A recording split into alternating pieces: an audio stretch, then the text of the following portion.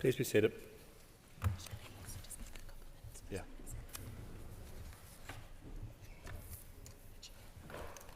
Excellent. We have a quorum now. Members, before we begin today's business, I want to advise members that I will be writing to all of you on the courtesies and conventions which apply to this House, following on from my remarks last week. Whilst I understand that individually these matters may appear trivial to some, together the procedures of this House underline the sittings of the Assembly are not just another engagement in members' diaries, and this is just not another meeting room. At one time there was only 90 people who have the immense privilege of participating in this chamber, and they are given that privilege by the people that elect them. As an institution, this Assembly is the prime source of authority for devolved matters. Therefore, with privilege given to us to be here comes the responsibility to exercise that authority by representing our constituents, holding ministers to account and taking decisions to change policy and the law to address the issues impacting all of the community. Respecting our courtesies and procedures is about respecting the serious business we have to do and respecting the people who put us here to do it. So I also remind members that next week will mark the first anniversary of the return of the Assembly, which the vast majority of members of this Assembly wanted to see. Upholding a parliamentary culture around the serious business we have to do has a major part to play in restoring and increasing confidence in the Assembly. And as Speaker, I cannot control the business that the ministers and members bring forward or the level of scrutiny which members want to apply. However, it is my role and that of officials to seek to create the conditions for our business to be done properly and for effective scrutiny to be conducted. I frequently raised issues with ministers about ensuring that they bring business to the Assembly and that they comply with our procedures. The same must apply to members. In the coming weeks, I intend to say more about our standards of debate. However, I am particularly writing to members today about the need to be in the chamber at the appropriate time for the business that they are due to participate in, whether that be questions, statements or debates. Ministers and members are expected to give priority to the business of the Assembly sittings on Monday and Tuesday. And while it is acknowledged that all members will not be involved in every debate on every issue in this chamber, however, where they are due to participate, it is the responsibility of members to monitor how business is moving and ensure they are here when they are required to do so. Again, all of these points are about respecting business we are here to do and the people who have put us here to do it. One member last week apologised for not being in their place in time, which was quite appropriate, and they sat on for the entirety of the question time. And I have no issue with that. It was an honest mistake. But there was other members last week who didn't turn up for questions. A lot of time was spent by departments and ministers preparing for those questions. A lot of expense is put to them. It is just pure common courtesy to actually be there for it, and to not turn up and then not to apologise for it is something which we won't be tolerating. Again, all the points are about respecting the business we're here to do and the people who have put us here to do it. So on the issue of the dress code, that was determined by Speaker McLaughlin when he ruled in 2016 as follows. While there is no exact dress code, it is entirely appropriate that members should dress in a way that demonstrates respect for the House and the job we are here to do on behalf of the people the Assembly represents. That should be smart and professional business attire. However, I am content that tie is not an essential requirement. As Speaker, it is for me to ensure that this and other procedures and conventions of the House are followed to uphold the important and serious business we are here to do. I haven't invented any new rules.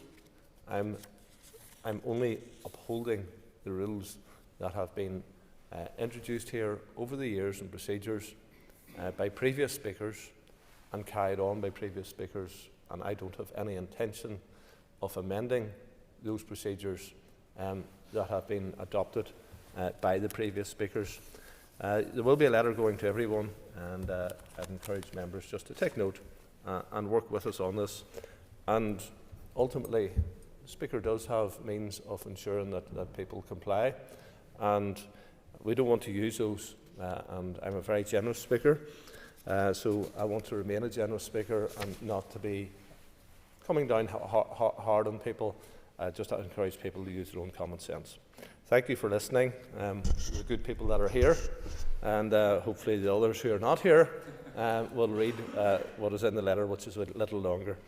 So the first item in the order paper is member statements. Nicola Brogan. Speaker. International Clean Energy Day is celebrated on Sunday. Sinn Féin is very much committed to the energy strategy as agreed in 2022. It is that strategy that will deliver clean energy, Mr. Speaker. A recent report published in March last year set out 5 basic principles for achieving carbon neutrality by the year 2050 and reducing emissions from energy. The boldness and vision needs to be matched with boldness in action now, Speaker. We recommend the work that cross-departmental groups are doing to promote cooperation and communication between all departments. That work is essential to provide guidance, to formulate policies and to make recommendations in the action plans for each year in order to achieve our objectives. Social justice and equality must be at the forefront of the transition to sustainability. If the process is fair, so too will the outcome be. Thank you. Call Peter Martin. Thank you very much, Mr. Speaker. Mr. Speaker, normally I'd speak about local constituency issues with the member statement. However, this morning I want to speak about some islands some 6,000 miles away from the United Kingdom. Last year I was invited to speak at a debate by Queen's University, a debate which was hosted by FOTBOT, which is the Friends of the British Overseas Territories, and their role is to educate people on the historical links between the UK and also to foster relationships between politicians here and those across the territories.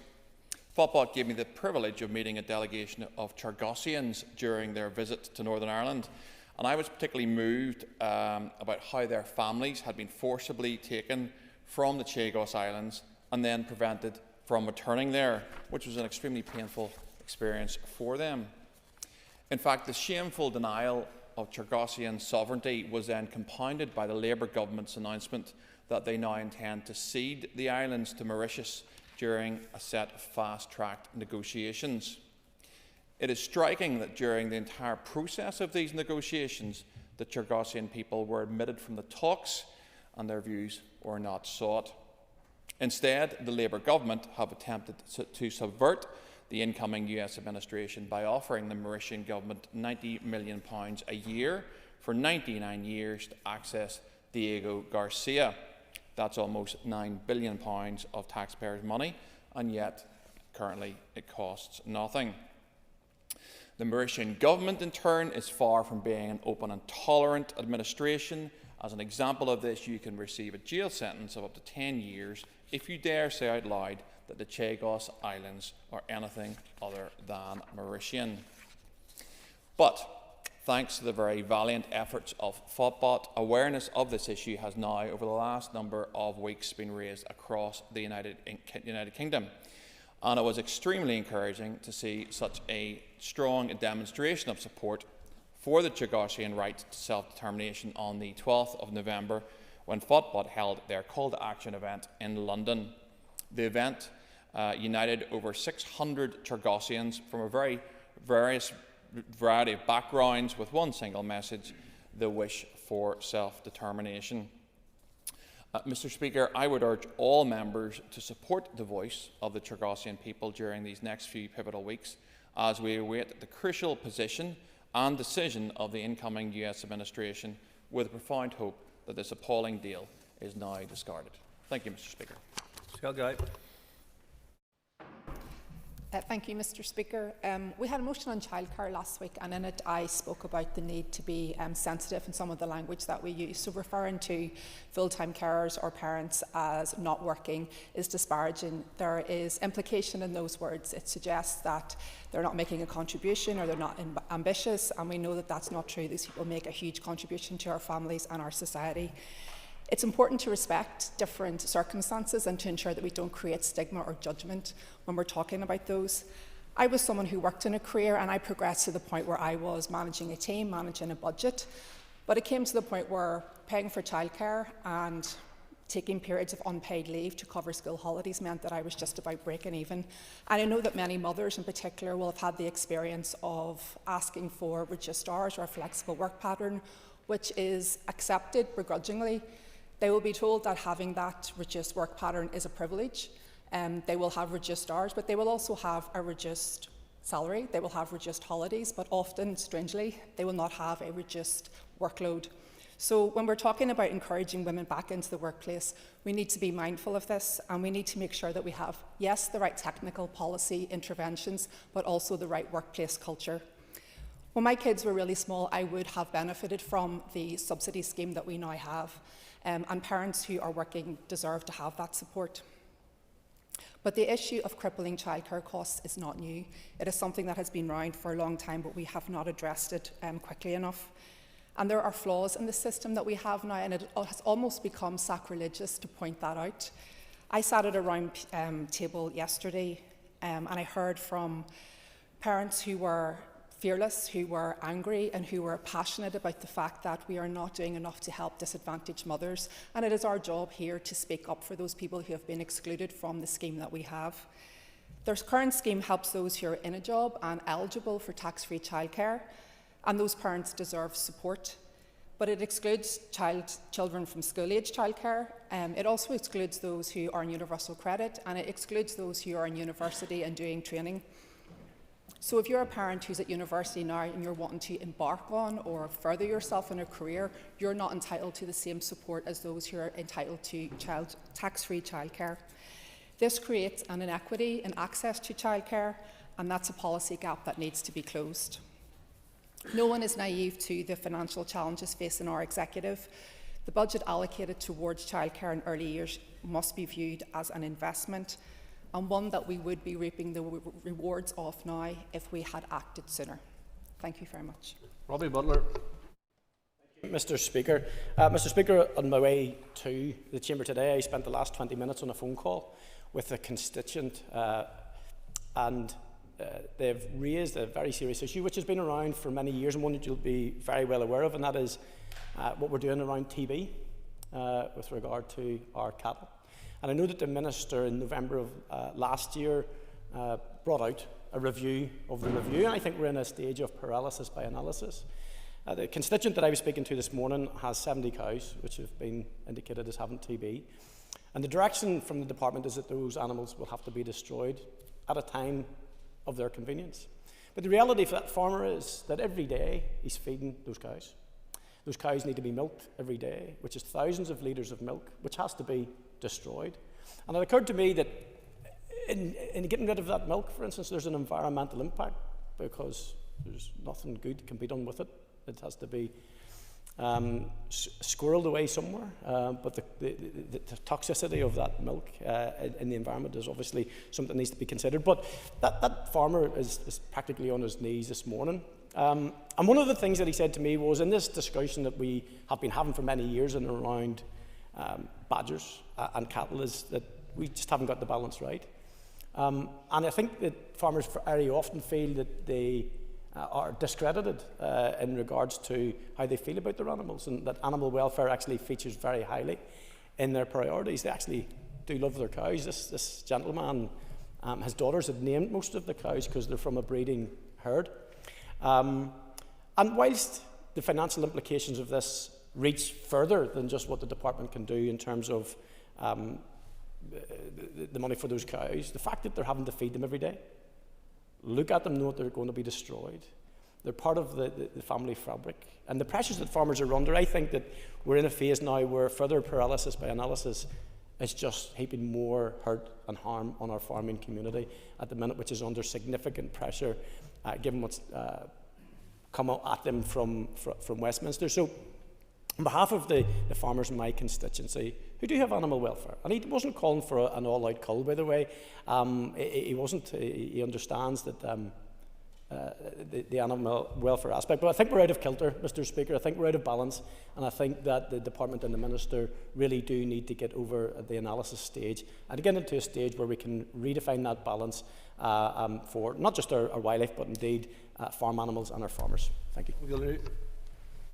And I rise today to address some of the issues which continue to flow from Storm Éowyn. And I suppose one of the key issues that I want to focus on this morning, the term unprecedented has been used in relation to the storm, and the storm itself certainly has been unprecedented. However, the impact of power cuts and water disruption to rural areas is far from unprecedented. In fact, it's all too precedented. And my issue is that we do not seem to be learning the lessons, even in terms of the basics around communication and how we can do better in these situations. My own area in the Brantry in South Tyrone has been off electric for significant periods of time, 3 times over the past 8 weeks. And yet, every time these situations arise, we have trouble getting through on lines at times, we have trouble getting action on lines. And all the time, we have people out there not only who need life-saving medical equipment, which has been flagged as a significant issue, there are huge amounts of other people who are, for example, have medicine, temperature-regulated medicines, which becomes an issue after several days. We have families with children with autism, where there is huge disruption, and we do not seem to have the correct identification process and support process in place in advance of these events. And I believe those needs can be predicted and worked upon. I do, to some degree, accept and I welcome and I acknowledge NIE's efforts over the weekend to communicate with us at times, and I acknowledge we can't build a perfect system. However, it has to be said, it's no accident that the most of the power cuts which are still ongoing, and my own electric went off again this morning, most of these power cuts are west of the ban. And the reason they're west of the ban is a result of underinvestment. So while we can't build a perfect system, surely we can, over time and with proper planning, start to improve the system we have to make it more robust. That has to be looked at realistically. The other thing is, given that they're saying we can't match all of the needs at this time, then we have to look at the alternatives. And the alternatives, I believe, Ceann lie in rural communities particularly. We have small rural groups and rural halls who are more than willing to help in their own community at times of need. However, what they find is their own facilities are also gone. And we see a situation where people are being asked to travel, while support is welcome in Dungannon Leisure Centre, people in 5 Mile Town are 15, 20 miles from there. We need to put in place resilience into local communities, a scheme which sees small rural halls being equipped with emergency generators, with water of some degree, with washing facilities, cooking facilities, and allow those small communities to become more resilient. Because don't forget, we're also telling people not to travel at the same time. So I think there's much more can be done. We need to pick this up immediately following this incident and put those changes in place for the next time. Mr. Speaker, the disgraceful manner in which innocent victims across Northern Ireland continue to be treated is nothing short of an absolute disgrace. As their perpetrators continue to try and justify their actions and their supporters continue to attempt to rewrite the past. Mr. Speaker, I am very proud that this party has always and will continue to always stand shoulder to shoulder with innocent victims. For many years, this party, alongside campaigners, have made securing a victims' pension scheme for those innocent victims of terrorism a top priority. I was absolutely delighted, Mr. Speaker, that in 2019, through the work of this party and campaigners, the introduction of the Innocent Victim Disablement Payment Scheme was introduced. This was attempted to be blocked in the courts by the now so-called First Minister for All, as she did not like the fact that perpetrators of violence were excluded from applying to this scheme. Despite those best attempts, Mr. Speaker, I am absolutely delighted that to date, 10,000 innocent victims, the length and breadth of this province, have applied to that scheme. To date, over 1,000 applications have been approved, with over £76 million awarded to those people. Mr. Speaker, the award of this funding will never replace a missing family member at the table. It will never take away from the trauma and from the terrorism to which they were suffered. But what it does, Mr. Speaker, is rightly recognise that this place will always respect innocent victims. My thoughts this week, Mr. Speaker, like the overwhelming majority of people here in Northern Ireland, are with the families of the Omagh bombing, as the public inquiry, which was delayed and delayed for far too long, finally gets underway. The message from these benches and from all right-thinking people in society: there was always an alternative to violence. There was always an alternative to mayhem and murder, and this party will never shy away from standing shoulder to shoulder with those people. Nick Matheson. Thank you, Mr. Speaker, and I rise this morning to highlight the need for reform of our system of the post-primary transfer in Northern Ireland. Over the weekend just past, P7 pupils all across Northern Ireland will have received their CAG test results. Some will have had the outcome they hoped for and others not. So I want to begin my remarks by saying a well done to all those who sat the tests. You will have worked very hard, you will have experienced a lot of pressure, and you should be very proud of how you have navigated the process regardless of your score. And there'll be many children who chose not to take the test, and that's a big decision in a system that applies huge pressure to do so. And I want to emphasise that your potential and opportunities are not diminished as a result of that decision. But we do need to consider urgent reform of the system. It is completely out of step with a modern, progressive approach to education. Reports over the years have built up a substantial body of evidence that this is not the best way to manage the post-primary transfer process. Most recently, the Independent Review of Education made clear recommendations in this space, and it was clear, and I quote, that the current system perpetuates socio-economic division between selective and non-selective schools. And on that basis, the review clearly recommended that the current arrangements should not continue, and that recommendation was stated clearly and unequivocally. And it was a recommendation made with good reason, Mr. Speaker. The influence of the transfer test pervades almost every aspect of our system. It results in grammar schools year on year applying admissions criteria that is not recommended by the department's own guidance. It skews the curriculum for Key Stage 2 pupils who are often taught to attain in a test and not a broad curriculum. The test is not approved, monitored or scrutinised in any way by any part of this Assembly. It is entirely privatised, but yet it dictates the educational journeys for so many of our children. It embeds, as already referenced, socio-economic division into our schools. It attends where our children, it impacts where our children attend schools, taking them away from the schools closest to them in their community. And it skews the balance of schools who admit pupils with special educational needs. So for me, the case for change is clear. And the Fair Start report was very clear in its recommendations that this system is a systemic inequality. So I would urge the Minister to engage meaningfully with this issue, not to dodge it, not to say that because there is no consensus we can't look at it. When there is a systemic inequality in our society, lack of consensus should not dictate whether or not we take action. The Minister needs to begin the conversation about how we can deliver reform. And it's not about criticising individual schools, it's not about criticising parents. We are all navigating a flawed system. But for me, the case for change is clear. It's a systemic inequality that should not be tolerated, and it is time for the Minister to take real action to begin that conversation of how we can deliver change. Emma Sheeran.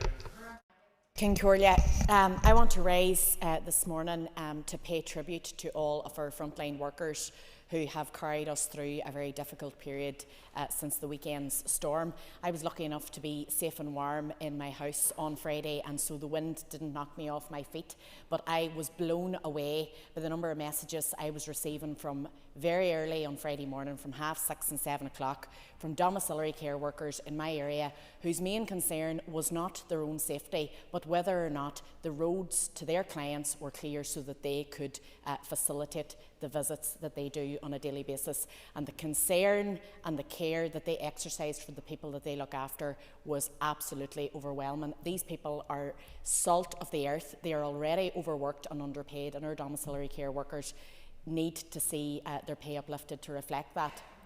And the efforts that they went to keep others, the most vulnerable in society, looked about was for me just a sight to behold. I also want to acknowledge the hard work of our staff within NIE, those handling calls and responding to messages from ourselves, trying to keep us updated, and obviously the engineers, the linesmen, the men and women on the ground trying to fix our electricity faults all across the north. And this effort is obviously going to continue on for the rest of the week and indeed into next week, working in incredibly challenging conditions, the wind and rain beating off them, going 12, 14, 16 hours at a time without proper sleep or food, deprived of all of those things, and still trying their very hardest. And I want to extend my gratitude to those people, to the people working in our hospitals, to our local staff of shops, cafes, restaurants who have been providing shelter and heat and electricity and warm water to constituents who haven't had those services in their own home. I still have constituents as of today who don't have running water or electricity, and I suppose I want to extend my appreciation to the patience that people have shown even in trying to get updates, and how appreciative they've been to our efforts in trying to get these issues resolved for them, and just acknowledge the fact that this has been a really challenging time for people, and the community have really come together in a way that is brilliant to see, and obviously circumstances that none of us want to be in. But I just want to place on record our appreciation for all of those people trying to take us through this really difficult time, and hopefully the next time we have a situation like this weather-wise in the north, we will have infrastructure that is better able to support our rural residents in particular. Ronley. Speaker, I rise today to address the recent findings of the Police Ombudsman in relation to the Sean Graham Bookmaker commemoration event on the Ormer Road in 2021. All of us in the Chamber are acutely aware of our unique and troubled past, making the already difficult job of a PSNI officer even more challenging. The political pressure put on the PSNI from senior members of Sinn Féin in the aftermath of the Ormer Road incident was and remains unacceptable. The Schofield judgment clearly demonstrated that this political pressure influenced decision-making at the most senior ranks of the PSNI and resulted in the treatment of officers involved is something which the Chief Constable and his senior officers must ensure is never repeated. The Police Ombudsman's Office has had the time to review and examine the events of that day in great detail, a luxury not afforded to the officers who responded on the day, who also had the added pressure of COVID restrictions and guidelines to operate within. The DUP continue to stand with the rank and file officers of the PSNI, who in this instance were thrown under the bus. The PPS and the PSNI have both rightly concluded that no action should be taken against the officers involved. And it is my hope that the publication of this report can allow these officers to close the door and put these events behind them. Timothy Gaston. Much, Mr. Speaker. Mr. Speaker, next week it will be a year since the DUP returned to these institutions, boasting that they had cut the pipeline of EU law. Indeed, the member for East Belfast, Mr. Brooks, put his name to an article in the newsletter which boasted that the Stormont Break can work to protect Northern Ireland from harmful EU law. Now, having stood on the pedal, Unionism has discovered that this is a break with no brake pipes attached. We saw a matter of weeks ago that the Nationalist and Republican Alliance in this House is happy to perform the bidding of their masters and subject Northern Ireland to laws which no one in this place or our representatives in Westminster can influence. The Secretary of State is clearly treating Unionism with contempt. The core issue here is that this is one of the 300 areas of law where we are governed by a foreign parliament. I would remind every unionist in this House that they were elected on the basis of opposition to the protocol. When the votes were cast during the last Assembly election, we all claimed we were united behind the United Unionist Declaration, which said it was our unalterable position that the protocol must be rejected and replaced by arrangements which fully respect Northern Ireland's position as a constituent and integral part of the United Kingdom. No one now disputes that the Irish Sea border remains. After last week's Brexit failure, no one can dispute my party's claim that it is utterly a useless mechanism. The question which now faces every unionist in this House is this: are you prepared to continue with this sham whilst unionism continues to be walked over? Thank you. Gary Carl. Almost a year and a half of a genocide and an attempt to annihilate the whole people in the Gaza Strip. It's worth saying that Israel, despite committing daily massacres and atrocities, failed in its aims. They stated Hamas would be wiped out, but they weren't. Israel believed as a result of its war that people would rally behind it. The truth is, as a result of its actions and killings on a mass scale, live streamed, its name is the most toxic it's ever been. Across the world and during the war, we saw daily and weekly protests in most countries across the world from people of all faiths and none. And quite notably, in big cities, we saw a sizable number of Jewish activists standing up for Palestine, though something rarely featured on Western media outlets. And Mr. Speaker, whilst we cannot be complacent because there's still a lot of work to do to end the occupation of Palestine, to stop the settlements expanding and to tear down those apartheid structures, it's worth saying that people on this island, right across this island, played their part to stand against Israel. Whilst there is tentative relief amongst people in the Gaza Strip, amongst Palestinians about the ceasefire, I have no doubt, if called upon again, people in this country, on this island, will come out in their droves. It's worth mentioning, Mr. Speaker, that this deal was the same deal, the exact same deal that was negotiated last year.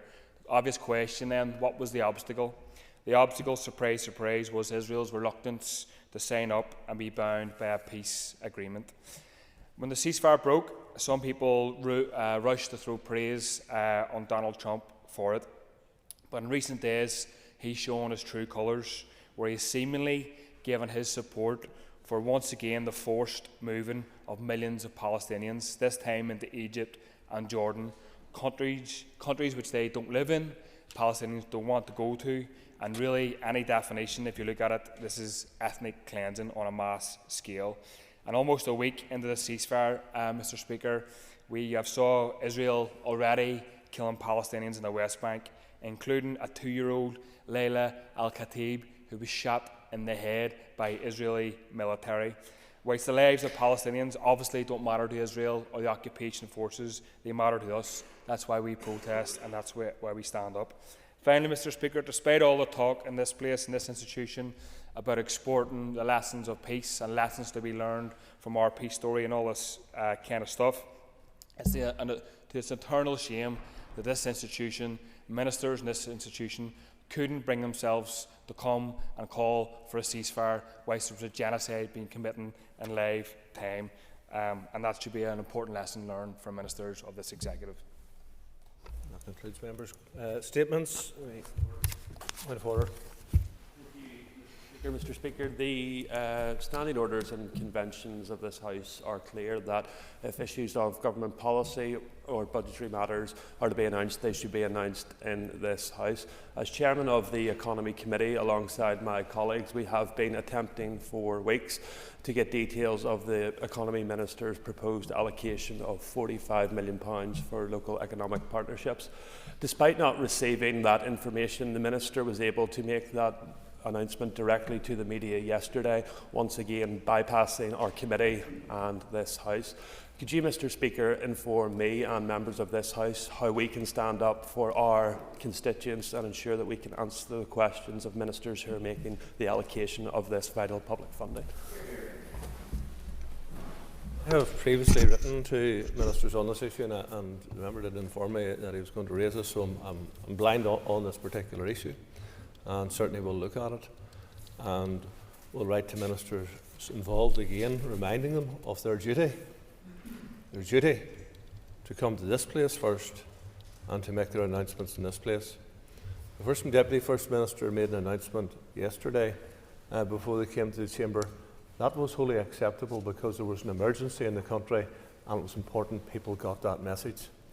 But it would appear to me that there wasn't an emergency in this instance, and I will certainly review that and due courtesy should be given to this House, to the committee, and to the members here who are elected here to hold ministers to account.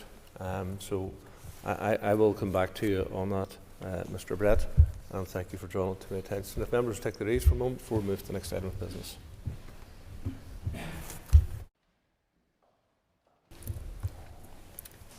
Members, the Speaker has received notice from the Executive Office that the First Minister and Deputy First Minister wish to make a statement. Before I call the Minister, remind members that questions should be concise. Long introductions will not be allowed. Deputy First Minister.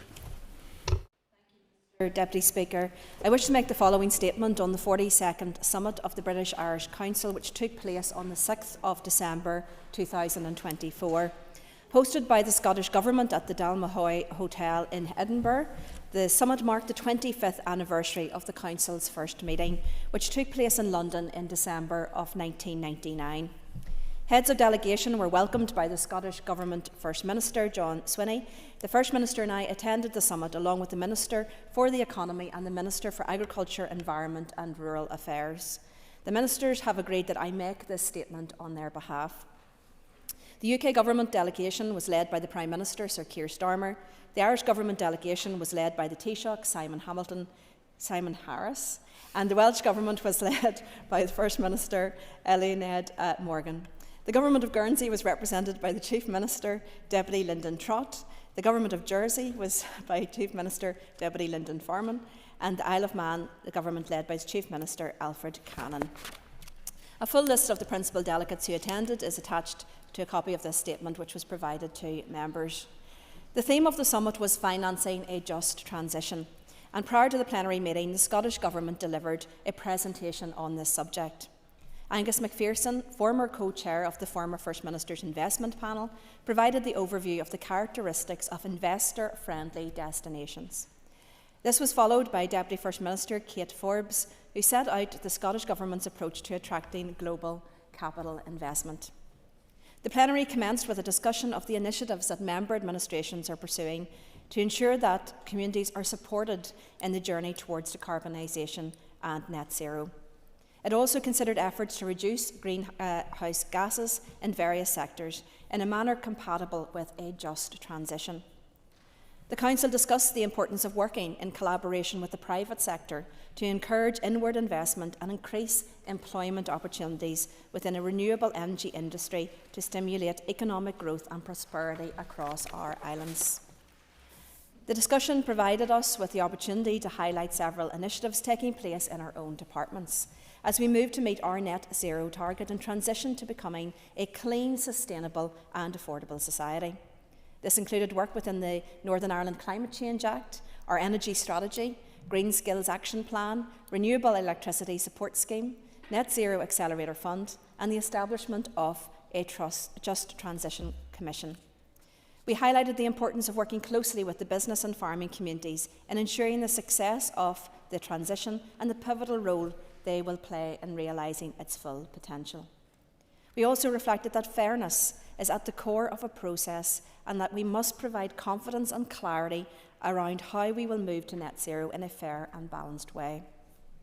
While the scale of the challenge may seem a daunting prospect for some, there is no doubt that it can present opportunities for our people, our businesses and communities. It also places a great responsibility on us in government to deliver a just energy transition where the benefits are shared by all. Council members were also briefed, colleagues, on significant developments within their own administrations and reflected on a number of important domestic topics, including economic growth. The Council also discussed international topics of mutual interest. We took the opportunity to update the Council on the Executive's progress as we near the first anniversary of its restoration. We updated members on the development of our programme for government and highlighted the important work being taken forward under the Executive's Ending Violence Against Women and Girls strategic framework. We expressed concern about our challenging fiscal situation and spoke of the vital need to transform our public services. We also welcomed the resetting of intergovernmental relations following the Westminster election and commended the contribution of the British-Irish Council in promoting positive relations across our islands. Finally, the Council noted that the next British Irish Council Summit will be hosted by the Northern Ireland Executive in June 2025. Mr Deputy Speaker, that concludes our statement. Thank you. And the first question, Matthew O'Toole. Speaker, and thank you, Deputy First Minister, for that statement. This is indeed the most vital of subjects and an appropriate forum to be discussing it. As you mentioned, Northern Ireland, or you didn't mention, but Northern Ireland has been a laggard compared to all of these other regions. We have a carbon budget which was passed by this Assembly a number of months ago. The Environment Minister, I presume, I hope, is now bringing forward a climate action plan. Can you confirm that that climate action plan will be agreed and signed off by the Executive and your party by the time of the next British Irish Council meeting in Northern Ireland this June? Thank you, Mr Deputy Speaker. I thank the member for his questions. The member will be aware that there are a number of legal requirements and obligations on ministers, and ministers will endeavour to meet all of those legal obligations. Of course, with any policy proposal being brought forward to the Executive Committee for discussion and agreement, it is right and proper that we scrutinise that and we scrutinise the detail of that. We have that discussion, and of course the desire is to get agreement and consensus on that. Thank the Minister for the statement, and I note that the next summit will take place here in June. Does the Minister agree that these summits provide a very useful opportunity for all governments involved to collaborate and share as we work our way through similar issues and challenges? Look, absolutely. I thank the member for that question. Collaboration is always of benefit. Building those robust and resilient relationships, including with other jurisdictions, but of course not just in relation to this area, but on many of the challenges that we face, it makes sense to have those discussions and hear about what is happening elsewhere, what is working elsewhere, and of course, if convenient and appropriate to do so, to take some of that learning and to apply it in Northern Ireland. That it would be the quickest way in order to get solutions that actually work. And of course, in relation to this particular issue, we emphasised in our contributions that it is important that we do not get into the space of competition in relation to some of the areas that we're developing and investing in. And indeed, collaboration makes sense as opposed to everybody trying to do the same thing and competing in the same space, because this is a huge emerging area. There's undoubtedly opportunities for businesses in relation to green growth, but we should do that in a collaborative, complementary and supplementary way with our closest neighbours. Mr Deputy Speaker, and I am glad to hear from the Deputy First Minister in her statement that the important topic of reform of our public services was raised at the summit meeting. What commitment can the Deputy First Minister give that reform and transformation remain a key priority for our Executive? First Minister. Thank you, Mr Deputy Speaker. Yes, reform is absolutely key. We cannot continue to do things as we are doing them, or we will only get the same outcomes.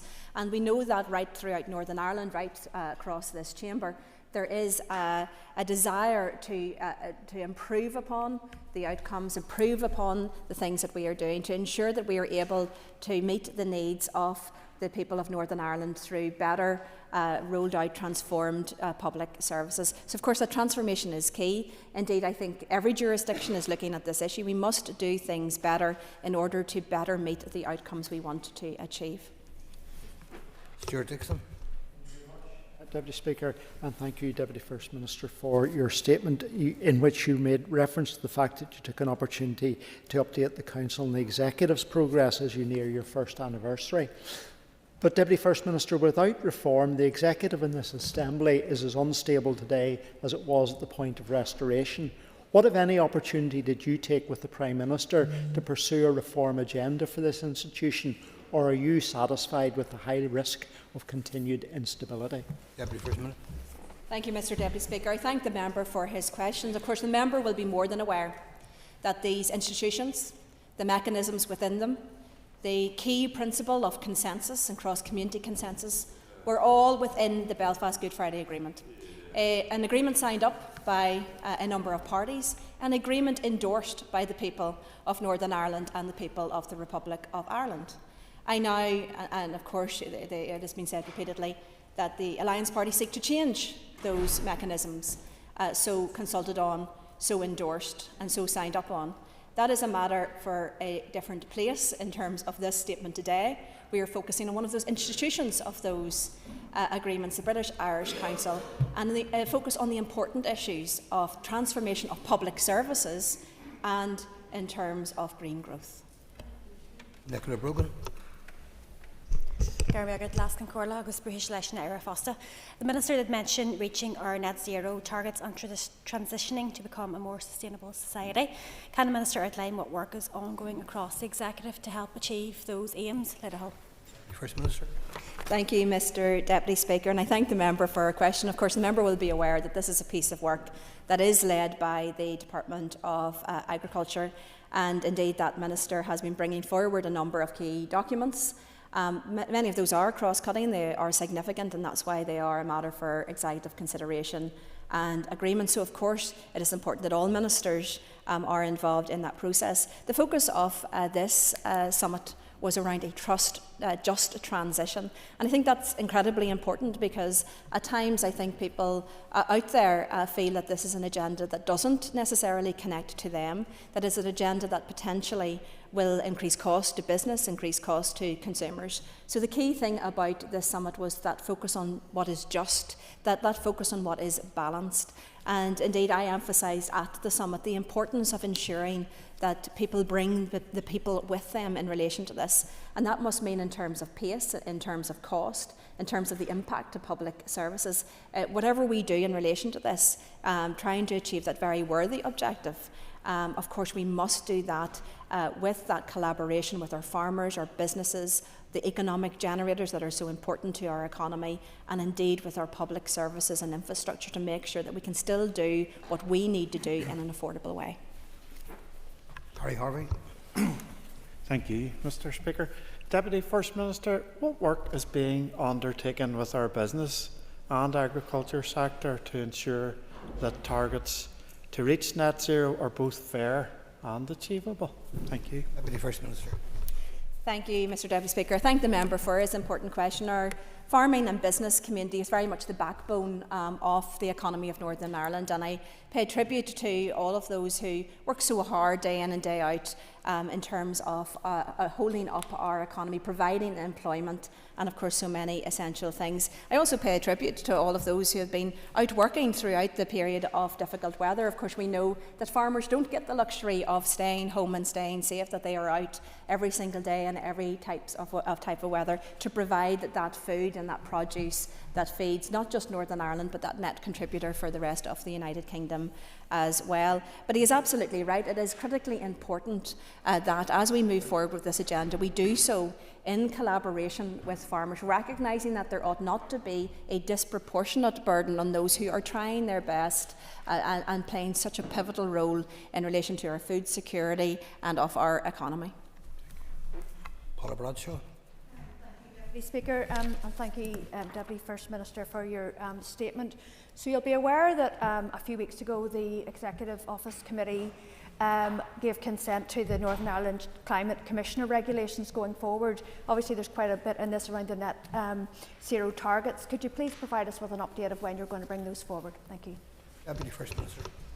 Thank you, Mr Deputy Speaker. I thank the member for a question. There have been a number of questions and issues raised around this particular proposal. This is a legal requirement on the Executive Office, but I'm sure in her role as the Chair of the Committee you will be aware of a number of challenges that we have faced because of the drafting of that legislation.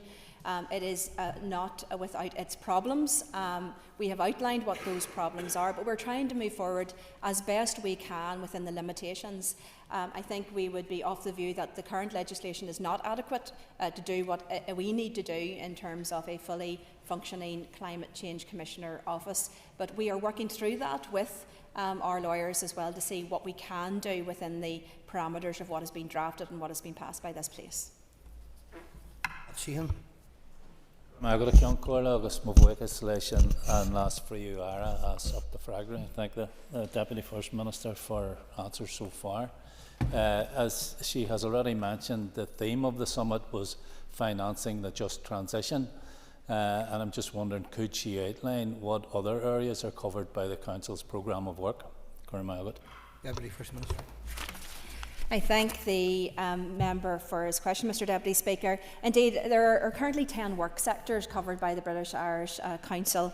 That includes transport, housing, energy, early years environment, Indigenous minority and lesser used languages, drugs and alcohol, planning and places, social inclusion and creative industries. But the summit, of course, is reasonably flexible in terms of the actual summit agendas. There's been a wide range of issues. The last number of summits have focused in relation to the green growth and just transition area. Of course, we at the moment are under discussion around what our summit should look at, but we know that there are a number of key challenges facing not just ourselves in Northern Ireland across the United Kingdom, but indeed these isles. And some of those issues have been touched on already in this chamber this morning. In particular around transformation of our public services, tackling the very, very high waiting list issues that we have right throughout. It's not just unique to ourselves. That transformation within the health service, providing in terms of affordable childcare and tackling poverty issues, trying to get that economic growth. So there are a wide number of issues that we could choose to focus on for our summit. But I think it is good that we have this body which has that flexibility to discuss those emerging issues, as it has done over the course of the last 25 years. Brett. Mr Deputy Speaker, and can I firstly welcome the fact that the next meeting of the BIC will take place in Northern Ireland, and can I commend North Belfast as the perfect location to host the next meeting. Deputy First Minister, your statement rightly references the importance of green growth. £150 million has been secured from the Treasury for an enhanced economic zone here in Northern Ireland, focusing on green growth. There has been very limited progress on developing that fund and supporting businesses across Northern Ireland by the Department for the Economy. Given the importance of this funding, can she, as Joint Head of Government, commit that she will continue to drive to ensure that we spend this money as soon as possible and continue to grow the economy here in Northern Ireland? Deputy First Minister. Thank you, Mr Deputy Speaker. Yes, and I thank the member for his question and for the important issue of raising the opportunities that are presented to us that perhaps have not yet been taken up, or certainly not taken up in the speed that we would want them to be rolled out. And he is absolutely right. You know, when I listen to many people talk about our public services here in transformation, it always seems to be prefaced with this a hunger or desire by some outside of this place to push a significant additional cost onto the citizens of Northern Ireland. And what I would say to that very clearly is that before that is contemplated, we must look within every department, within every agency, what opportunities are there to maximise that spend?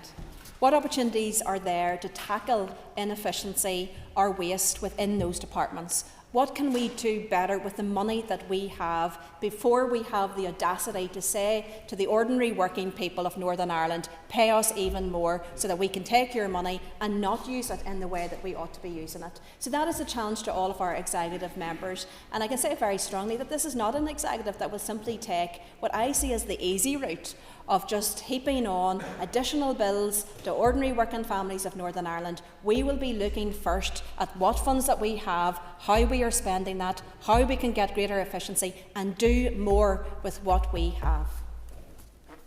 Emma Sheeran. Concordia, and I thank the Deputy First Minister for her answers thus far. I was heartened to see that the importance of ending violence against women and girls was touched upon. Can I ask how important do you think that it is that our government and governments across these islands work with each other to end this scourge in society? Deputy First Minister. Look, absolutely, Mr Deputy Speaker, it's such an important issue. It is an issue that the First Minister and I set out very clearly from those first couple of days at this time last year was of key importance to us. Each death is an absolute tragedy. Each death should have been avoided. And we will be doing everything that we can through the strategy that we've already delivered, along with that implementation plan, to ensure that everything possible is being done to tackle the scourge of violence against women and girls. But we recognise very clearly that we cannot do this alone. Government cannot do this alone. The department can't do this alone. We must work with those partners within the community, within schools, within local councils, and that is why the funding schemes have been rolled out through local councils. That's why some of those funding schemes will be going to those community groups that are working directly with those women and girls, the organisations that know best what needs to be done in terms of tackling this scourge. But it is also important that we send that clear message Violence against women and girls is absolutely unacceptable. We are appalled by the levels of that in Northern Ireland, and we are determined to do everything that we can to reduce and eliminate that. Cheryl Brownlee. Thank you, Mr Deputy Speaker, and thank you to the Deputy First Minister for her answers so far. Could you provide an update on what arrangements are currently being made for the next British-Irish Council meeting? The First Minister. I thank the member, Mr Deputy Speaker, for her question. Yes, indeed, the work is continuing in terms of the preparations for the British-Irish Summit in Northern Ireland in June of 2025. This is a really good opportunity for us, not just to pick the issue that we want discussed, and in my view that should be an issue connected to our programme for government, an issue where we can genuinely have that good engagement around what we need to be doing, what learning we can take and what collaborations we can continue with to the benefit of the people of Northern Ireland. But of course there's a huge amount of preparation that goes into these events. It is a good opportunity for us to showcase Northern Ireland, to showcase what we're doing here, and to showcase as well the food, the produce, the wonderful scenery that we have here in Northern Ireland. So we are currently working on all of those issues, and we hope very shortly to be able to make some announcements around what the focus will be and different aspects of that. Sinead McLaughlin. Thank you, Mr Speaker, and thank you for the statement. Minister, in your statement you make reference to the need to work in collaboration with the private sector. I've spoken to multiple companies involved in the energy sector, and one of the main things that they tell me is that the grid is not fit for purpose. So what lessons have you taken from other jurisdictions and how they develop their grid, and what exactly actions is the Executive taking to make Northern Ireland investor-friendly destination? Deputy First Minister. Thank you, Mr Deputy Speaker. Indeed, we are currently working on our investment strategy for Northern Ireland, so that is where the focus about that capital investment really takes place. The programme for government deals with those priorities, but it is in the investment strategy which will sit alongside that. Obviously key in terms of capital investment is that longer term approach to that, because of course those projects, sadly I have to say, take a significant period of time. Public sector capital projects take a terribly long period of time, and I think because of the length of time, that is why we end up with seeing initially projected costs rising. We see problems that arise in terms of the rollout of some of those projects because they tend to be over many, many years. That is something that we're currently looking at through SIB. So real focus on how do we improve that. Public sector capital programmes is something that very few jurisdictions do well, but it is something that I think everybody is striving to do better on. But it is so important in terms of what we need to support our public services, our private sector, that economic growth. So the member is absolutely right. It's a very specialist area. We of course will continue to be talking to those experts in this field about what it is that we need to do, and probably there will be lessons learned as well in terms of the resilience of that network following the storm that we've just seen this weekend. So yes, work will continue on that. It has been flagged as an important issue in terms of that grid security as well. So hopefully we'll be able to update the member very shortly on that. Timothy Galston. Very much, Deputy Speaker. Deputy First Minister, as the Speaker observed at the start of business today, next week marks the anniversary of the restoration of these institutions. That was partly justified by your party because of the creation of Intertrade UK, yet there is no mention of Intertrade UK in your statement. Why didn't this feature in the discussion, and can you outline what is the current budget of Intertrade UK? First Minister. Thank you, Mr Deputy Speaker. I thank the member for his question. The member may not be aware, but this is the British-Irish Council Summit, so that is entirely different from the Intertrade UK structure, and indeed the many structures that we have right throughout the United Kingdom and beyond in terms of enhancing collaboration. I believe all of these structures are very important, because I do believe that greater collaboration across this United Kingdom, because that's my priority as a unionist, but of course that collaboration wider as well is important and key for Northern Ireland. We are a small place and we should be listening to and learning from elsewhere as well, and taking what we can to ensure that we can roll that out with our public services here.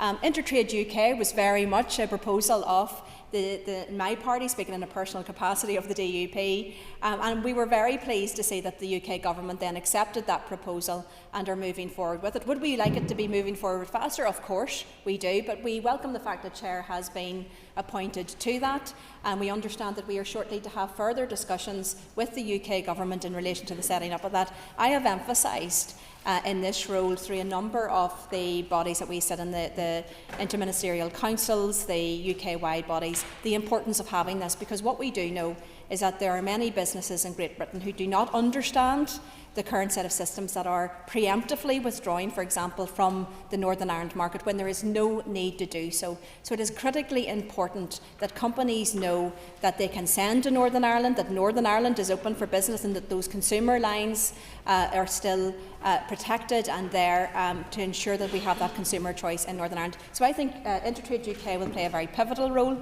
a good role. The UK Government needs to step up and get on with establishing it so it can fully engage in the work that it is set out to do. Thank you, Deputy First Minister. Members, that concludes questions on the statement. Could you just take your ease for a moment before we move to the next item on the order paper? Thank you.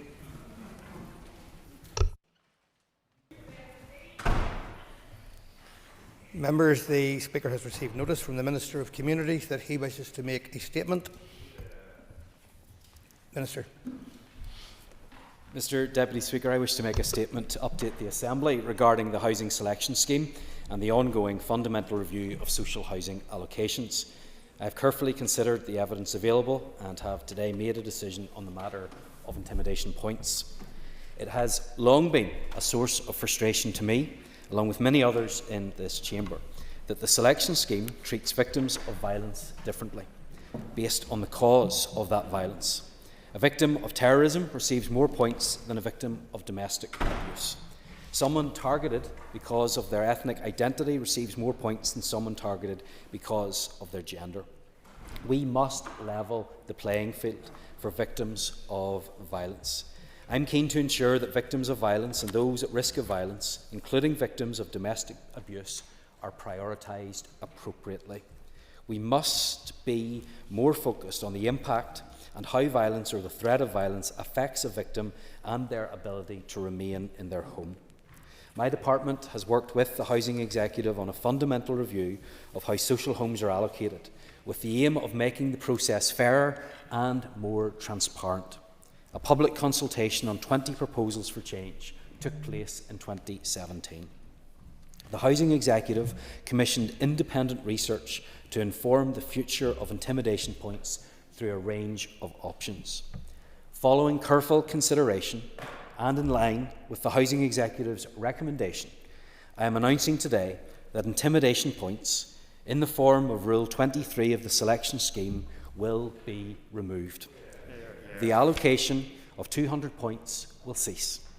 The independent research, which included extensive stakeholder engagement and the Housing Executive's consideration of the options, has informed this decision. Applicants who have experienced violence or abuse, or who are at risk of violence or abuse, whatever the motivation or perpetrator, will continue to be assessed and provided with emergency assistance under the homelessness legislation. The removal of intimidation points will not alter the Housing Executive's duty to support those who need such emergency assistance and who find themselves unable to remain in their home. Provision of emergency temporary accommodation will remain under the homelessness legislation. Indeed, the Housing Executive will continue to facilitate specialist tailored support for customers impacted by violence, abuse or trauma. My decision today is focused on the housing selection scheme. It operates separately from the provision of temporary emergency accommodation under the homelessness legislation. The housing selection scheme is the mechanism for assessing objective housing need in order to make an allocation of a permanent social home. Going forward, the points for violence or threat of violence within the scheme will not exclude any victims of abuse, violence or trauma. Regardless of causation, victims will be assessed using the same criteria within the housing selection scheme. It's an important step forward that all victims of violence, harassment or trauma for any reason, including victims of domestic abuse, will be able to access the same categories of points within the scheme. In terms of timescale, I have tasked the Housing Executive with removing Rule 23 by the end of this financial year. There will be transitional protection. Applicants who have alleged intimidation and whose circumstances are being considered under Rule 23 prior to its removal will be investigated in line with the existing policies and procedures. Applicants already awarded 200 points under Rule 23 will retain these points until they are rehoused or until they refuse 2 reasonable offers of accommodation. These are transitional arrangements to protect those already awarded points and those whose application is in train. Returning to the fundamental review of the scheme, this work is making progress, with 9 of the 20 proposals implemented already. Work continues on the remaining proposals, and I want to use this opportunity to do more. So I have asked the Housing Executive to take forward the work to review primary social needs criteria and points for all victims of violence, abuse and trauma as soon as possible, and to engage with stakeholders to inform what the prospective changes will look like. I will also consider the impact on the emergency grant. As it currently stands, if access to this grant is widened to all victims of violence, it will have substantial cost implications. I will therefore urgently consider how this support to victims may continue without an unsustainable impact on the budget. And I can assure members that I will carefully consider the way forward, including any advice or recommendation received from the Housing Executive. Mr Deputy Speaker, in closing, I have taken this decision to ensure that the points for violence or threat of violence within the scheme will not exclude any victims of abuse, violence or trauma. This will level the playing field and enable the Housing Executive to award primary social needs points based on the impacts on victims, regardless of the cause. And, as I have said, I want to do more. I want to go beyond removal, and I have asked the Housing Executive to review the primary social needs criteria and points within the scheme, and to bring forward these proposals as part of the fundamental review. This decision will ultimately support the Executive's focus on ending violence against women and girls as set out in the draft programme for government, and I commend this statement to the House. Minister, thank you for the statement. I call Mark Durkin. Deputy Speaker, and we welcome the ongoing efforts to amend a housing allocation scheme that abuses many people and is abused by some.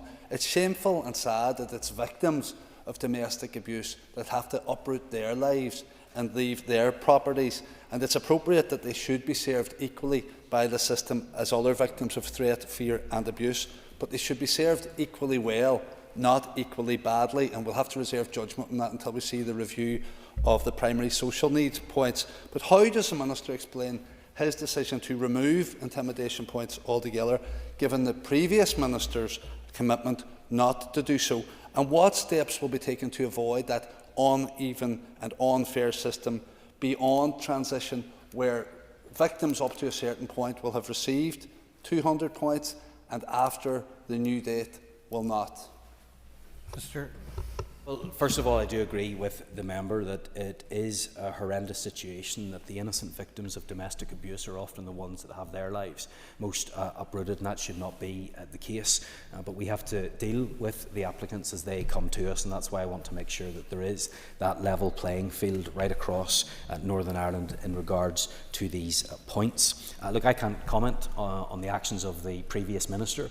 But from my point of view, I've always said I'm a minister that wants to get things done, that wants to move forward, and wants to make sure that we're delivering for people in Northern Ireland. And that's what we are doing today. I received the research, I received the recommendations, I considered what the housing associations have said to me, what many members across this House have said to me. I have taken that on board and I have taken action. The member also raises issues in relation to a transition phase. We obviously want to move to this next phase. We want to do that as quickly as possible, but I want to be fair to those who have already gone through the process, and that's why those that have currently been awarded points will retain those points until they turn down 2 reasonable offers of accommodation or they find a suitable home. Ciara Ferguson. Deputy Speaker, and can I thank the Minister for his statement. Minister, can you put a time frame on the Housing Executive's proposed review of Rule 43, primary social needs, given that we need to understand how this change will still be able to adequately prioritise people in imminent and serious danger, trauma, and that's including victims of domestic abuse, and protect people from eviction? Thank you. Minister. Well, I think that this is an important review that will need to take place. I think that we should make sure that we get it right, because it will have a huge impact on the allocation and on the lists. That will take time. I don't expect that to be done this year. I think it will be later on into next year before that is completed. We want that done as quickly as possible, but obviously we want that to be as comprehensive as possible as well. Cheryl Brownlee. Thank you, Mr Deputy Speaker, and thank you, Minister. I very, very much welcome this announcement, particularly because now we're actually putting victims first for the first time, and I think that is so fundamental to this change. In terms of the date for the removal of the intimidation points, you have said by the end of the financial year, but Minister, could you actually give a definite date of when intimidation points will actually be removed? Minister. Well, can I thank the member for her comments and welcome her interest in this issue. She has raised this with me on a number of occasions, and I know she will be pleased with the outcome and with the impact that this will actually have, as she rightly says, on victims in Northern Ireland.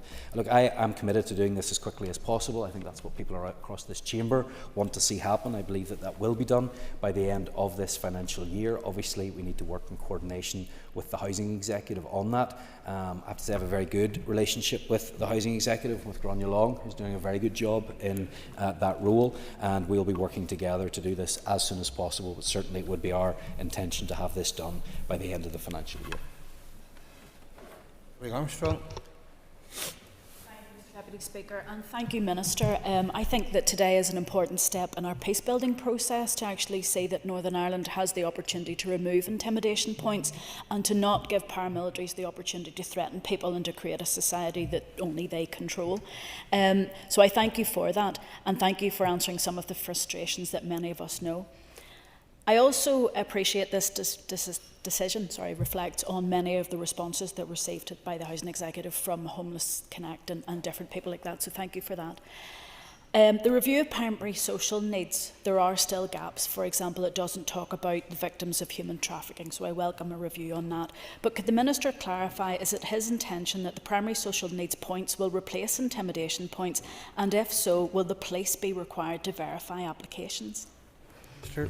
Well, can I thank the member for her kind words, and I think that that's reflective of where many in this chamber are, that they have seen the issues that these additional points have caused in the past. They will be removed. Primary social needs will be looked at. That review will take place. You mentioned some issues in particular around human trafficking, and all of that can form part of where we go from here next.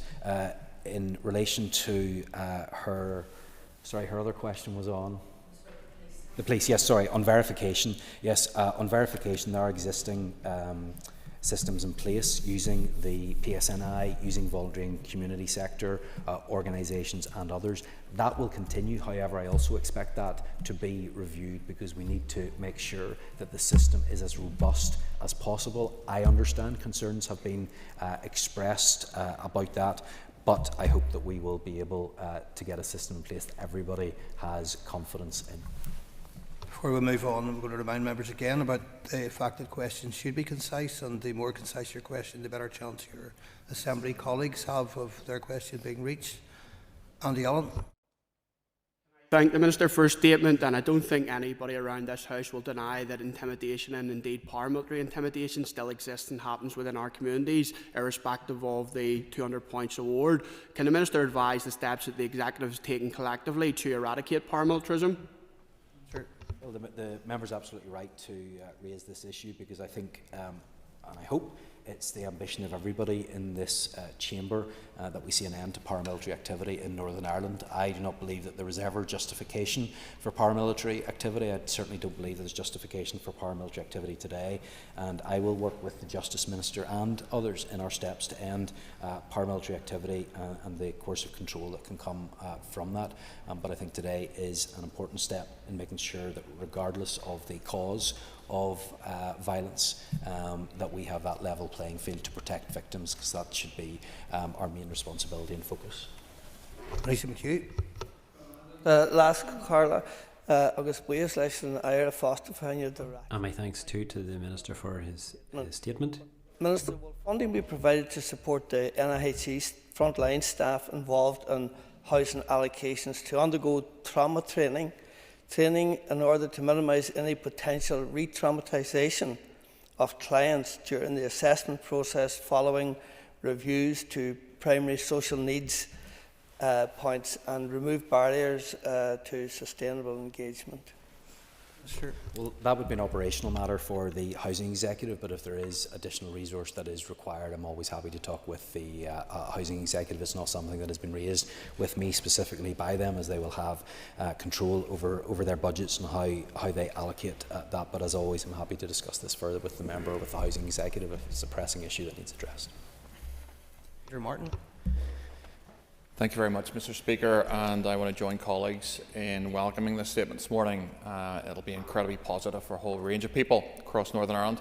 Minister, I want to focus on the nature of domestic abuse and ask you if you can give us more details about what these changes will specifically mean for survivors of domestic abuse in Northern Ireland. Well, first and foremost, Mr. Deputy Speaker, I believe that this levels the playing field, because I have heard from housing associations, I've heard from members right across this House about the unfairness that exists, that people are treated differently because of the causation of violence, and I hope that this sends a strong message today that we do not believe that domestic violence is any less worthy in terms of getting the support that people need. I don't believe that it should ever be seen that way. It is an exceptionally serious issue. It devastates lives. It has generational impacts, and I hope that today sends that clear message right across Northern Ireland that it's not acceptable and that we will support the victims on a level playing field with everyone else. Connie Egan.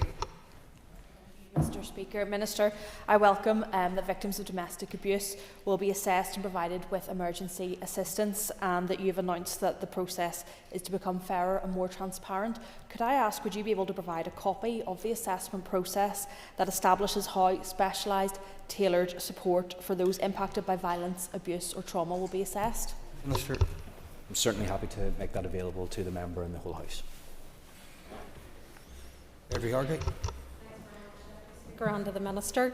Just under the housing selection scheme that you mentioned in your statement, the succession of tenancy policy is seeing an increase in evictions and homelessness, particularly in the Belfast area, in recent times.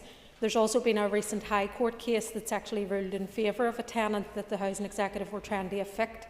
I suppose in light of these incidents, will the Minister be urgently reviewing this policy and its application? Sure. We always keep these under review. It's clear that there's a balance to be struck in making sure that we have the right homes for the right people that need them, with the right adaptations or whatever else it might be. But at the same time, we understand the importance of succession, and especially families that have been established and people that have been living in those homes as well. And if the member has any particular cases that she wants to raise with me, I'd be happy to look at that. And Kingston. Thank you, Mr. Deputy Speaker, and I thank the Minister for his welcome statement to be fair to all victims of violence.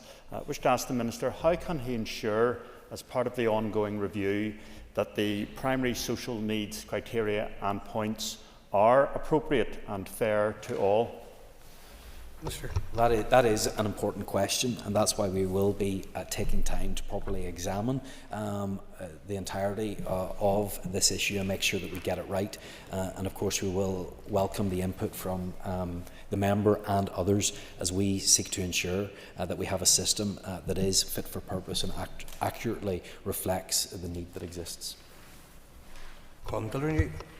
Margaret, and could I ask the Minister, and I'm very conscious of the concerns raised by housing rights, what engagements was done with stakeholders in relation to this, and who will oversee the implementation of the removal of Rule 23? So the Housing Executive that will oversee the removal of Rule 23, but this is a proposal that has been widely consulted on. There was an extensive public consultation in 2017. A comprehensive communications and media plan was drawn up with 5 public events held across Northern Ireland, and 13 further targeted stakeholder events took place, and a mail shot issued to all applicants on the waiting list, and a total of 185 responses were received from a wide range of stakeholders. So I do think that there is a very broad welcome for the decision that I have made today. I think that will be welcomed by stakeholders outside of this chamber, and judging from the comments so far that we've had in this chamber, I think that this is something that has been widely welcomed. Alan Forsyth. Thank you, Mr Deputy Speaker, and I thank the Minister for his statement today. I especially thank him for putting victims at the centre of this decision, and it's a powerful day for victims whose voices have been heard, and this announcement and the move to help them escape violence will certainly save lives. But Minister, concern about intimidation points has been an issue for many years, and I ask, why has it taken so long to resolve? Thank the member not only for her question and for her support, but for the work that she has done for many, many years on this issue. I know for many around this chamber it's an issue that's very close to their hearts. We have all met those that have been victims of domestic abuse, and we want to do everything that we can to help. This is an issue that has been going on for many years. There were debates back in 2016 in this House about the need to remove intimidation points. That's something that I've been supportive of for a long time, and that my party has been supportive of for a long time. Obviously there have been a number of reviews, there have been recommendations that have been brought forward along with the report, and I'm glad that we are in a position today where we can do it. But I can't comment on what has happened and the responsibilities of those who came before me, but I've always said that during my time in office I'm going to get things done to the benefit and betterment of people in Northern Ireland, and I think that today is another example of that. Reynolds. Minister, your department was the lead for the Fresh Start work programme. People and communities are more resilient to paramilitary influence and involvement in paramilitarism, criminality and organised crime. So, Minister, where a tenant is engaged in threatening, violent or abusive behaviour towards another household, what will you do to ensure that it is they, rather than the tenant, that loses their tenancy? Mr. Well, I'm glad the members raised this issue, because it is another one that you'll see action on soon. There has been the joint consultation with the Department for Justice in regards to antisocial behaviour. I think that we need to make better use of the antisocial powers that we have, and we also need to increase the antisocial powers that we have as well, because I do think that it is inappropriate, and I'm sure we all have examples from our own constituencies of those who essentially are the troublemakers, who are treated better than the victims. And in line with what I have set out today, you will see the change in approach that I am bringing forward, that we will always put the victim first. Philip Brett. Thank you, Mr Deputy Speaker. Minister, this is a good day for fairness, and this is a great day for equality. The people of North Belfast are sick to the back teeth of languishing on waiting lists whilst they see those engaged in anti-community activity rushed to the top of the housing selection scheme, particularly when new social housing allocation is just about to be awarded. Minister, other parties in this chamber talk the talk about ensuring fairness and equality. Would you not agree that this shows that this party actually walks the walk? Minister. Well, I'm grateful to the member for his support, his often vocal support as well from the backbenches. I know that this is an issue that concerns him as well. But yes, I have made it very, very clear that I want to get things done while I hold this office. And I hope that when it comes to housing, we see that the action that has been taken People for a long time have wanted to see action taken on the removal of intimidation points. We have taken action. People want to see a housing supply strategy. I brought forward a housing supply strategy. People wanted to see a standalone outcome for housing in the programme for government. We have delivered that as well. I'm going to continue to deliver, whether it's on antisocial behaviour, whether it's on cheaper rent through the intermediate rent scheme, whether it's through more innovative use of financial transactions capital, or making it easier to build more affordable homes. We are in a crisis situation in Northern Ireland. I'm not going to sit back. I'm going to do what I can to make sure that we're improving the lives of people in Northern Ireland. Shamon Holland. Mr Deputy Speaker, and thank you so much, Minister, for your statement to the House today. One of the issues that I would like to raise, we are seeing a lot of single men being either kept in temporary accommodation if they're under threat, staying there for a long period of time. What support will be given if these intimidation points are taken away, particularly as we know it is quite difficult for a single male within the system? And along that same line, a male victim of domestic violence who may have custody of his children who can't get extra space, will there be anything in place to offer support there? Sure. First and foremost, this is about making sure that everybody is on a level playing field, and that doesn't matter whether you are a female victim of domestic abuse or whether you are a male victim of domestic abuse or intimidation of any kind. Ultimately, what we need to do is see more homes in the first place. That's why we have the housing supply strategy.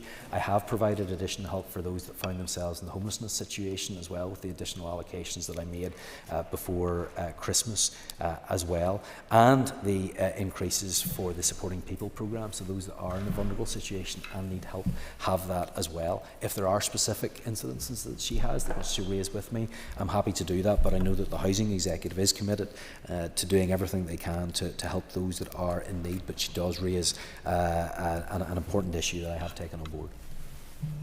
Nina McAllister. Thank you, Minister, for his statement and answers so far. I do welcome the removal and overall review of the primary social needs. I want to ask a question around the emergency grant and its review. In North Belfast, we know that housing is one of the major stressors, and I'm sure all of our constituency staff will actually be pleased to hear this today, and we'll look forward to working with the Housing Executive for that transition period. But how can you ensure that going forward regarding the review of the emergency grant, that equity will be considered so that those who are most impacted immediately are supported? Sure. Yeah, that's absolutely what we want to do through the emergency grant, and that's why we will review that. It's currently £754 and we pay out around £120,000 a year in grants. There, obviously, as I've said in my statement, we have the potential for that to have a significant cost implication, but that will be looked at. But of course, at the heart, and hope people can see that through what I've said today, we want to put fairness at the heart of everything that we do, and that includes the emergency grant and making sure we get help to those that actually need it. Maurice Bradley.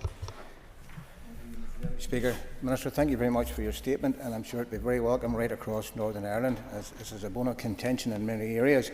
Immediate costs of implementing this change are expected to be minimal. However, the long-term financial impact as a result of increased demand for housing assistance may have a factor in this here. What additional resources can be allocated or are being allocated for that purpose? Look, there's no doubt about it that we are facing a crisis in housing right now. That's why I have taken the steps that I have taken, whether it's additional resource to tackle some of the acute homelessness issues that we are facing, or additional financial transactions capital to find new ways of ensuring that we have adequate housing supply in Northern Ireland, and of course ensuring that we have a housing supply strategy in place so that we can actually increase the number of homes that we have overall. I don't believe that today's announcement, as the member rightly states, will have a significant financial impact, but I'm determined to do everything that I can to make sure that we have a housing system that is fit for purpose, and I of course will be asking executive colleagues who have also committed to do that to make sure that the funding is in place so that we can succeed. Michelle Guy. Thank you, Mr Deputy Speaker, and thank you to the Minister for your statement today. Has the Minister any plans to mainstream the social inclusion model developed through the shared housing programme to empower residents to be resilient to paramilitary influence and to encourage social mixing? Sure. It's not specifically part of the announcement that I have made today, but obviously we want to do everything that we can to reduce and I hope eliminate the control and the power that paramilitaries have, and we will look at all options in order for us to achieve that. Colin Crawford. Mr Deputy Speaker, in a statement the Minister highlighted primary social needs criteria and points for all victims of violence. Can he therefore advise, given violence is already covered under PSN, does he foresee a new category being added, and will this include increasing the level of points, currently 20 for each PSN, maximum of 40? Thank you. Sure. Well, that will all form part of the review that will be taking place over the course of the next year. I'd be very happy to hear from the member of his particular views on what he thinks that we should be doing. Carol. Concern about this announcement, and I fear it may be putting people at risk, and I say that with no exaggeration. If someone is a victim of a paramilitary, racist or domestic violence attack, this announcement will effectively say you can't get access to those 200 points quickly and to get out of that house, so you have to stay in that home. And I'm concerned that it's not victim centred as well, and I'm concerned that it pits victims of domestic violence against victims of racist violence or other violence.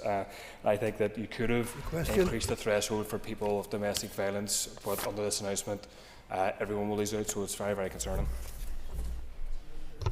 No, the member's absolutely wrong. First of all, because the rules will stay the same in terms of emergency accommodation. Nobody will be forced to stay in their home. If somebody is at risk, if someone is fearful, if someone needs to leave their home, the same rules will apply in terms of emergency temporary accommodation if life is at risk. I also have to say I strongly disagree with what he has said about pitting people against each other. I think that's actually a disgraceful comment. That's not what this is about. This is about making sure that everybody is treated in the same fashion. This is about levelling. No, this is about levelling the playing field. And I have to say I find it very odd that the member is saying that he has a problem with making sure that everybody is treated in the same way. Does he really expect me to say that I believe that certain victims should be treated differently from other victims based on the causation of that violence or the causation of that threat? Absolutely not. We're going to treat everybody equally. This is not about pitting people against each other, and I think it's terrible that the member's taken that attitude. Deputy Speaker, I suppose, Minister, beyond levelling the playing field, I'm going to advocate for victims of domestic abuse, given that people are waiting in temporary accommodation for 1.5 years with children. It's one of the most prevalent crimes across Northern Ireland, and I do think in order to look at our housing system, but for those victims themselves, we need to improve that. So I suppose the review will give rise to conversations around that, but I would certainly urge the Minister to try and do more in this instance, given that there's waiting lists for women's refuges. Well, look, I'm certainly happy to take on board the comment that the member has made. And look, I want to make sure that I do everything that I can to help those that are in need, regardless of the source of the threat or regardless of the source of the violence. And that is why it's important that for those that are in immediate need, there has been no change to the rules in terms of ensuring that people do have that temporary accommodation. But please be assured I do not believe that it is acceptable in any way that people are living in temporary accommodation. I think it's terrible for children, it's terrible for their outcomes, it's terrible for their mental health, it's terrible for their education. That's why we're doing everything that we can. That's why I have recently allocated additional resource to help people to move on from temporary accommodation as well. We have taken action in this area. The scale of the challenge is huge, but we are taking action to make sure that we actually deal with it, and I think that today is actually another positive step.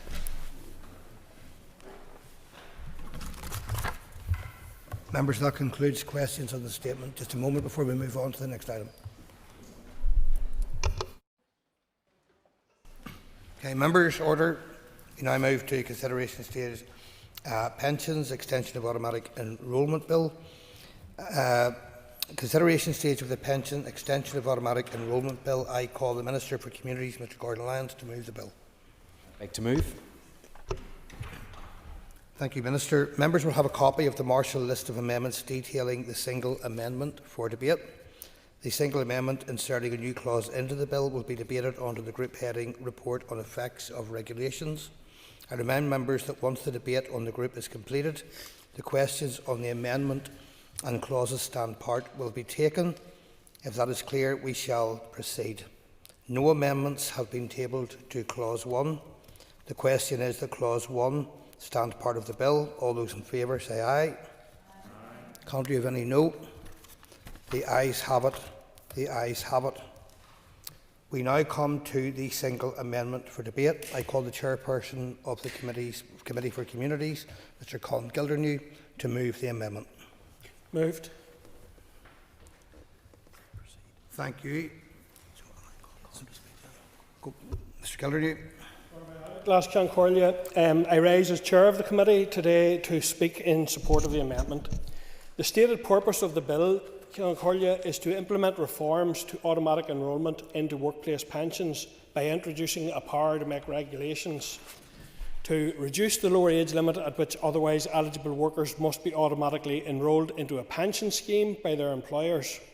The policy intent is to use this power to make regulations to reduce the lower age limit from 22 to 18 and to reduce the lower limit of the qualifying earnings band or repeal the lower limit of the qualifying earnings band so that contributions are calculated from the first pound earned.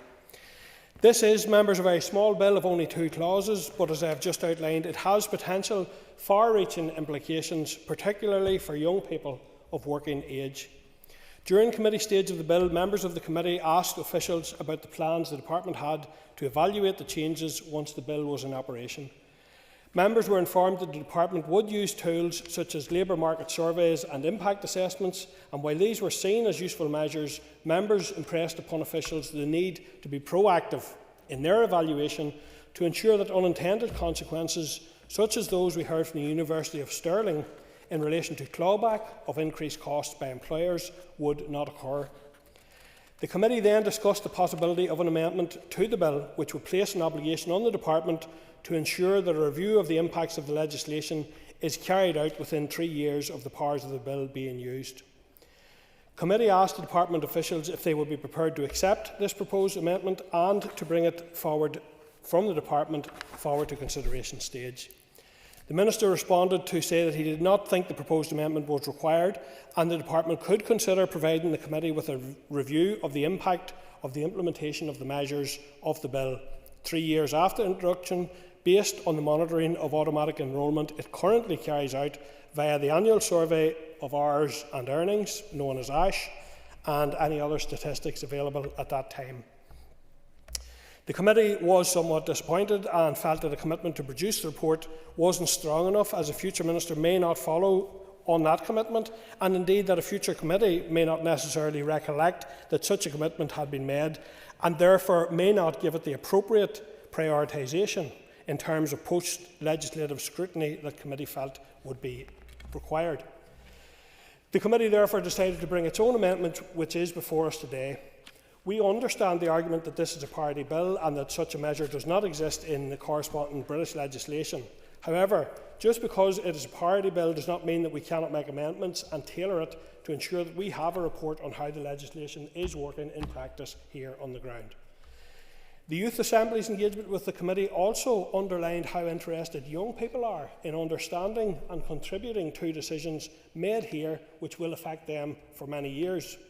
The impact of the change is important for younger workers, and it is important that we in this place review whether or not it is having the impact which was sought. Committee agreed that this is not a major ask of the department, given, as they have said, they already use certain measures such as the ASH survey and other available statistics, so we would hope that pulling together a report should not be an unduly onerous task. In conclusion, Mr Speaker, I commend the amendment to the House, and I welcome and look forward to the Minister's comments in relation to this amendment also. Thank you. Thank you. Members, as no other member has indicated a wish to speak, I now call the Minister for Communities to respond. Thank you, Mr Deputy Speaker. And before I address the technical amendment that has been tabled by the Chairperson for the Committee for Communities, I would like to put on record my thanks to the Assembly, the Executive, for supporting the progress of this bill through the House. I would also like to offer my thanks to OLC for their rapid yet thorough advice on each stage of the bill's progress so far. Additionally, I would like to place on record my thanks to the Committee for Communities for their assistance in progressing this short but important bill to consideration stage. The committee's scrutiny has been robust and diligent. As you'll be aware, the proposals to extend automatic enrolment are intended to continue to normalise pension saving among workers, helping lower earners build resilience for retirement, support individuals in multiple part-time jobs and simplify automatic enrolment for employers. The proposed amendment would require the Department to review, report and lay with the Assembly a report setting out its assessment of the impacts of any changes at least 36 months and not more than 42 months after the coming into operations of the first regulations. The amendment was proposed to me quite late in the committee stage process. Initially, I didn't consider that the proposed amendment was required, as the bill and the subsequent implementation of the proposals by statutory rule would be parity measures. And as an alternative approach, I proposed that my department could provide the committee with such a review in the same timescale based on monitoring of automatic enrolment currently carried out via annual survey of hours and earnings and other statistics which will be available at that time. However, committee members decided that a departmental commitment to produce a review was not strong enough, as a future minister could, when faced with competing priorities, decide against completing a review. On balance, I can see that a review of the initial implementation of the measures may prove useful. Therefore, I am content to support the committee's amendment.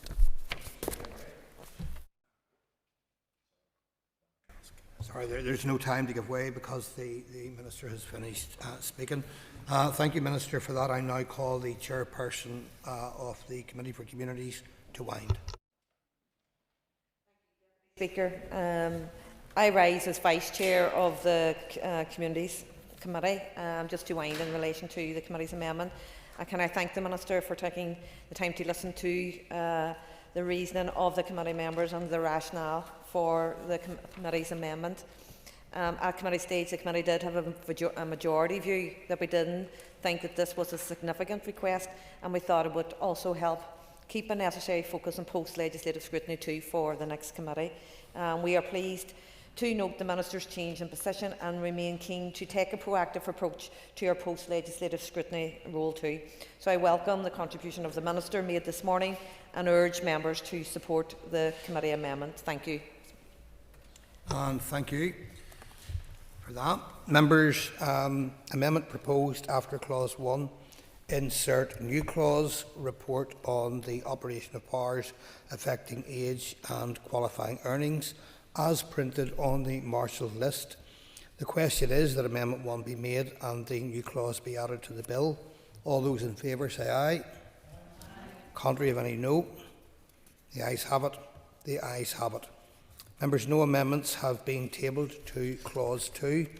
The question is that clause 2 stand part of the bill. All those in favour say aye. Contrary, of any no. The ayes have it. The ayes have it. We move to the long title. The question is that the long title be agreed. All those in favour say aye. Contrary, of any no. The ayes have it. The ayes have it. That concludes the consideration stage of the pensions extension of automatic enrolment bill. The bill stands referred to the Speaker. Members, just take your ease before we move to the next item. Okay, members, the next item of business is a motion to affirm a statutory rule. I will ask the clerk to read the motion. Clerk. That the Gaming Variation of Monetary Limits Order Northern Ireland 2025 be affirmed. Thank you, and I call the Minister for Communities to move the motion. I beg to move. Thank you, Minister. The Business Committee has agreed that there should be no time limit on this debate. I call the Minister to open the debate on the motion. Minister. Thank you, Mr Deputy Speaker, and I today bring the statutory rule before the Assembly for affirmation. The order was laid before the Assembly on the 13th of January and is subject to the affirmative resolution procedure. The order is made under the Betting, Gaming, Lotteries and Amusements Northern Ireland Order 1985, and I would like to thank the Communities Committee for its scrutiny of the policy and the order. The Gaming Variation of Monetary Limits Order increases the maximum permitted stakes and prizes for playing bingo at a bingo club and for playing adult-only gaming machines at those premises where they are allowed. These increases were agreed in principle during the last Assembly mandate. I understand that agreement then was on the condition that the parent legislation, the Betting, Gaming, Lotteries and Amusements Northern Ireland Order 1985, was amended to ensure that limits could be set at different levels for different premises. For example, a lower level for premises where alcohol is being sold. That amendment to the primary legislation was made at the end of the last mandate. The previously agreed increases for gaming in bingo clubs and for machine gaming in permitted locations is now reflected in the order. It is important to note that the increases will only apply to higher limit gaming, in short, gaming in which only people aged 18 and over are permitted to take part. I will now describe each of the increases in turn. I will begin with non-machine gaming at bingo clubs. This order, if affirmed, will increase the maximum amount that may be paid by any one person for any one chance to win a bingo prize from 50p to £1. It will increase the maximum total amount of sales that a club may take in any game from £120 to £500. It will increase the maximum single money prize which can be paid or offered to any winner from £25 to £100. And it will increase the maximum total amount or value of the prizes allowed in any one game from £120 to £500. In relation to gaming machines, the order, if affirmed, will increase the maximum permitted charge for playing one game on a gaming machine in a registered club from 50p to £2. It will increase the maximum charge for playing any one game on a gaming machine installed in a licensed premises, for example a pub, from 30p to £2. And it will increase the maximum charge for playing any one game on a gaming machine installed on a bingo club premises, licensed office, which is a bookie's office, or on a premises which has amusement permit in force, that's amusement arcades, from 30p to £2. It will increase the maximum payout prize in any one game played on a gaming machine in a premises licensed to sell alcohol from £25 to £100, and it will increase the maximum payout prize in any one game played on a gaming machine in a bingo club premises, licensed office or on a premise which has an amusement permit in force from £25 to £500. Mr Deputy Speaker, the only previously agreed provision not included in this order is the proposal to increase the maximum payout prize in any one game played on a gaming machine in a registered club. During the last mandate, it was agreed in principle that the present prize limit should be raised from £250 to £400. That increase can only be made by regulation and is subject to the negative resolution procedure rather than the affirmative. Therefore, should the Assembly affirm the order today, I will immediately arrange to make and lay a regulation to allow that change to take place. Mr Deputy Speaker, the increases that the Assembly is being asked to affirm today deliver the intention of the previous Assembly, where time was not available in that mandate to do so. They bring Northern Ireland land-based gaming stakes and prize limits into line with the rest of the UK. And in Great Britain, those land-based limits have been in place for 6 years. Their introduction there was welcomed at the time by all sides of the gambling debate, and there has so far been no turning back on this, and I believe that will be the case here in Northern Ireland as well. Thank you. Minister, thank you. I now call the chairperson of the Communities Committee, Colin Gildernew. Last Jan Corlia, I rise as chair of the Committee for Communities to support the introduction of the Gaming Variation of Monetary Limits Order NI 2025. This statutory rule represents a step in modernising our gaming and betting regulations, ensuring they remain fit for purpose while aligning the framework here with comparable provisions in Britain. In terms of their purpose and context, the Minister has set out that the Order amend Articles 77, 1, 1063, 1086 and 1088 of the Betting, Gaming, Lotteries and Amusements Order in 1985. By increasing limits on charges and prizes for various forms of gaming, the Order seeks to reflect inflationary changes and evolving industry standards. Specifically, these updates will apply to bingo clubs, gaming machines in registered clubs and machines installed on licensed premises or premises operating under amusement permits. It is worth noting that some of the limits currently in place date back to the 1990s. This order seeks to address these outdated thresholds to better reflect today's economic realities and ensure parity with regulations across the water. However, it is clear that many members of the committee and this Assembly remain deeply concerned about the broader issue of gambling-related harm across the North, and the committee is committed to examining the wider regulatory landscape to ensure appropriate protections are in place. So the Minister has very kindly and comprehensively set out the major changes there, so I will not repeat that. I will move then in terms of consultation and oversight. The order has not been introduced without due diligence. The committee was told about the Department's public consultation between December 2019 and February 2020. A clear majority of respondents supported increasing monetary limits for stakes and prizes in line with more up-to-date practices. Additionally, members, during committee discussions on 21st November 2024, members sought assurances in relation to any potential adverse impacts. Members asked officials about any possible adverse impacts arising from the proposed increase in the maximum amounts for stakes and prizes. Officials said that from the evidence available, they do not anticipate the changes, which align with levels in Britain, will lead to higher levels of gambling-related harm. Officials also highlighted that as the maximum amounts can be changed by delegated legislation, the amounts could be reviewed in the future. Officials advised the committee that the Gambling Prevalence Survey, as well as information provided from the Department of Health and the Department of Education, would be used to monitor for any adverse impact. Committee is cognisant, Lascian Corlia, that this order is in some way catching up with other places, and while it was agreed on the approval of the order, members do remain concerned about the overall impact of gambling-related harm in our communities. As recently as our last committee meeting, committee agreed to look further at the regulatory landscape. Should any concerns arise in the future, then further delegated legislation would allow for prompt review and adjustment of these monetary limits. As previously mentioned, the changes proposed in the order bring us into alignment with Britain, ensuring consistency across jurisdictions. So in concluding, Lascian Corlia, committee understood this order is a necessary update to gambling legislation here, balancing the need for economic modernisation with the safeguarding of public welfare. It ensures our gaming sector remains competitive and aligned with broader standards, while also maintaining oversight mechanisms to monitor and address potential impacts. However, I would reiterate that members remain vigilant in addressing gambling-related harm and are committed to exploring further measures to enhance the regulatory framework in this area. Committee recognises this as a step towards a more balanced and responsible approach, but we are keen to ensure that this is not the end of the conversation. In conclusion, on behalf of the Committee for Communities, I recommend the Assembly approves the Gaming Variation of Monetary Limits Order NI 2025.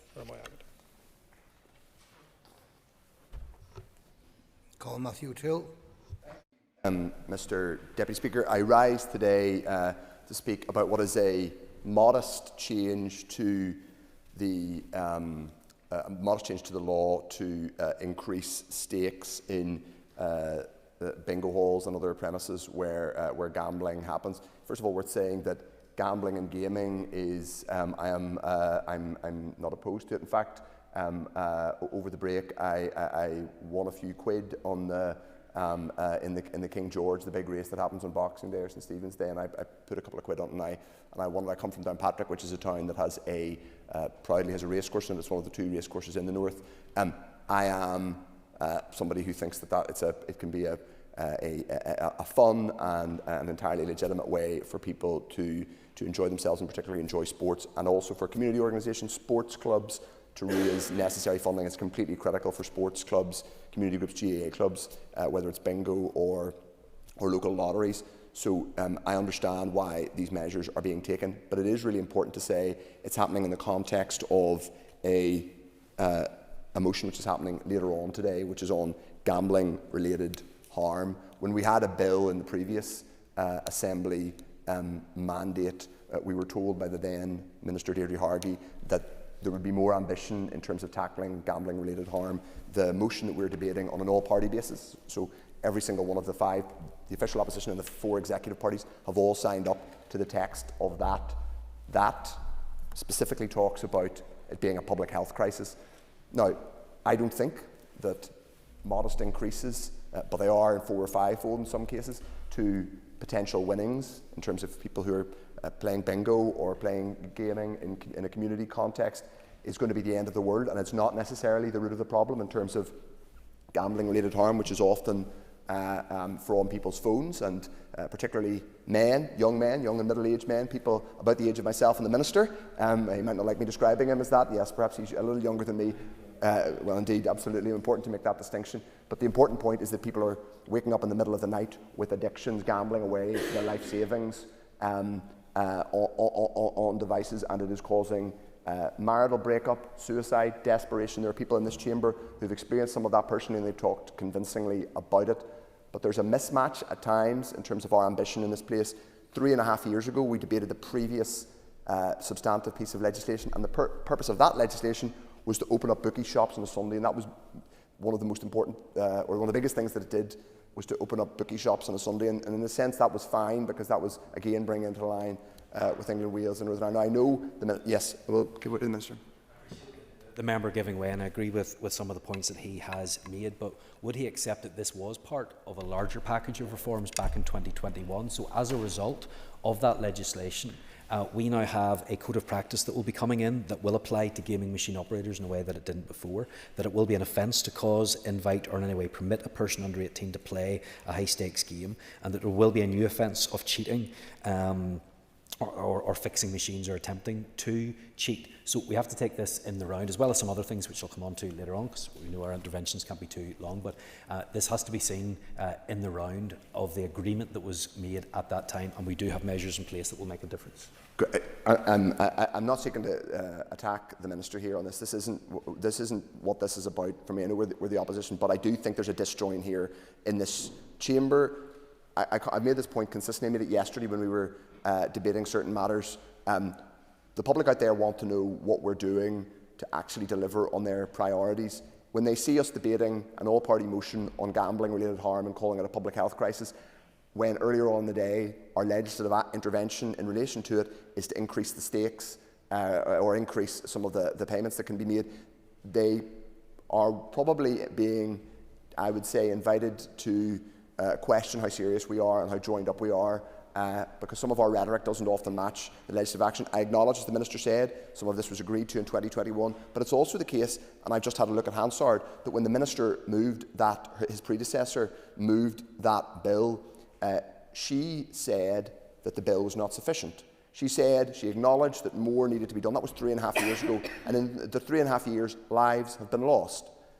Lives have been lost. Marriages have broken up. Families have been pushed into destitution and desperation because of what is called, in a motion later on today in this chamber, a public health crisis. So the legitimate question we should be asking ourselves as legislators is, what are we doing? All-party motions are an important statement of intent, but infinitely more important than passing a motion with statements of intent and aspiration are legislative action to, for example, he mentioned aligning with the position in GB, south of the border, in the other part of this island, it is illegal to have gaming machines in pubs. It's not illegal in the north. There is one alignment that could be brought into force. Now, that's something to consider. I'm not saying that's definitely the right course of action, but it's one potential legislative action open. There are a range of regulatory measures that we have the power, because gambling is devolved, because that's why we're debating it here today. Gambling is devolved. Some of the issues that touch on gambling, such as advertising and broadcasting, are reserved matters, but not all of them. So I simply put it this way. There are perfectly good arguments in favour of what is happening today in this piece of secondary legislation, and I acknowledge the Minister is in many ways following through on commitments that were made by his predecessor and that were agreed to. I don't think that it is we're adding to the crisis necessarily a problem gambling by increasing the stakes or increasing the potential payouts in certain community contexts, but it is the case that we aren't taking action, visible legislative action yet to go further, as we told we were going to be in 2021. But we're having a motion later on today, signed by all of the 5 parties, as they're called, in this chamber, to say it's a public health crisis. So let's get real about that. I'll briefly give way to the Minister, and then I'm going to... I do want to challenge this, because action is being taken. look at what's happening in terms of the code of practice that will be brought forward and will shortly be in place, the work that's being done around the levy as well. I absolutely agree with what the member is saying. Very, very serious concerns in regards to gambling, although a health impact screening was carried out on this. But this was a package of measures that was agreed, and I think there are positive implications here in terms of some of the issues around fixed odds, betting terminals as well. That brings clarity in the law on this as well, which I will go into further in my speech. But I think it's unfair to say that action hasn't been taken. Thank you. I appreciate that. I'll just remind the member that, don't be doing next debates into this one. Let's focus on the issue that's here, and the member can expand further at the next opportunity. I only get 5 minutes on this legislation, but I appreciate the Speaker's intervention, and he is right that we focus on the matters at hand. My point is really to draw a distinction, to draw the public's attention to the disparity between what we're doing in legislative terms and what we're doing in terms of motions. And I think they are increasingly drawing that distinction. I think there are some legitimate arguments the Minister has made, and I acknowledge that he's engaged on this issue. But I think it's really important that we take legislative action here and not simply pass motions, legitimate as they are. And I think the public will start to become cynical if they simply see warm words and not legislative action, which is, after all, what we're here to deliver. As you just said in your correspondence to all members, Mr. Speaker, we are in this place to be legislators and to change the law. We're not a school debating society. We should take seriously the responsibilities which have been given to us. We have the power to change the law to create criminal offences. We authorise billions of pounds of spending. We can levy taxation, which is a mandatory charge on the public of Northern Ireland. Let's take our responsibility seriously, and that's simply the point I wanted to make today in relation to the two items on gaming that are in front of us. Thank you very much. Philip McGuigan.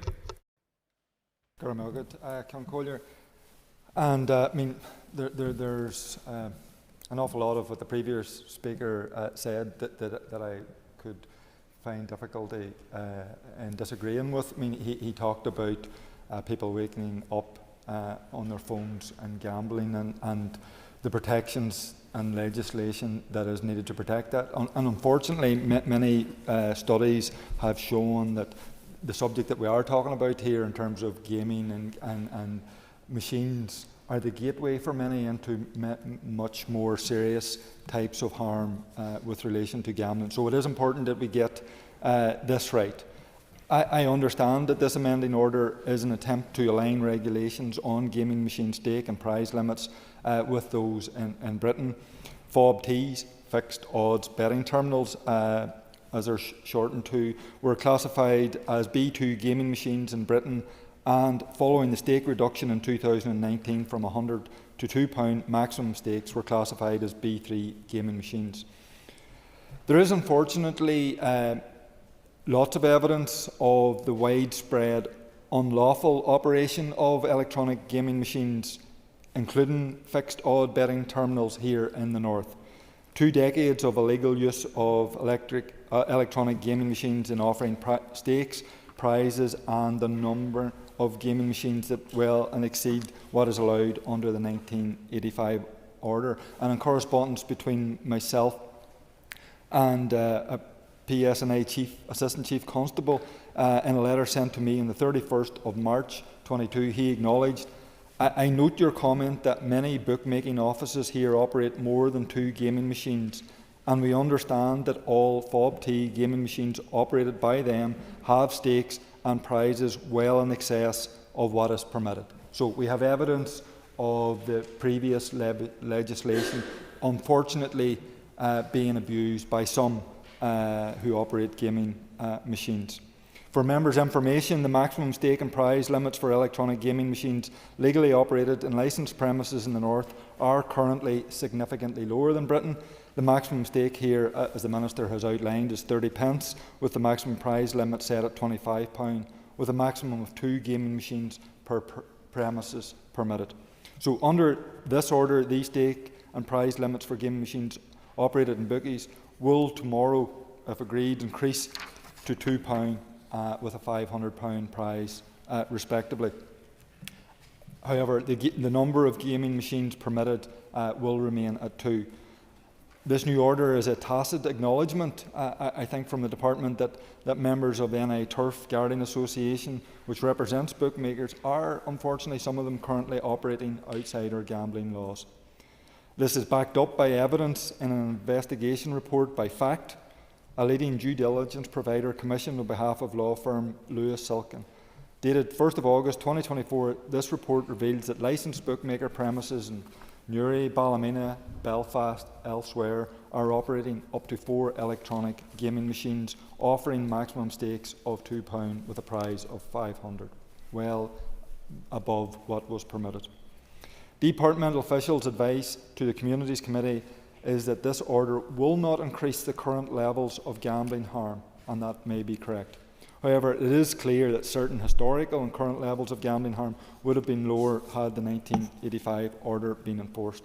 Recent research from the University of Glasgow has shown there is a strong association between the total consumption of gambling products and the level of harm within our population. The evidence suggests that continuous forms of gambling with high degrees of concentration of consumption create the greatest risk of gambling harm. Other research commissioned by Gambling Aware has analysed the harms associated with different gambling products and found that gaming machines were the most harmful group of products, with 3/4, 76% of people that only use gaming machines experiencing gambling-related harm. And this is supported by the most recent gambling survey, which found that people who play casino games on a machine or terminal were 5.5 times more likely to experience gambling harm than the average gambler. So the consultation that the Department are using on this regulation of gambling was carried out between December 2019 and February 2020. I think it might have been useful had we had more up-to-date consultation. It may or may not have been the case that information disclosed in electronic gaming content in the machines may have changed.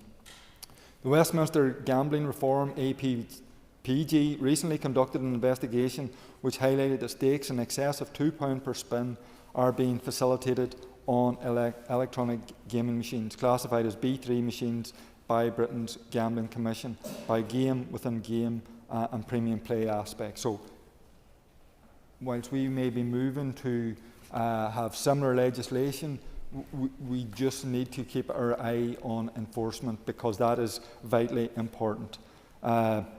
So that APPG letter to DCMS, the Department of Culture, Media and Sport, where they explained the view that these aspects were a breach of Gambling Act in Britain.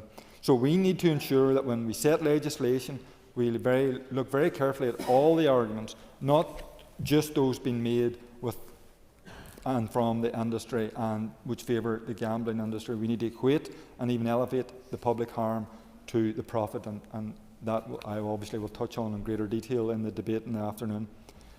If we reward the unlawful activities of licensed bookmakers in the north, how are we going to effectively enforce new laws covering the much more challenging environment of online gambling, which is currently unregulated in our jurisdiction, and protect our population from gambling laws? Enforcement and regulation is key, Minister, to this. You touched on the code of practice, and you will be aware, whilst I'm speaking today as an individual, that the all-party group on gambling-related harm have submitted a response to a consultation on the code of practice, which is saying similar things. Regulation enforcement must be key to ensuring the safety of our population. So, in concluding, Concluder, I have a few questions for the Minister in terms of today's proposal. I'd like the Minister to provide an assurance about who has responsibility for enforcing these new regulations. What role does the PSNI have to play in this? And is it going to be just reactive, where they only act if they receive a complaint from a member of public, or is the Department or other statutory agencies going to be proactive in ensuring that the regulation and the legislation is being followed? These new regulations could potentially increase the risk of harm caused by gambling. We need to know who is going to minimise those risks by safeguarding people and ensuring that some bookmakers are not continuing to break the law as they have done so in the past. Mr. Speaker, I am shocked that these regulations have been brought before the Assembly today. I am equally shocked that the Executive agreed to sign them off, regardless of when that was. Since Storminter's return, there have been a growing number of intelligent voices who have questioned whether we have the competence to govern. I am deeply concerned that these regulations today give credence to those who suggest that we do not. Although I believe there is a sensible way forward, which I will set out, it is only possible to sensibly engage with these regulations before us today, which increases stakes and prizes, by standing back to ask the question, knowing what we know about Northern Ireland today, is increasing the stakes and prizes an appropriate step to take? In 2016, the Department of Communities conducted the only comprehensive problem gambling prevalence survey that they have, to my knowledge, undertaken. It demonstrated a problem gambling rate that was not just twice that of England, or 3 times that of England, or even 4 times that of England. Members, it was 5 times that of England.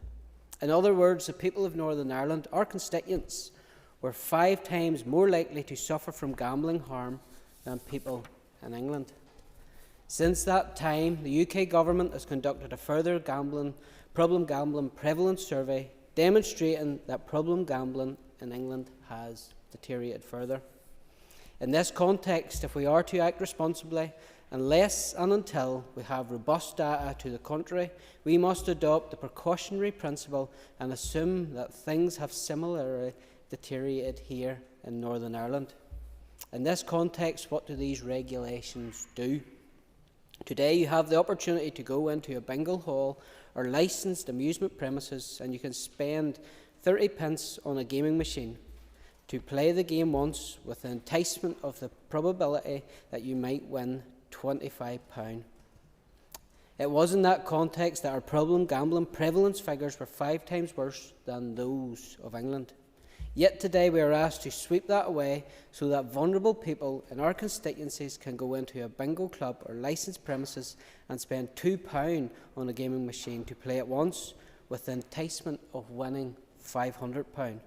So the amount you can pay increases by a factor of well over 6, while the enticement to do so increases by a factor over 20.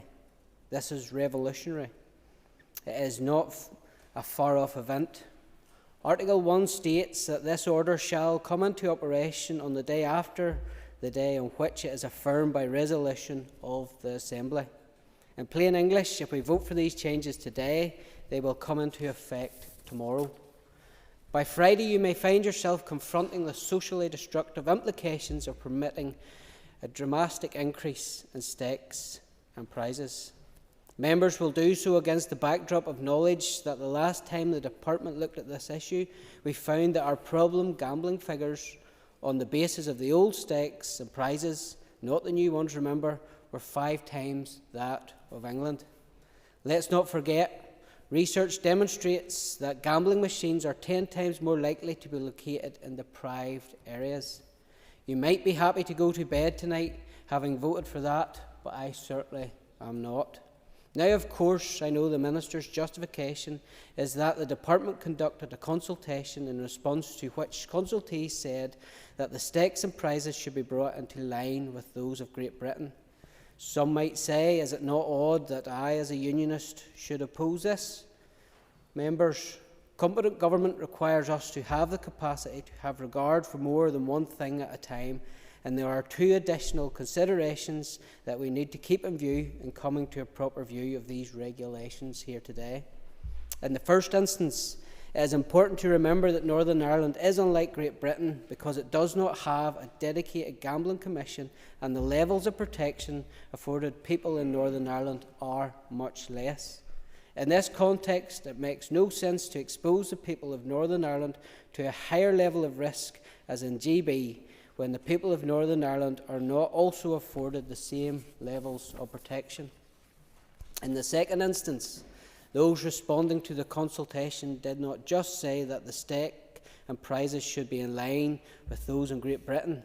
They also said that the gambling industry should pay a levy to help those suffering from gambling harm. Indeed, it is very striking that support for increased stakes and prizes at 65% was less than the support for a gambling levy at 84%. On the 5th of April, the Great Britain gambling levy regulations will come into effect. taking monies from the gambling industry to pay for the socially destructive implications of gambling. Thus, while the GB rates applied in the regulations before us today will be provided in the context of the protection afforded by the Gambling Commission and the Gambling Levy, bringing in between 90 and 100 million per annum, neither will be the case here in Northern Ireland. Now, before someone interrupts me to tell me about Section 15 of our 2022 Gambling Act that makes provision for such a levy, let me remind the House of two critical limitations. In the first instance, no levy has been brought forward in Northern Ireland yet because the Minister has not commenced the power, let alone sought to use it.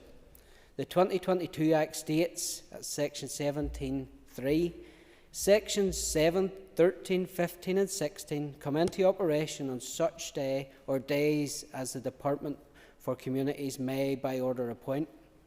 To date, the Department has not by order appointed the day on which Section 15 comes into operation, let alone produce regulations on the basis of it. In the second instance, the Section 15 levy is completely unlike the GB levy because it only pertains to certain forms of terrestrial gambling and does not engage with online gambling at all.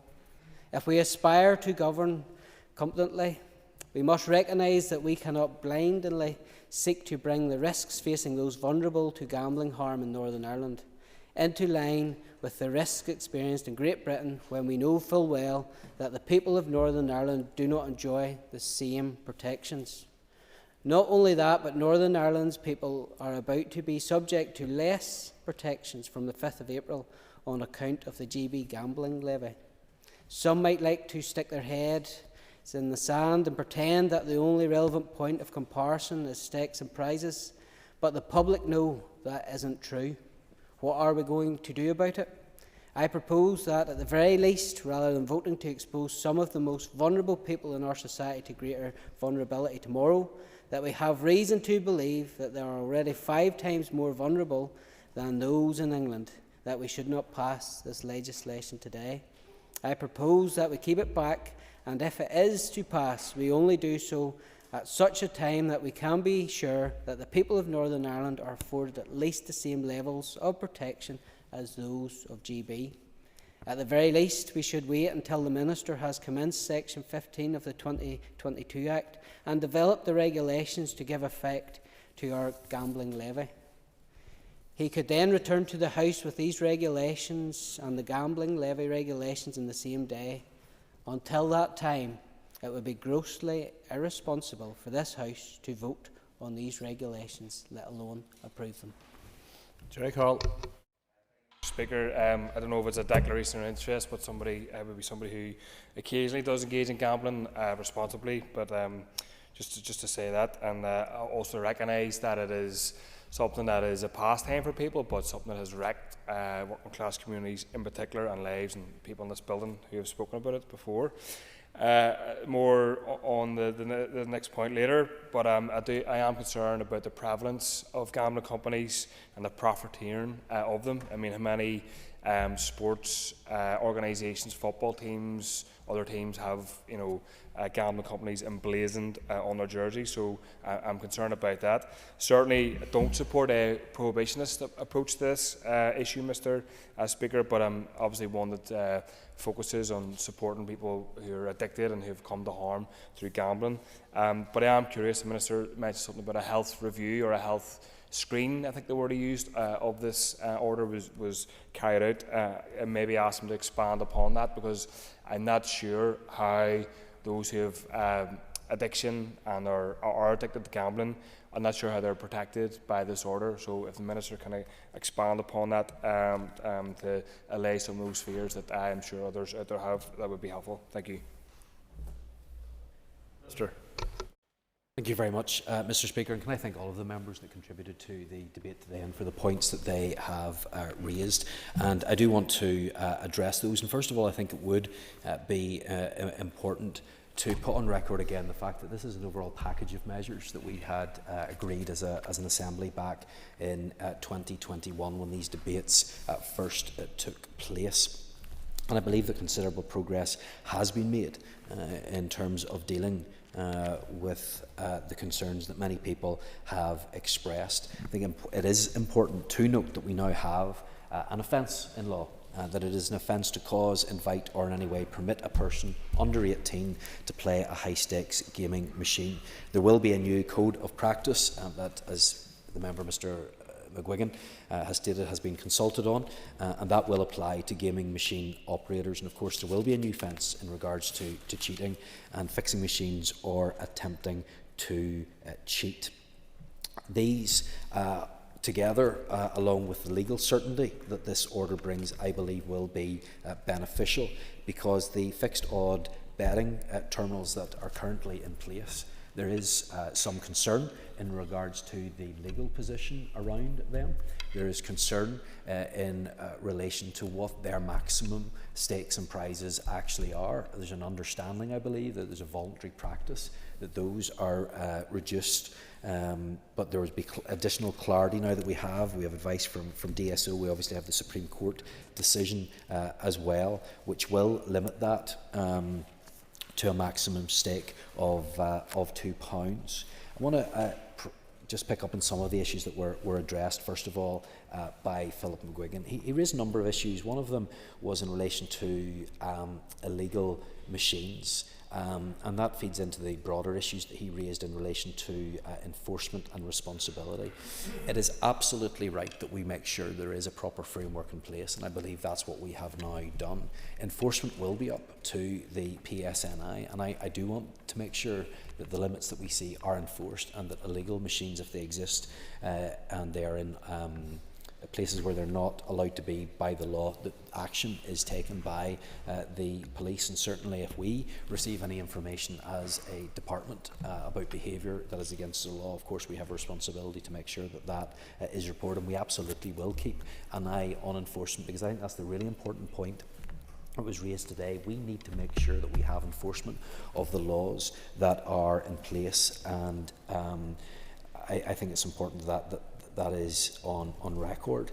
I think it's also important to note that the biggest problem that we have in relation to gambling is in relation to online gambling. That's where so much of the concern is right now, and that feeds into some of the points that were raised by Mr Gaston in particular around the levy. Now, I absolutely am committed to progressing the land-based levy in Northern Ireland. That is a commitment that is upon me, and something that I enthusiastically support, because I believe that is important that we get that funding. That funding can only be used to tackle the health-related impacts of gambling, and that's why work is ongoing with my officials, and the Department of Health will have work to do as well to make sure that that is progressed. But we are doing everything that we can to make sure that that is taken forward. Obviously, there are different rules in place when it comes to levies in regards to online gambling, because of the way that that is regulated, but the Health Minister, the Education Minister and I have been very, very clear that we want to see Northern Ireland get its fair share in regards to that as well. I understand the other concerns that Mr Gaston has raised, and this was well debated during the last bill, and I actually think that moving into line and having this consistency does help us as we attempt to tackle this issue. In fact, it was the member's predecessor, Mr Alistair, who actually advocated for what we are talking about today. He said during that debate, where is the appetite to do something as simple as putting a £2 maximum stake on these wretched machines? I actually agree, and I'm pleased that that's what this regulation will do, that we will have that maximum state and there will not be any ambiguity in regards to that, and I think that that is something that should be welcome. So, Mr Speaker, I understand the concerns that have been expressed. I would say that we need to take into consideration the wider package of measures that are in place. My commitment to the levy, my commitment to the code of practice and the other issues that have previously been debated, and I hope that that reassures members about the action that I am taking. And just in relation to Mr Carroll's last comment as well, yes, there was a health impact screening that had been carried out. The proposals were included in a health impact screening of the overall legislative programme. initiated in 2022, and the screening concluded that if taken together with the provisions included in the 22 bill, any health impacts are unlikely, and I hope that that brings some comfort to the member. I'm just going to finish up because time is tight before lunchtime, so I hope that that brings some comfort, Mr. Speaker, but I want to put on record that this is just the start of the work that we have to do to tackle this issue. It will be debated further later on today, but in the meantime I would ask members to consider and support the regulations in front of us. The question is that the gaming variation of monetary limits order Northern Ireland 2025 be affirmed. All those in favour say aye. Aye. Contrary, if any, no. I think the ayes have it. The ayes have it. The ayes have it. We will now suspend for lunch, as the Business Committee will be meeting at 1 o'clock. Next item of business is questions, and that will commence at 2 once again. Thank you.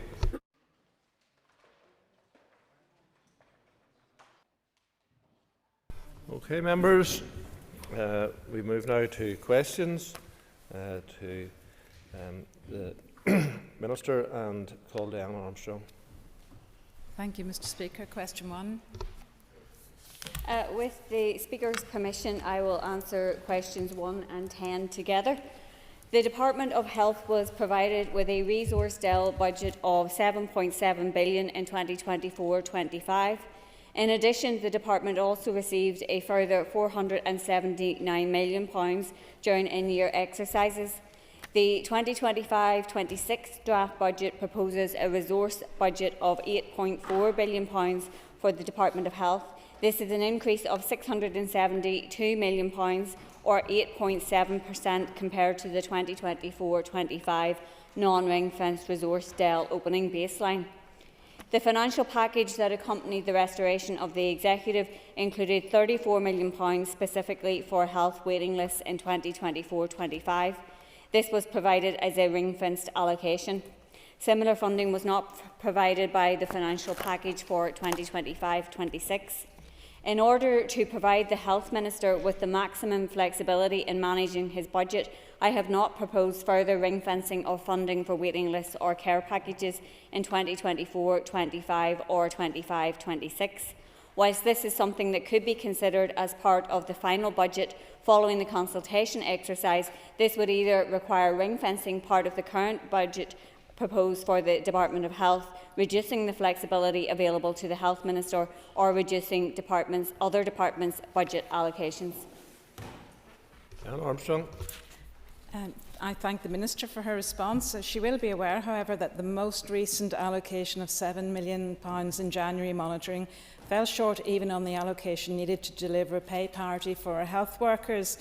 Does the Minister accept that there is an inconsistency in the Executive seemingly prioritising tackling waiting lists within the programme for government, whilst actively deciding not to even partially meet the waiting list initiative bids that were submitted in 2024-25? Minister. In the most recent allocation for the January monitoring round, the Department of Health made a bid of £1.5 million in relation to waiting lists. As the member will very likely be aware, we only had £15 million resource DEL to allocate in January monitoring round, and some of that had to go for other pressures in other departments. So the allocation that was made to the Health Minister was allocated for pay, waiting lists and other pressures for the Health Minister to make decisions in relation to how he wanted to spend his budget, as he is obviously best placed to do that. So I don't feel that it is a contradiction in terms for the Executive to have a set of priorities that we are collectively committed to delivering on, and it will be for each Minister within their department to take decisions to prioritise against those objectives, and as an Executive collectively for us to agree our budget and to try and ensure that it is done through the lens of the programme for government, but it is also for individual ministers within their departments to prioritise the items within the programme for government. Speaker, this is becoming ridiculous. We are told that in order to save our health service we have to transform, but yet we have a health minister that says that he doesn't have enough money to do his day-to-day business, never mind undertake transformation. You are the Finance Minister. What are you going to do about it? Are we going to leave people for a generation to languish on waiting lists? Minister. Well, I think that as an executive, collectively, we have set a set of priorities and objectives, but individual ministers do have responsibilities in terms of delivering on those as well. And I am quite sure that every minister within the executive, if they were talking about their budget, would be able to say that they are not in a position to deliver everything that they would want to do on a day-to-day basis, while also balancing that against transformation. It is one of the reasons why I continue to make the case in relation to the executive being properly funded on its according to its level of need, and I'm continuing to make the case that we need to revisit our level of need so that we have the maximum funding available for us as an executive. But undoubtedly there are decisions that individual ministers and the executive collectively, working with all members in this chamber, will have to take in terms of transformation and improving productivity and efficiencies within each and every single department. And that is something collectively, certainly I can say as an executive, that we are committed to doing. Liz Kimmins. Minister for her answers so far, and despite what others may say, I think it's very clear that health has been prioritised at every opportunity. So can the Minister then outline to me how that will be prioritised in this draft budget, particularly given that it will lead to, I suppose, other departments not getting what they want, but because we have committed to prioritising health? And I think there is no doubt that our health service is under immense pressure. Every single one of us in here will be aware of the implications of that through our own constituency offices. And I think it's important that we do all recognise the incredible job that our health workers are doing in the most challenging of circumstances. But I agree with the member. I do believe that the executive has prioritised health, and that is reflected in the fact that the Department of Health receives over 50% of the total resource DEL funding available. The draft 25-26 budget provides just under £8.4 billion for the health's non-ring-fenced resource DEL baseline, which, as I indicated in my opening answer, is an increase of £672 million, or 8.7% compared to 24-25 opening baseline. And I recognise that even with this additional funding, it will still be challenging. But I also think it's important to cite the many other areas that we need to invest in, including childcare, homelessness, education and justice initiatives, and all of those have a role to play in terms of health outcomes as well. As the Health Minister has recognised himself, there are many competing challenges, and we do have a finite amount of funding available to us. Increase in funding for health means less funding for other services which also contribute to health. And I suppose it's also important to reflect upon the budget that has been allocated to health over the past number of years. It has grown slowly and inexorably over time. The draft 25-26 budget outcome will actually see an increase in terms of the resource DEL baseline of over £2.6 billion since 2020-2021, which is equivalent to 45.7%. That's obviously something that's very difficult to sustain in the longer term, particularly when outcomes haven't been improving in tandem with that. Allocations obviously are agreed by executive members. Patsy Malone.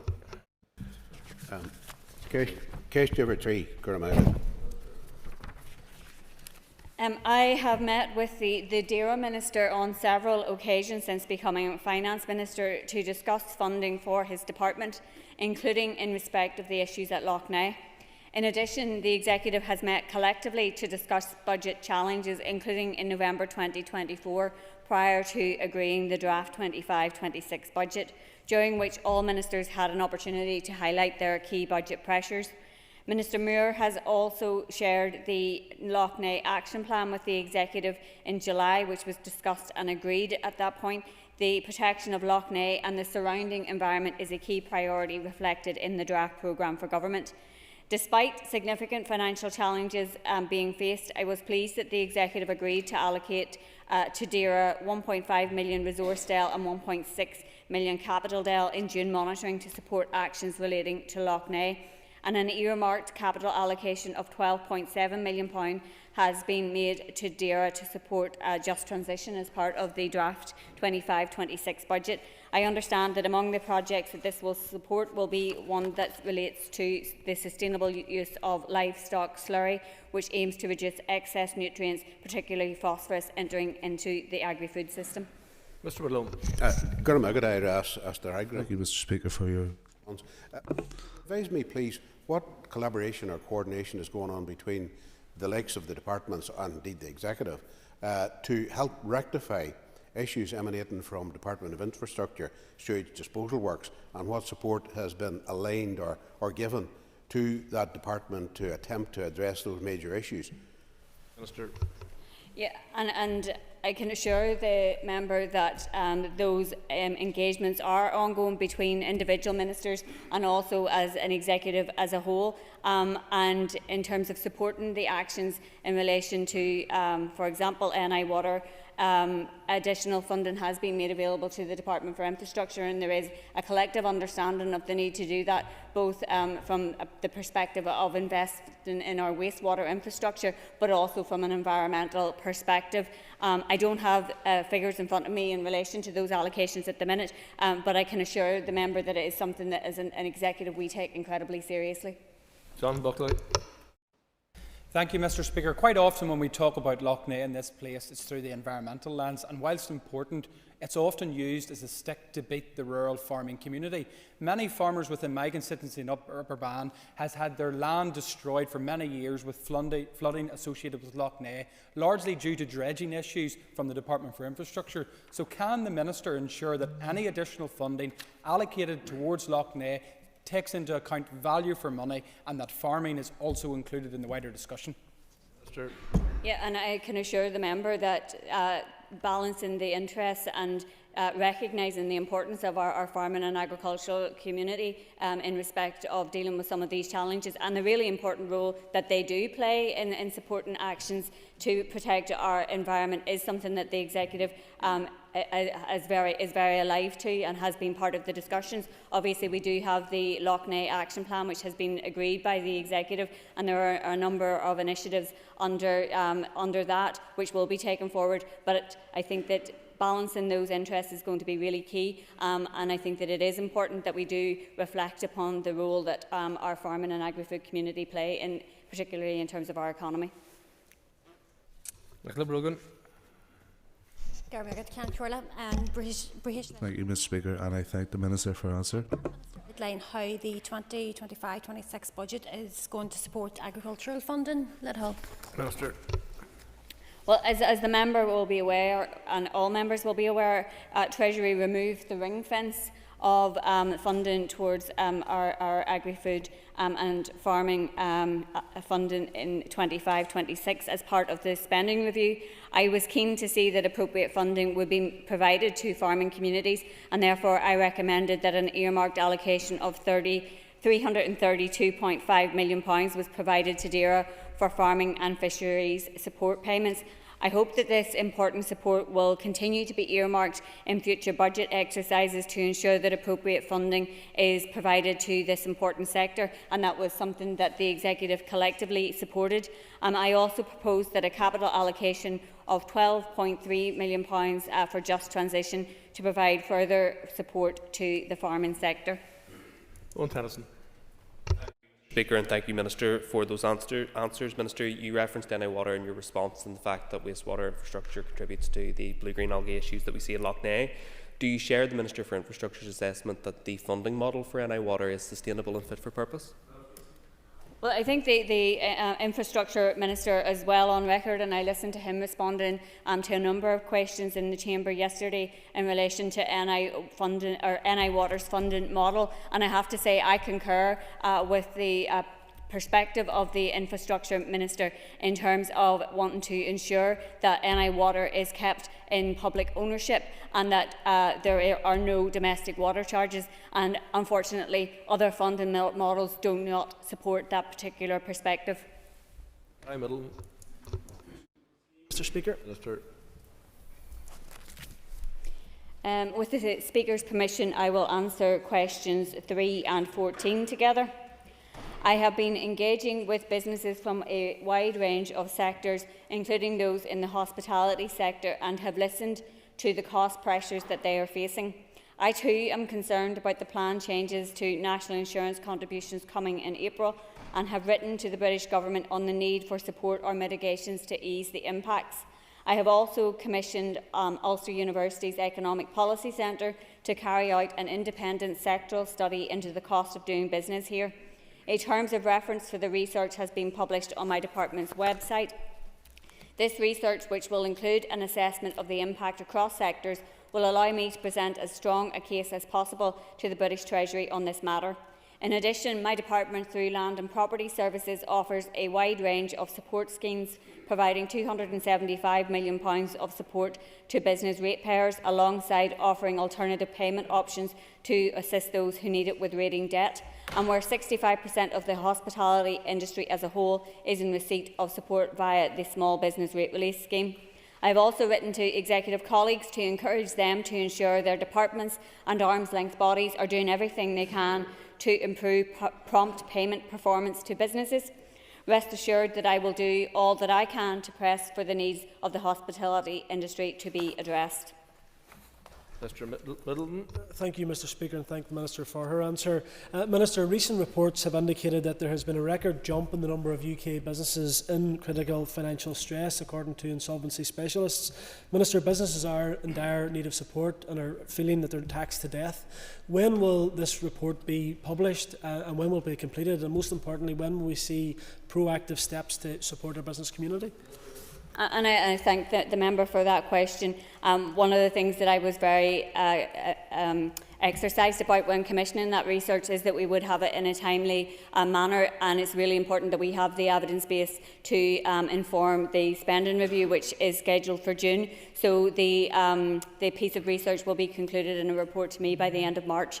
And I would encourage anybody out there who is affected and who wants to participate in that research to do so, and the links and the contact information will be on the Department of Finance website. Done.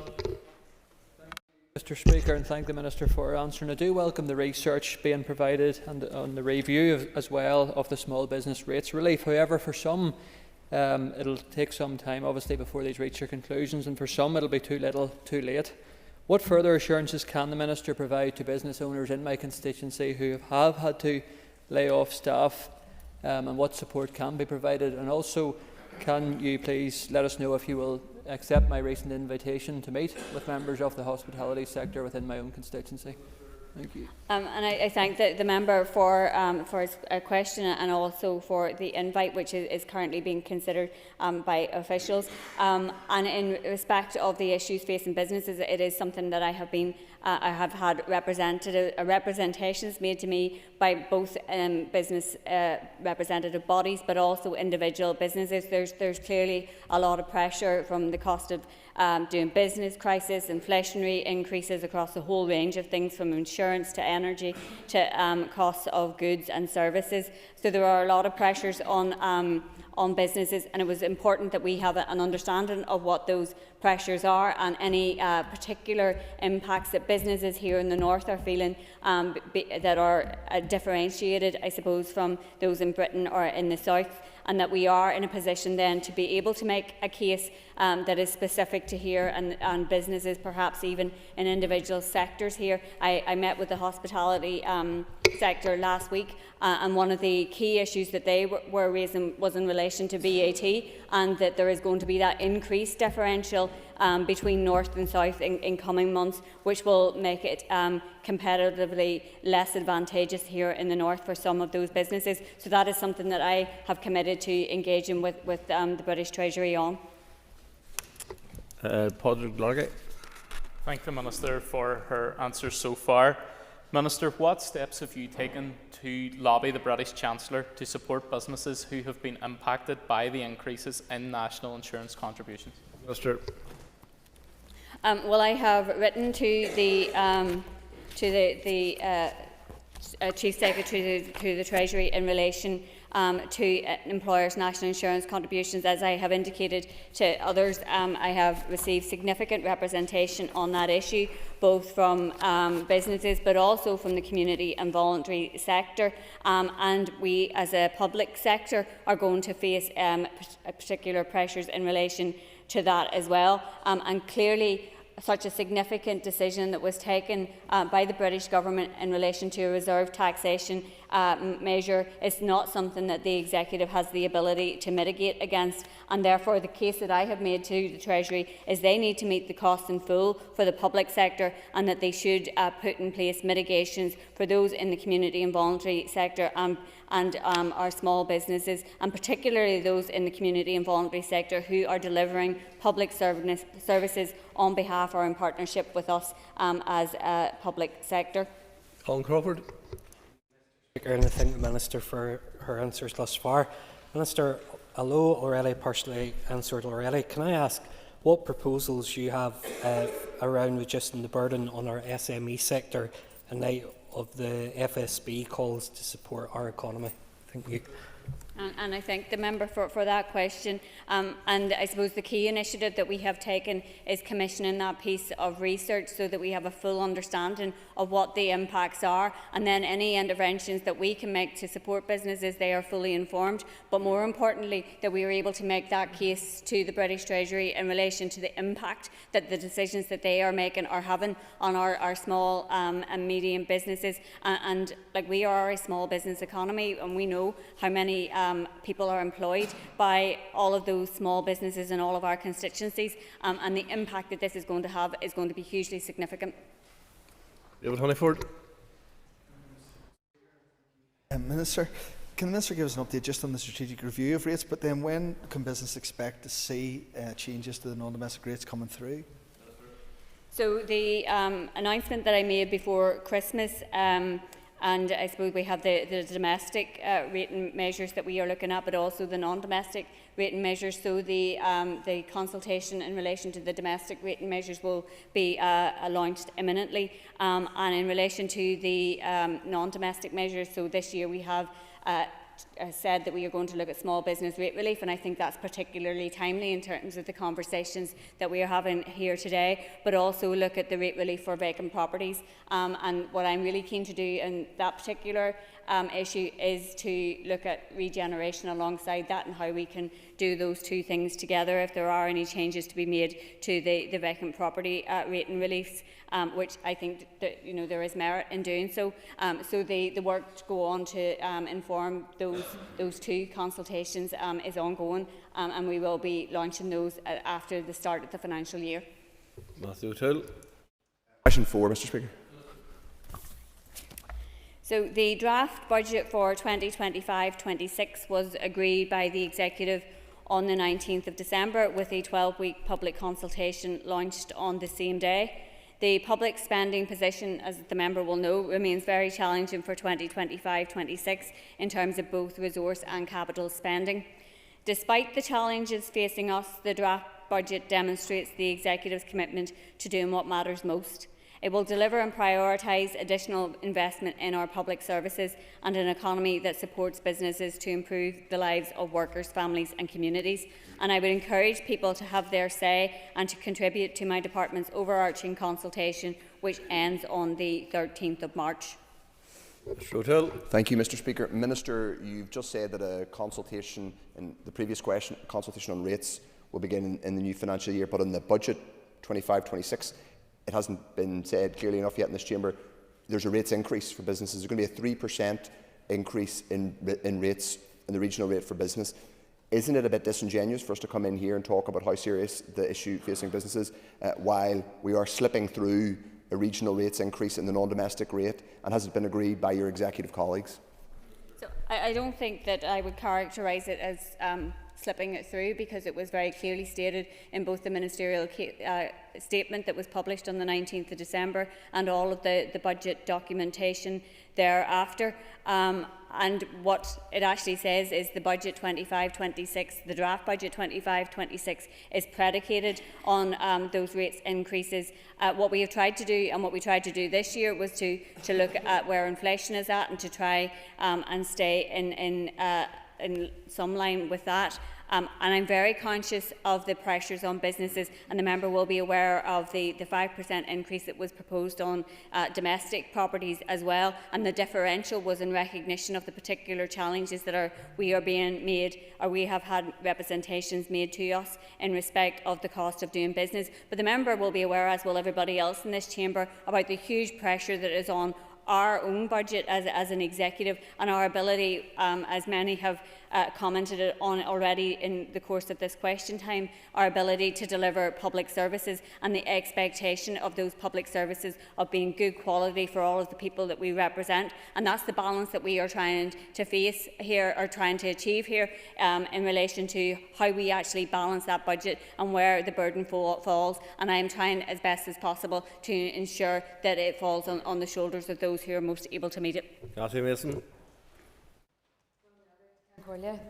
Minister, as you've outlined, despite the pressures that you are facing, really welcome the support and the priority that you have given to childcare, which has allowed for the development of the very much needed first steps that we've seen. Can you outline how the 25-26 budget will also support childcare? Minister. So the 25 or 20, as in this year, 24-25, the executive had allocated £25 million for proposals brought forward by the Childcare Affordability Task and Finish Group. The draft budget 2025-26 proposes that there is £50 million earmarked for childcare, which doubles the funding provided in 2024-25. The executive also agreed, as part of the draft budget, that a further £5 million would be provided for childcare in the first in-year monitoring round for 25-26, and that will meet the Education Minister's full request for £55 million. I think, in light of the significant financial pressures facing the executive, these allocations clearly demonstrate our commitment to supporting hard-working families here, and also the childcare is one of the priorities in the draft programme for government, so it clearly contributes to that as well.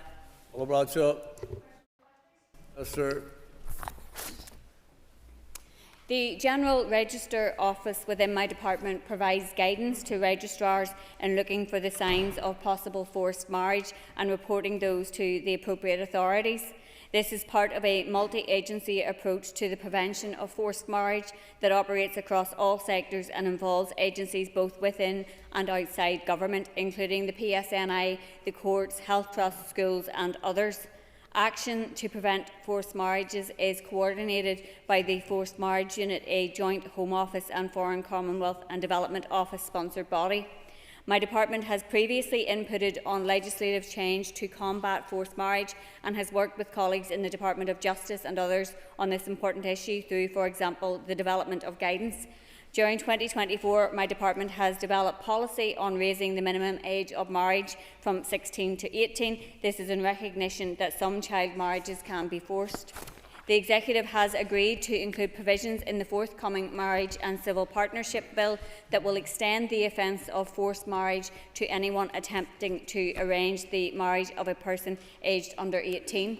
I hope to bring that bill to the Assembly for consideration in coming months, and I believe the relevant provisions will provide another important protection against forced marriage.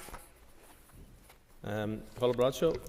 Thank you, Mr. Speaker, and thank you, Minister. I'm really pleased to hear that. As you know, in the annual statement from the Northern Ireland Human Rights Commission, they talked about bringing this legislation forward, so I have nothing to add other than to say I look forward to that coming forward. Thank you. Right, well, that's not really a question, so Emma Sheeran. Minister, can you outline how the budget supports ending violence against women and girls? Yes, and I think all of us realise what an important issue that is to address. Ending all forms of violence, abuse and harm against women and girls is one of the most pressing issues facing our society today. The Executive is committed to tackling this important issue. In March 2021, the Executive acknowledged the need for a departmental, cross-cutting, government-wide approach to tackle the issue of violence against women and girls. The Executive Office has subsequently been developing a strategic framework to achieve society-wide transformation that is needed to achieve this executive priority. The draft budget for 25-26 includes an earmarked allocation of £2 million to TEO towards the implementation of Phase 1 of their delivery plan.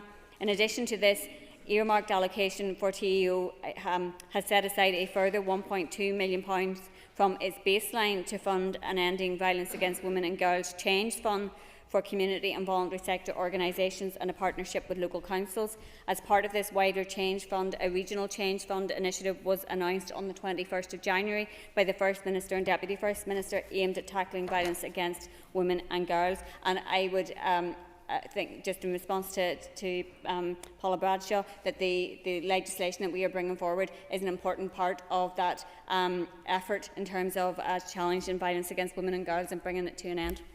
David Brooks. Mr. Speaker. Minister.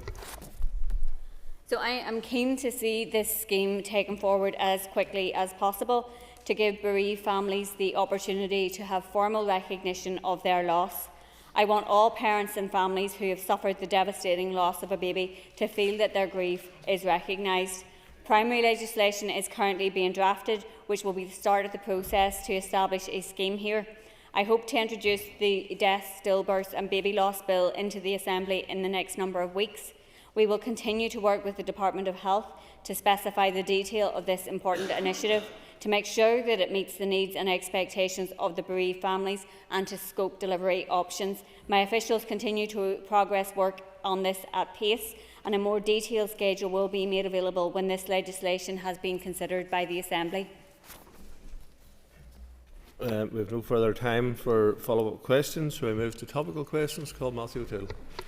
Thank you very much, Mr. Speaker. Minister, some weeks ago, in evidence to the Finance Committee, one of your officials said that a long-term scoping exercise looking at 5-year budgeting plans was happening by your department. Today, we hear from NISRA that by 2027, the end of this mandate, the number of pensioners will outnumber the number of young people. Will you be providing a multi-year budget that will help us look at those long-term challenges, and if so, when?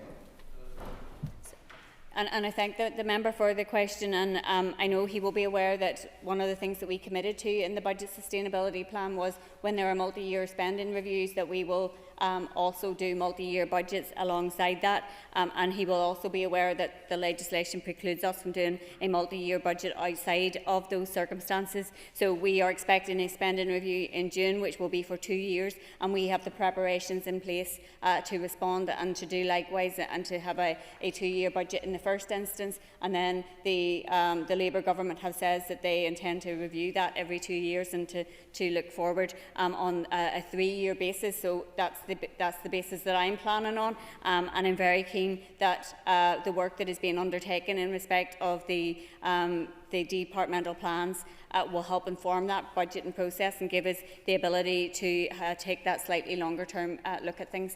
Mr. O'Toole. Thank you, Mr. Speaker. Minister, I welcome the fact that you are looking at this, but I am concerned that we look like we're being imprisoned by the strict legal limitations that are imposed on us by London. You and I want a new constitutional future. If we listen to what the Treasury said, we wouldn't be planning for that future. So can I ask, even if the legislation prevents you from actually providing a legal budget, it doesn't stop you and it doesn't stop the Executive from providing a 5-year indicative budget for what will be needed to deliver the public services for the population we will have in 28, 29 and beyond. So can we have that budget even if it's just indicative?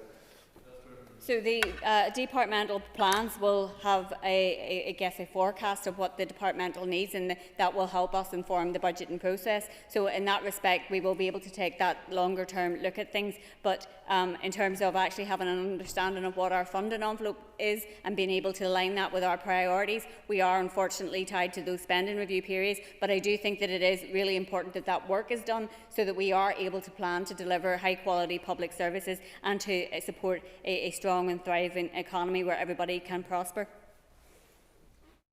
Erskine. Thank you, Mr. Speaker, and I thank the Minister for her answers today. It feels quite crass to talk about this whenever people are still trying to get power restored and people have no water right now. But I want to ask the Finance Minister what support she has requested from the UK Government in terms of financial support to the Executive. Minister. So I had the opportunity to speak with the Secretary of State on Saturday, and we discussed the impact that the storm was still having, and quite rightly, as you says, there's a lot of people still without power and still without water, and we're very conscious of that and the hardship that many are continuing to face, and we are continuing to engage with partners to do everything possible to rectify that. And I think it's important that we all put on record our gratitude to our frontline workers, both who worked through the storm and who are now responding to it. I know the First and Deputy First Minister met with the Prime Minister and senior British ministers on Saturday as well to ask for that assistance and mutual aid to support people affected by the storm. Departments have begun to indicate that there are potential need for financial support, and work has been commissioned to scope what recovery efforts are expected to look like and what should be included in any ask that is being made, any specific ask that is being made in relation to financial support. I thank the Minister and I thank her for her clarification there that there has been asks to the Government, and I suppose in the days and weeks that lie ahead we will see an actual figure in relation to that, and I, like herself, put on record my thanks to the frontline workers. Obviously I'm aware of people counting the cost. There are businesses, local businesses, counting the cost through loss of food and things like that. So will there be any financial support for the likes of those local businesses that are on the ground counting the cost of this storm? Minister. Yeah, and that's something obviously we're beginning to receive more and more representations about the actual impact that is being felt, especially as power stays off for a longer period of time. So again, it's trying to get an understanding of what those impacts are, and I've had concerns raised with me in relation to the likelihood or otherwise of insurance covering some of those impacts. So we need to have a full understanding of all of that, and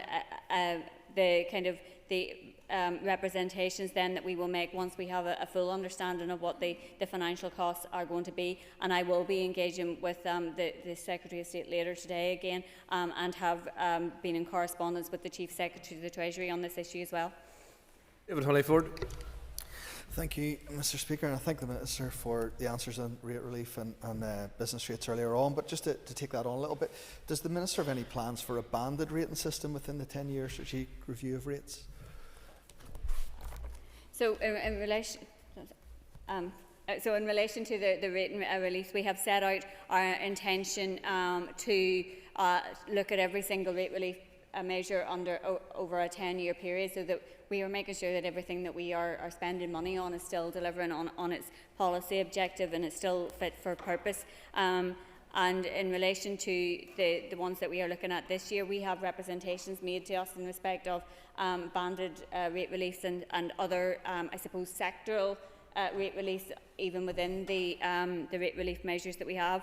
We have some limitations in terms of the type of rate relief support that we can put in place, and as the member will understand, we actually levy 2 taxes in one with our rating system, in terms of having the regional rate and then the local region, or the local council rate as well. So there are challenges in respect of what we can do, but we are going to look at all of those things as part of the review. Mr. Honeyford. Thank you again, Mr. Speaker, and thank you for your detailed answer there. Just thinking a little bit ahead, there's the research you talked about earlier, the research happening. Is this something the cost of doing business research within the universities doing and other places are doing that could look at this as a potential opportunity to help our small businesses in the long term? And the piece of research that we commissioned was, I guess, a response to the representations that were being made in respect of the British Chancellor's autumn statement and some of the particular measures there. But I anticipate that we will get a lot of really useful information, and I know that when we were commissioning that piece of research, the Department for Economy were particularly interested in respect of some of their strategic objectives in terms of the economic vision, and I know that they are likewise looking at if there is potential research that will support initiatives that could support businesses that would be a follow-up piece of research to what is being undertaken currently. Pat Shane. Can the Minister tell us what progress has been made on the interim fiscal framework? Cormac.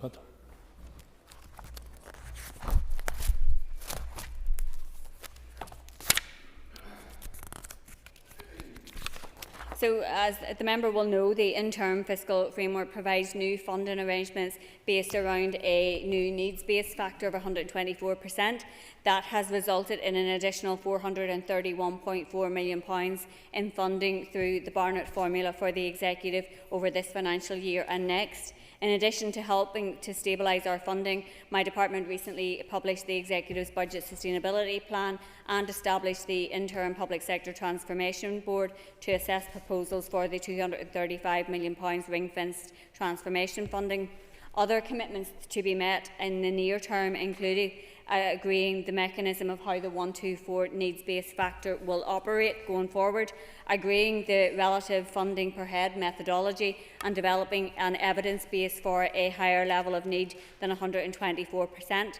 And my officials are in discussions with the British Treasury on both the relative funding per head methodology and the mechanisms for need-based funding. The funding mechanism must, as a minimum, be implemented in a way that ensures the North is funded at least at our level of need, and in my view it would be unjustifiable for the British Government to recognise that the North has a level of need and then to provide funding below that level. Thank you, Mr. Speaker, and I thank the Minister for that answer. What work has been done to develop an evidence base for negotiating a higher needs level? Sure. So my department is working to develop that evidence base to demonstrate that the level of need is higher than 124, and to have that evidence base in place to support the upcoming spending review for 26-27. And I'm pleased that Professor Jerry Holtham, who is highly respected and led the Holtham Commission in Wales, has agreed to conduct an independent review on the North's level of need. Professor Holtham is a renowned expert in the field of public finances, and he chaired the Independent Commission on Funding and Finance for Wales, otherwise known as the Holtham Commission, which devised the Holtham approach to needs-based funding for Wales. His unique experience and technical expertise in this field means that he is one of only a few limited individuals who would be able to carry out this work. Officials are also working closely with colleagues in the Departments of Justice and Health to inform the evidence. The Department of Justice are engaging with independent experts to inform their evidence. It's a difficult task, and the final product will need to bring all of these strands of work together to provide a coherent argument as to why our need level could be higher. It's essential that the Executive, as I have already said, is funded to enable it to be able to deliver sustainable public services, and to do that we need to be funded at least our appropriate level of need. Minister, you earlier referred to budget sustainability. Could you outline the work that's been progressed on that, please? Since the publication of the Executive's Budget Sustainability Plan at the beginning of October, my officials have continued to progress the work to deliver the key commitments contained within the plan. When it comes to public finances, our aim is to secure and maintain long-term fiscal sustainability alongside efficient and transparent allocation of resources. We will do this by improving our budget processes and developing comprehensive longer-term departmental sustainability plans. I have published a budget improvement plan roadmap that puts in place a series of measures to improve the overall budget process and sets out both short-term actions and areas to be developed over the longer term. This includes actions to more closely link budgets with the programme for government and undertaking a strategic review of income generation measures. I have also recently published a roadmap covering both short-term actions and key activities over the medium term, which will facilitate departments in progressing the development of their 5-year financial sustainability plans, with the intent that these will be in place this calendar year. Thank you, Mr. Speaker, and I thank the Minister for that answer. Between our Executive here and the British Government regarding the target of 113 million in terms of revenue raising. Could you outline how we plan to meet that target without putting further pressure on working families and small businesses locally? Yes, and the member is quite right, because the 113 million It is a condition of the financial package in relation to the write-off of £559 million of overspends that were accrued while the executive was being underfunded, and it's our view there should therefore have been no conditions. Income generation, in my view, must be done in a way that fosters economic growth and minimises negative impacts on our society. It is a careful balance to get right, as I was discussing earlier in relation to rating, for example, to be able to sustain our public finances and grow income in a way that limits any potential negative impact on households and businesses, but also protects the most vulnerable in our society. In relation to the £113 million target, the timeframe in which to do this meant that the development and agreement of new income generation policies and associated legislation would not have had time to progress through the Assembly to meet the deadline. Given the limited fiscal levers available to the Executive, the alternative would have meant raising rates on homes and businesses by 15%, and that was something that was absolutely not acceptable to me. It is important to emphasise that under my approach, the latest income generation forecast is currently £129.7 million compared to the £113 million target. Harvey.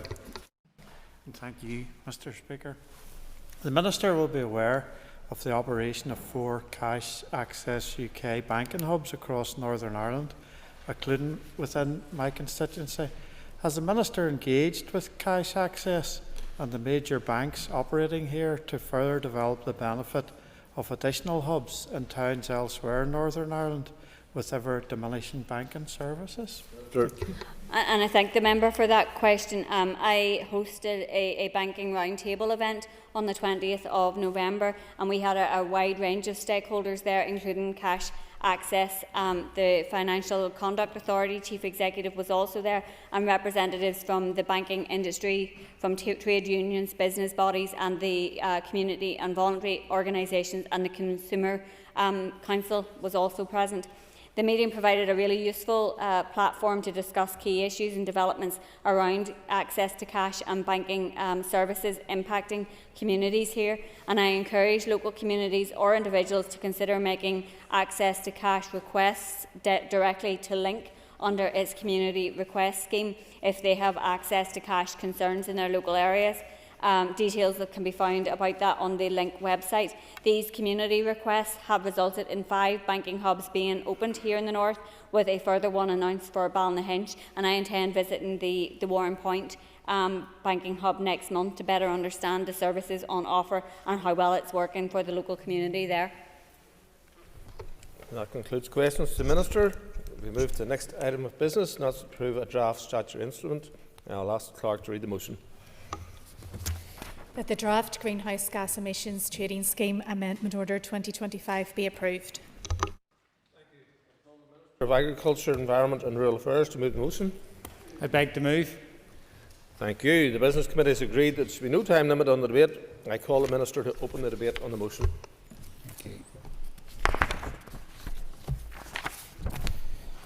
Thank you, Mr. Speaker. I am very grateful for the opportunity to bring this motion forward today. In terms of the background and operation of the UK Emissions Trading Scheme, this has already been set out in detail previously, and I don't propose to repeat this, but I refer to my opening remarks on the 26th of November 2024 when bringing forward the Greenhouse Gas Emissions Trading Scheme Amendment No. 2 Order 2024 to this Assembly. Members of this Assembly, in particular the Agriculture, Environment and Rural Affairs Committee members, have engaged positively with my department on the emissions trading scheme. I know there is a good understanding across this chamber of the importance of UK-wide decarbonisation scheme to our climate targets. I am, however, very happy to address any clarification questions members may have. The proposals contained in the order before us today were subject to a joint UK-wide UK ETS free allocation review consultation between December 2023 and March 2024, which focused on altering free allocation methodology for stationary sectors to better target those most at risk of carbon leakage. Alongside my counterparts in England, Wales and Scotland, I agreed the content and subsequent publication on the 20th of November 2024 of an initial government response to this consultation, which included commitments to make 2 technical and operational changes to the UK ETS, which specifically relate to the treatment and definition of stationary installations which permanently cease to undertake an activity regulated by the scheme. The response to other elements of this consultation is still under consideration by the UK ETS Authority. The Greenhouse Gas Emissions Trading Scheme Amendment Order 2025 was laid in draft before the Northern Ireland Assembly on the 3rd of December of last year under the Climate Change Act of 2008, which requires that the order be laid and debated in each legislature where it is to have effect. So far, the order has been debated and approved by the Scottish Parliament on the 14th of January, the Welsh Seanad on the 21st of January and yesterday in both Houses of Parliament. This amending order is quite short and, if approved, will make the following technical changes to the UK ETS. Firstly, it will adapt the treatment and calculation of free allowances in the final year of operation for installations which permanently cease activity to eliminate the risk of an installation receiving an excess of free allowances in its final year. This involves a change to the scheme rules whereby installations which permanently cease activity will have to submit an activity level report in the year following cessation for regulators to recalculate free allocation based on actual final year activity levels. This approach is in line with that taken by the EU ETS and will ensure that installations do not receive an excess of allowances which they could sell for profit and which would absolutely not be in line with the policy intent of the scheme. Essentially, it will reduce the misuse of the final year free allowances. The order will also update the definition of permanent cessation to remove the phrase technically impossible to resume operation from within the definition, as this has been to be ambiguous. The definition will instead refer to the permanent cessation of activity, providing greater clarity for all. These are the main elements of the order. The order does not extend the scope of the scheme to additional industrial sectors. As members of the ERA Committee will be aware, DERA is considering further development and expansion of the scheme along with other UK administrations as part of a series of ongoing UK-wide consultation exercises. In conclusion, this order will make two technical and operational changes to the UK ETS relating to the treatment and to the definition of stationary installations which permanently cease to undertake an activity regulated by this scheme. This amendment will help to ensure that the scheme continues to play its part in incentivising greenhouse gas emissions reduction in Northern Ireland and across the United Kingdom. Accordingly, I commend the order to the House. I thank the Minister.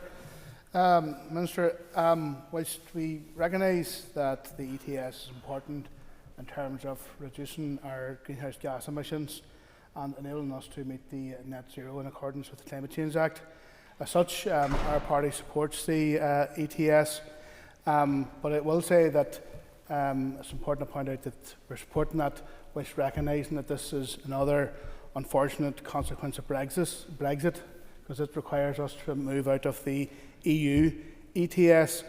But we recognise that there's no practical alternative possible or there, so we support it in that way. We want to make it clear that it's important. We feel it's important that the ETS should align as close as possible with the EU ETS, and perhaps whenever the Minister speaks again, that I think that we have a situation whereby, because our electricity is all island, it remains within the EU ETS, whilst other business and industries are part of the UK ETS. And I suppose I can only imagine that will create difficulty in terms of a joined-up approach, and I'd like the Minister maybe to shed some light on the potential impact of any divergence between the two schemes in terms of our ability to meet net zero and to have a joined-up approach here in terms of reducing our emissions. But we support the motion. Mr. Speaker, today we have the opportunity to approve the Greenhouse Gas Emissions Trading Scheme, a small but important step forward in our commitment to tackling climate change and securing a sustainable future for the North. We should support this order as it addresses two pressing challenges: reducing carbon leakage and accelerating our progress towards achieving net zero emissions. By expanding the scope of the ETS to include process emissions from CO2 venting in the upstream oil and gas sector, we ensure that polluters across industries are held accountable. This order strengthens the integrity of the trading scheme and prevents companies from seeking loopholes that would undermine our climate commitment goals.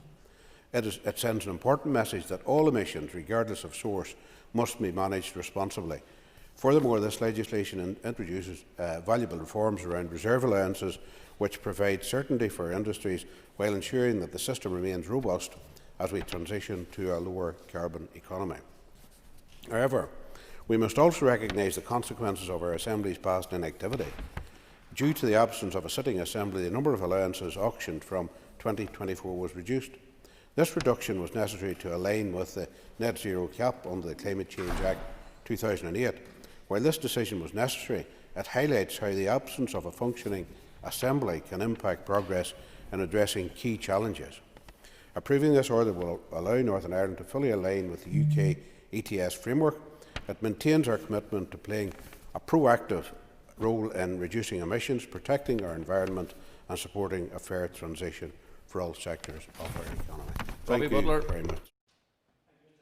I apologise for being a minute late to the debate. And the irony is, I was actually reading your statement from this morning about being on time and being well dressed. So I made sure I had a tie on running down the stairs.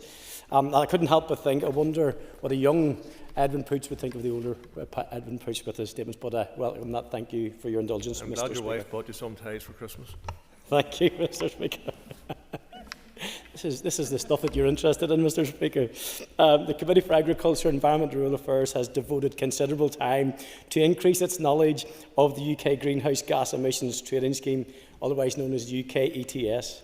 The Committee received its first oral briefing on the operation of the UK ETS on the 18th of April 2024 from DERA officials, and we heard that the Greenhouse Gas Emissions Trading Scheme Order 2020 provides the legislative basis for the UK ETS. Members heard that the UK ETS, established in January 2021, is an effective decarbonisation scheme with the aims of promoting carbon emissions reduction and incentivising investment in clean, low-carbon technologies. Members were keen to understand the operation and governance of the scheme by the UK ETS Authority, including some of the specifics to Northern Ireland. Mr. Speaker, more recently at its meeting on the 12th of December, the Committee had an oral briefing on the ETS Common Framework and noted that the aim of the UK-wide system is to create a larger carbon market with greater liquidity and a consistent carbon price across the UK, and that this increases opportunity for emissions reductions and the cost effectiveness of emissions trading. Mr. Speaker, the history of this particular SI before the ERA Committee is as follows. At its meeting on the 28th of November, the Committee considered correspondence from DERA dated the 19th of November, giving us notification of the publication of the UK ETS Authority response to a consultation of the free allocation of UK ETS allowances, the free allocation review, otherwise known as FAR2. FAR2 was which addresses two permanent cessation proposals planned for implementation within the 2025 scheme. These are, I think the Minister has already alluded to them, but I'll speak them in, to eliminate the perverse incentive where an operator can receive an excess of free allowances in their final year of operation, which they could then sell on the market to their benefit, and to also address challenges faced by regulators in interpreting and applying the permanent cessation definitions. That is the UK ETS regulator in Northern Ireland, being the Chief Inspector of the Northern Ireland Environmental Agency. The Committee also noted that no wider market impacts or risks were considered likely resulting from the two technical changes that are being proposed. Mr. Speaker, at our meeting on the 12th of December, members considered further correspondence from DERA dated the 20th of November, advising that Minister Muir had given consent for the two proposed amendments that would address the permanent cessation proposals to be enacted through draft legislation amending the Greenhouse Gas ETS Order 2020. And then the Committee noted that the draft SI now introduces these two technical changes which relate to the treatment and definition of statutory installations that permanently cease to undertake an activity that was once regulated by the scheme. The Committee considered the detail of both technical changes. Technical change 1, the treatment of permanent cessations, which will allow the UK ETS Authority to consider when the closure of an installation is due to significant decarbonisation investment, then full free allocation entitlement could be retained for the purpose of supporting decarbonisation. A technical change 2. The definition of permanent cessations is to be updated to remove the reference to technically impossible to resume operation, which can be difficult for regulators to determine and for me to say, and instead refer to the permanent cessation of activity. Members also noted that on the 2nd of December, the SI was simultaneously led under affirmative resolution procedure in each House of the UK Parliament, in the Northern Ireland Assembly, in the Scottish Parliament and the Welsh Senate under Schedule 3 of the Climate Change Act 2008 as an order in Council for approval in each of the legislatures. The Committee was content to note that, subject to the outcomes of debates to be held in all other UK legislatures, the SI will come into force on the 1st of March. Mr Speaker, in conclusion, the committee agrees to the recommendation that the draft Greenhouse Gas Emissions Trading Scheme Amendment Order 2025 be approved by this Assembly. Thank you. I call the Minister of Agriculture, Environment and Rural Affairs. Thank you very much, Mr Speaker. Thank you to the Committee Chair and the members who have contributed to the debate today. To summarise, the Greenhouse Gas Emissions Trading Scheme Amendment Order 2025 will implement 2 technical and operational changes to the UK ETS, which specifically relate to the treatment and definition of stationary installations which permanently cease to undertake an activity regulated by the scheme. The amendments will not impact Northern Ireland electricity generating installations which continue to participate in the EU scheme under the Winter Framework in order to maintain the single electricity market. The order will eliminate the risk of an installation receiving an excess of free allowances in its final year of operation and will amend and clarify the definition of permanent cessation. In addition, and just to reiterate my comments in my opening remarks, the order does not extend the scope of the scheme to additional industrial sectors at this time. Further amendments to expand the scope of UK ETS to other industrial sectors, such as, for example, waste incineration and domestic maritime, to increase the effectiveness of the scheme and further contribute to UK and devolved administrations' net zero climate objectives, are the subject of ongoing and future UK-wide consultation exercises. Finally, in order that Northern Ireland, along with the rest of the UK, can continue with our efforts to reduce greenhouse gas emissions through the effective implementation of UK ETS, I believe that we need to pass this order today. In terms of the questions from Declan McAleer, in terms of EU ETS and UK ETS, working together on those issues, and whether it's alignment or joining those schemes together can only be beneficial, not just for Northern Ireland or the United Kingdom, but also for the European Union. We need to reduce friction and any additional confusion or work that businesses have to do, because we need to deliver that need for green growth within the UK economy and more broadly. And that's something I continue to raise with the UK Government about the need to look towards alignment and working more and more partnership as part of that reset with the European Union.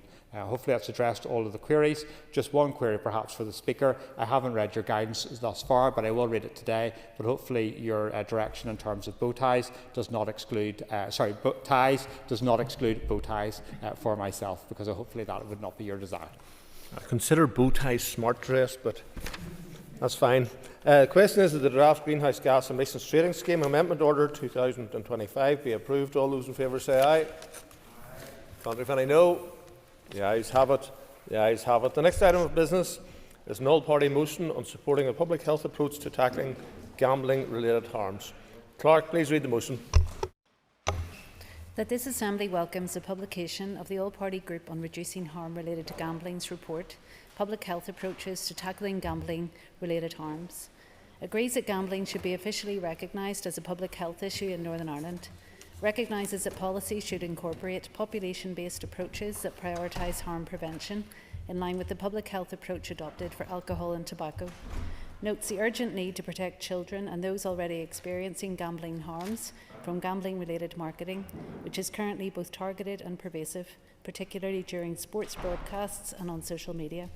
Calls on the Minister of Health to address the current unmet need within the healthcare system in Northern Ireland by commissioning statutory services specifically for gambling disorders, and further calls on all relevant executive departments to ensure the report's recommendations are carefully considered in the development of future policies aimed at preventing and mitigating gambling-related harms.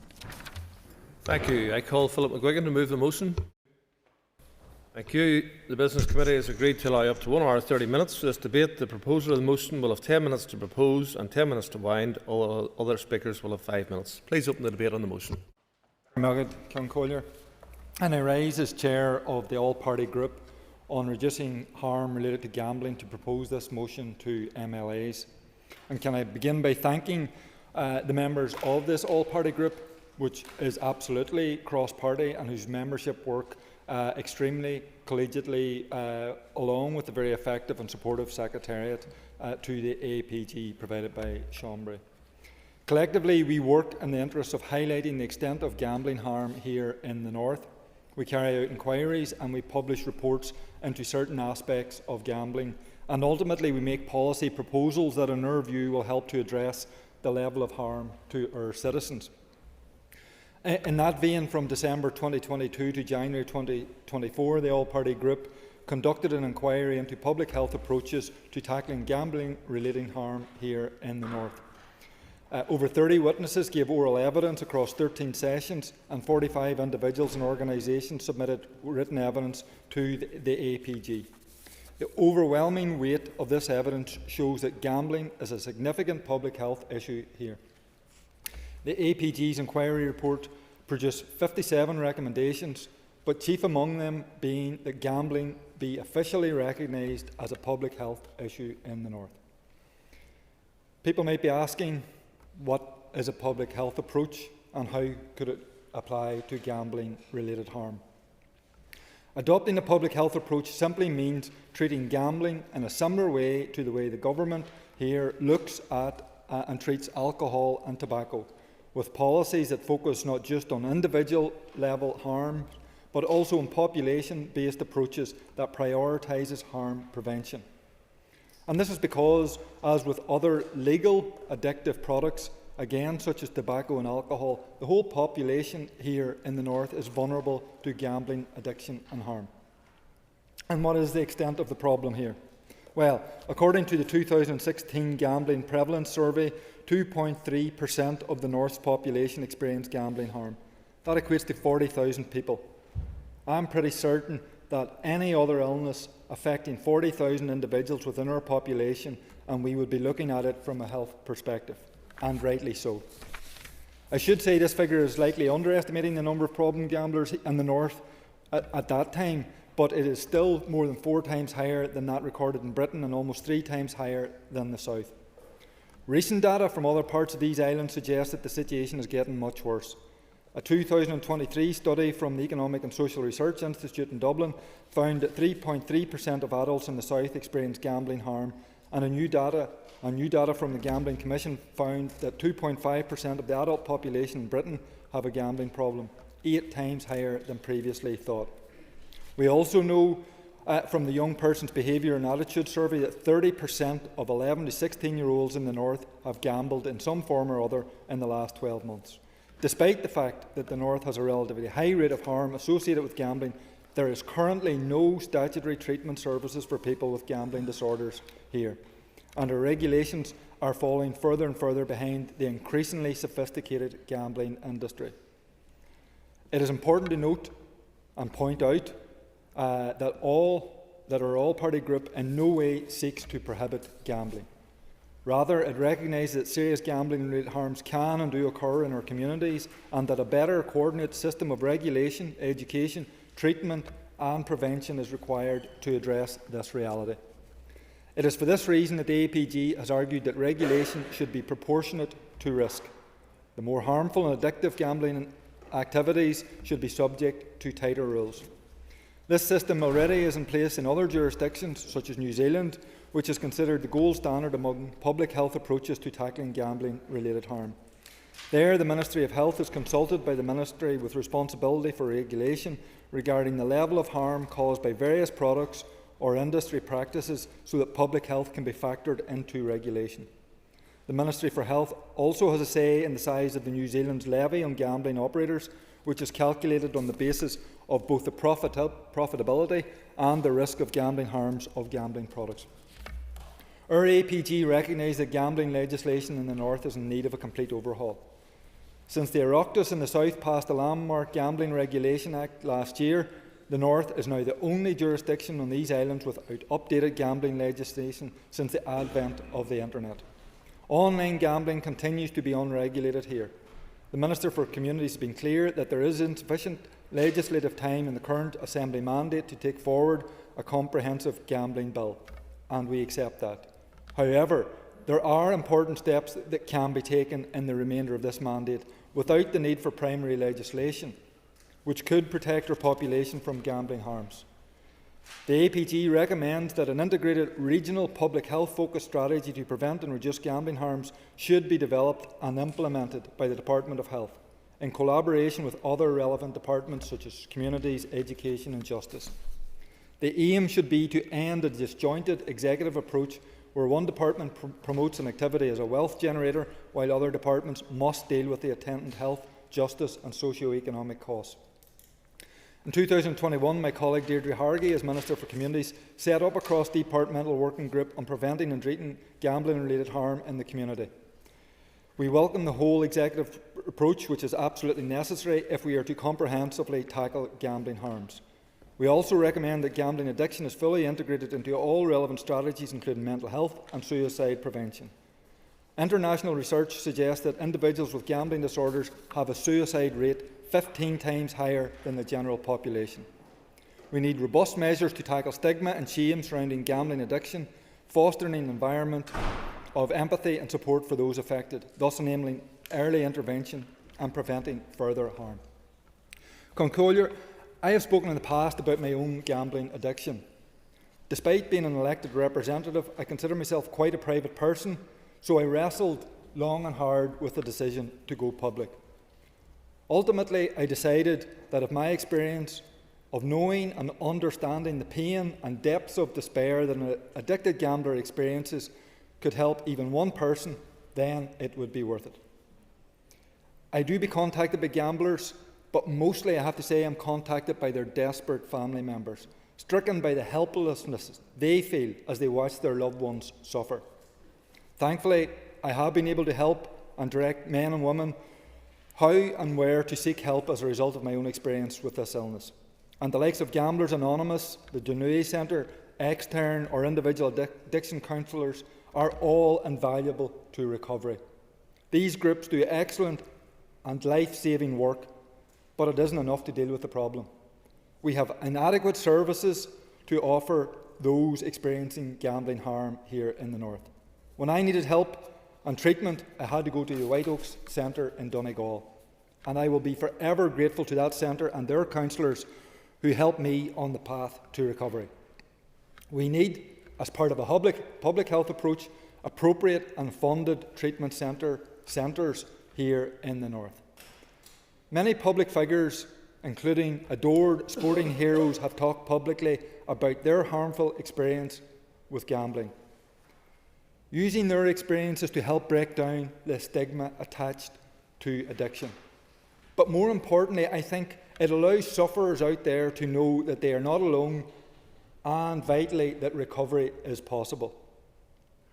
I get a bit disappointed when I see a headline from a story, including about myself and other public figures, talking about their gambling experiences being reduced to the amount of money lost. I suppose I can understand why that happens. It grabs attention. But people who suffer with a gambling addiction will lose much more than money. This illness of gambling addiction is a deadly illness. It strips away self-respect, self-worth and self-esteem. It affects and in some cases destroys employment, friendships and relationships, all the while the illness progresses and the desperation deepens. In some cases, people find themselves before the courts and loss of freedom. Ultimately, for some, the hole they are in seems too deep. Too many afflicted with gambling addiction take their own lives as a result of this illness. And yet, we don't treat this killer illness as a public health issue. That needs to change. Thank you. I call Danny Donnelly. Thank you, Mr. Speaker.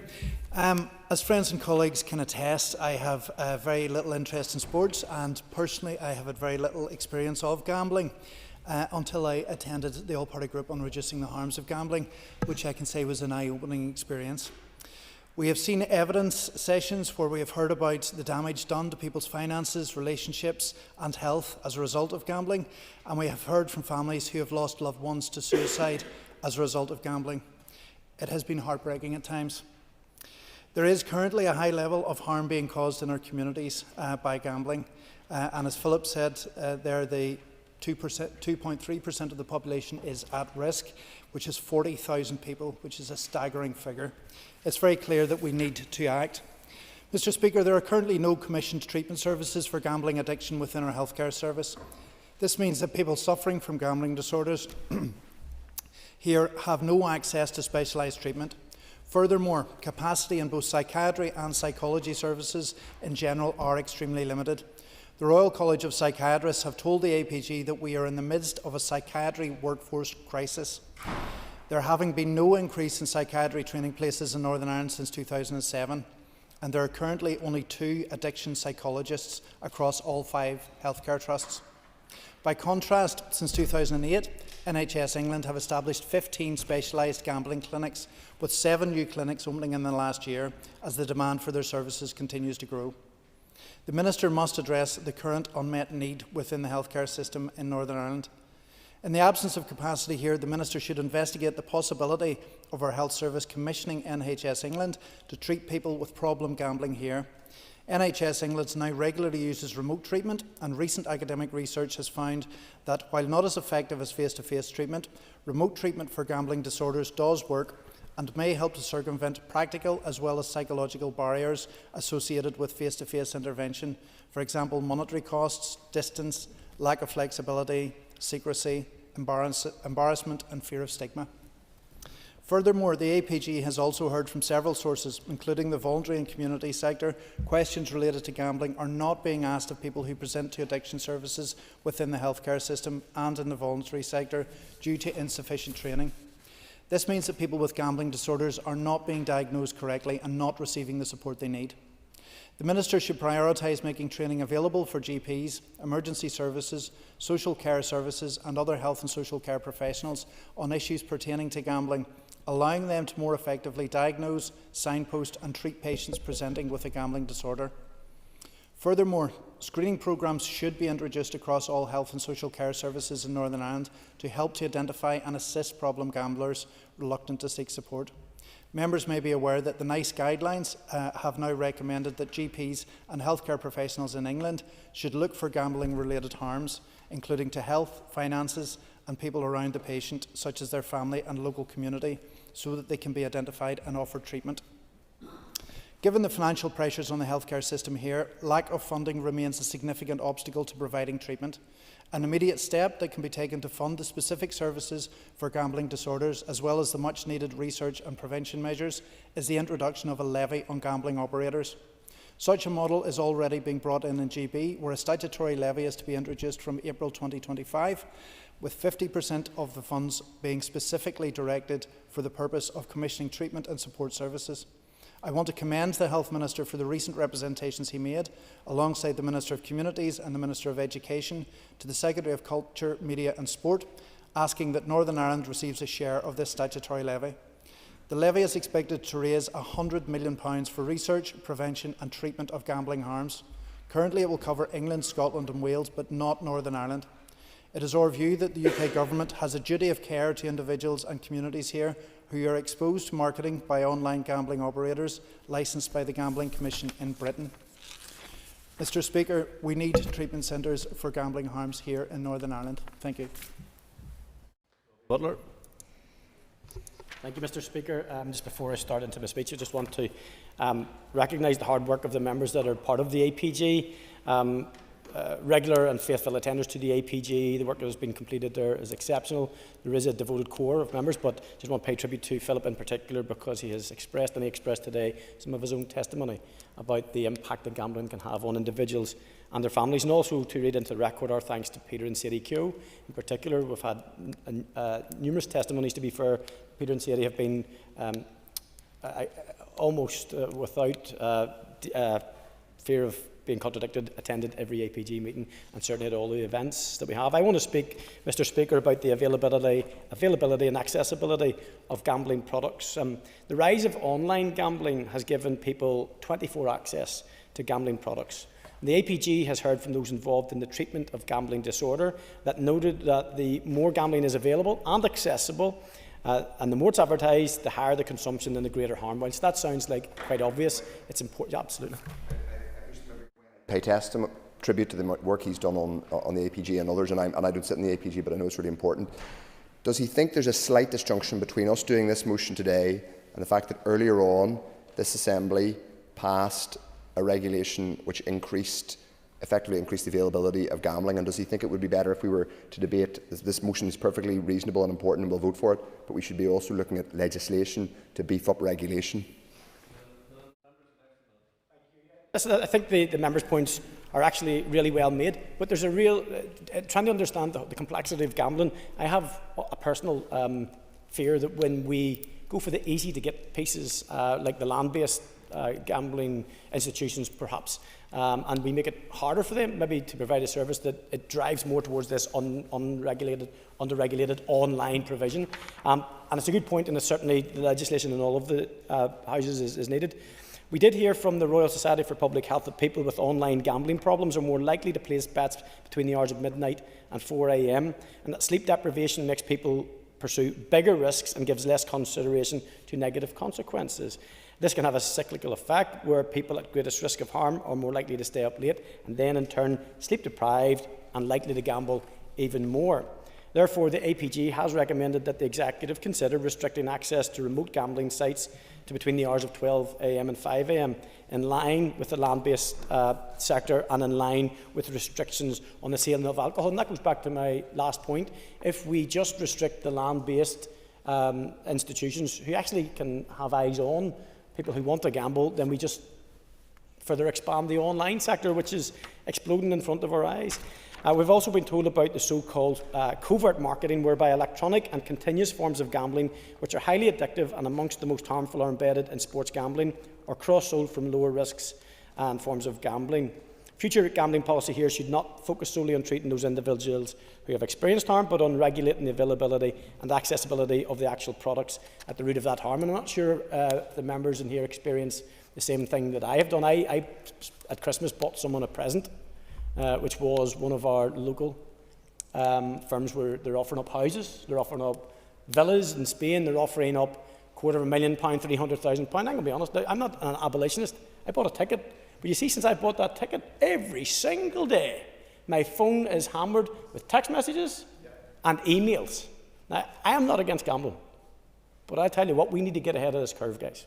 And that's why I think when we're having these debates, the Leader of the Opposition is absolutely right. These debates, like the debate earlier on and the debate now, are co-joined, and we need to get serious about this. There's stuff that we can do in this House, and there's stuff that we need to do at Westminster. Studies have shown that the large gambling operators have substantial numbers of followers, and unfortunately I found myself probably to be one of those, inadvertently through buying something for a present.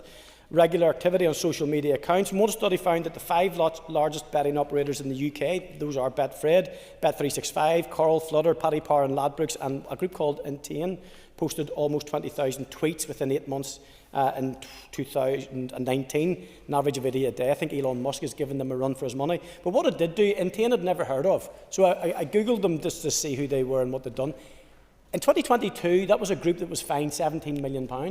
Now, if they were fined £17 million, I would suggest that's probably based off a small percentage of what they're making off the back of the people across the UK.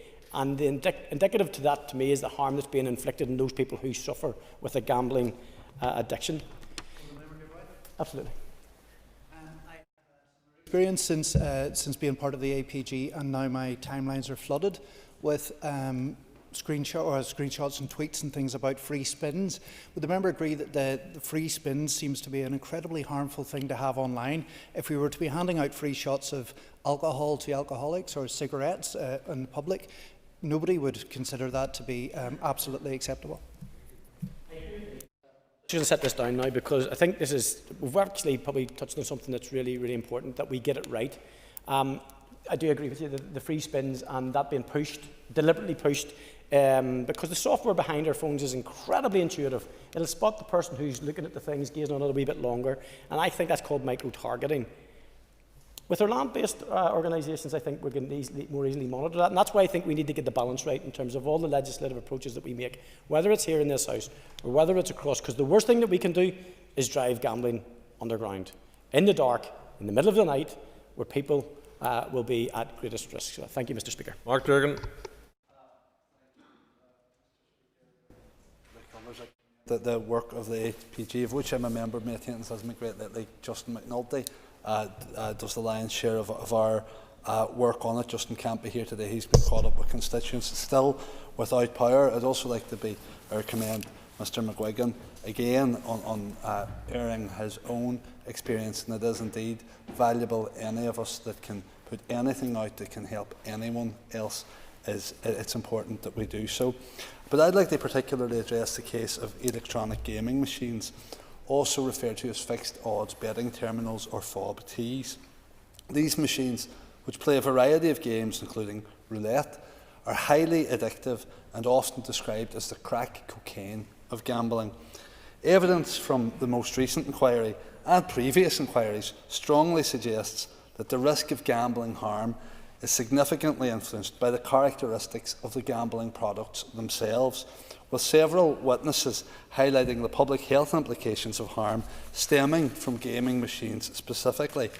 Clinical experts told the inquiry that gambling products which offer continuous play that's characterised by high speed of play and short time between wagers and outcomes, such as electronic gaming machines and online gambling games, they carry a much higher risk of addiction and related harms.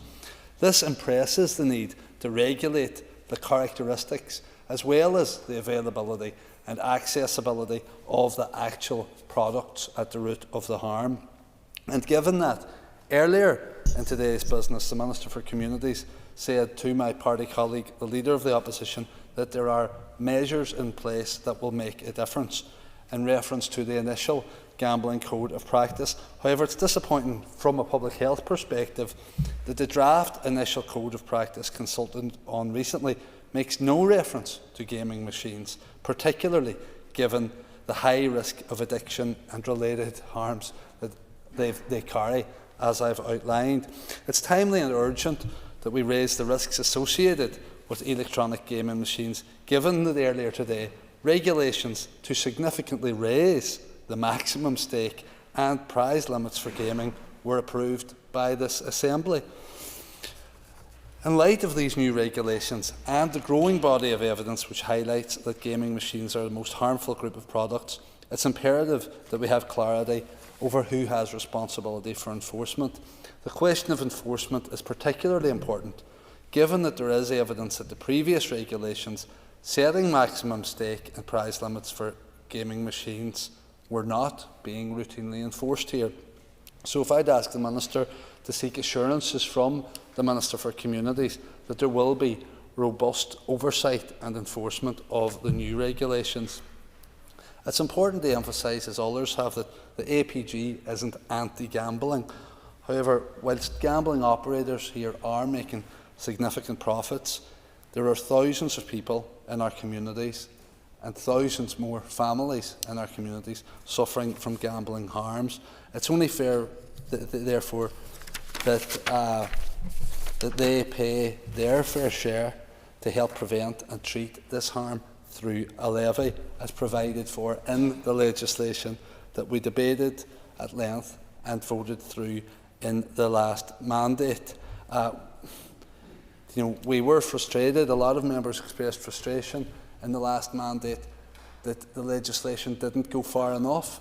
We were told by the Minister at that time it was due to a truncated mandate, and there was a promise that this time, in the next mandate, full legislation would come forward that would deal with all these ills. But here we are again with the Minister, and I was quoted by Mr McGuigan, telling us that because again we've a short mandate, there isn't the time to bring the all-singing, all-dancing, all-protecting legislation that's required. So I think that rather than shrug their shoulders and say more needs done, some parties do need to hold their hands up and say that their actions when out of government and preventing any government, and their inaction when in government, has prevented more being done to mitigate against the harm of gambling.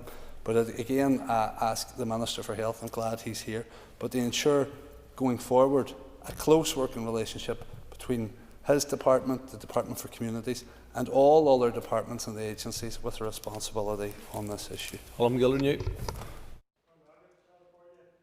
Start off by thanking the APG on reducing harm related to gambling for bringing forward this cross-party motion. And just to state that this afternoon I'm speaking in my capacity as Sinn Féin MLA and declare that some of my remarks will be informed by my role as Chair of the Committee for Communities. As the proposer of the motion has set out in his remarks, the North currently has a higher prevalence of problem gambling than any other jurisdiction on these islands. As the Chair of the APG has said, the most recent gambling prevalence survey showed 2.3 or 40,000 people, 2.3% of the population, 40,000 people impacted. And given that that's 9 years ago, we can assume that those figures are likely worse. The motion calls for gambling to be treated as a health issue, similar to alcohol or tobacco, as in New Zealand and various other countries. A public health approach is absolutely vital if we are to make any serious impact on reducing the harm related to gambling. Many of us here today will know someone who has suffered harm as a result of problem gambling. Addiction to gambling can push victims into serious financial difficulty, debt or bankruptcy. It can cause relationships to break down and employment to be terminated. It is also directly linked to a host of physical and health conditions, including depression and anxiety. As well as treating gambling-related harm as a public health issue, the regulatory framework around the gambling industry does need a complete overhaul. Our current gambling laws are outdated and no longer fit for purpose. The current legislation dates back to the 1980s and takes no account of online gambling, which is the most common form of gambling today. So we do need to ensure that the North has an appropriate and effective regulatory framework around our gambling laws.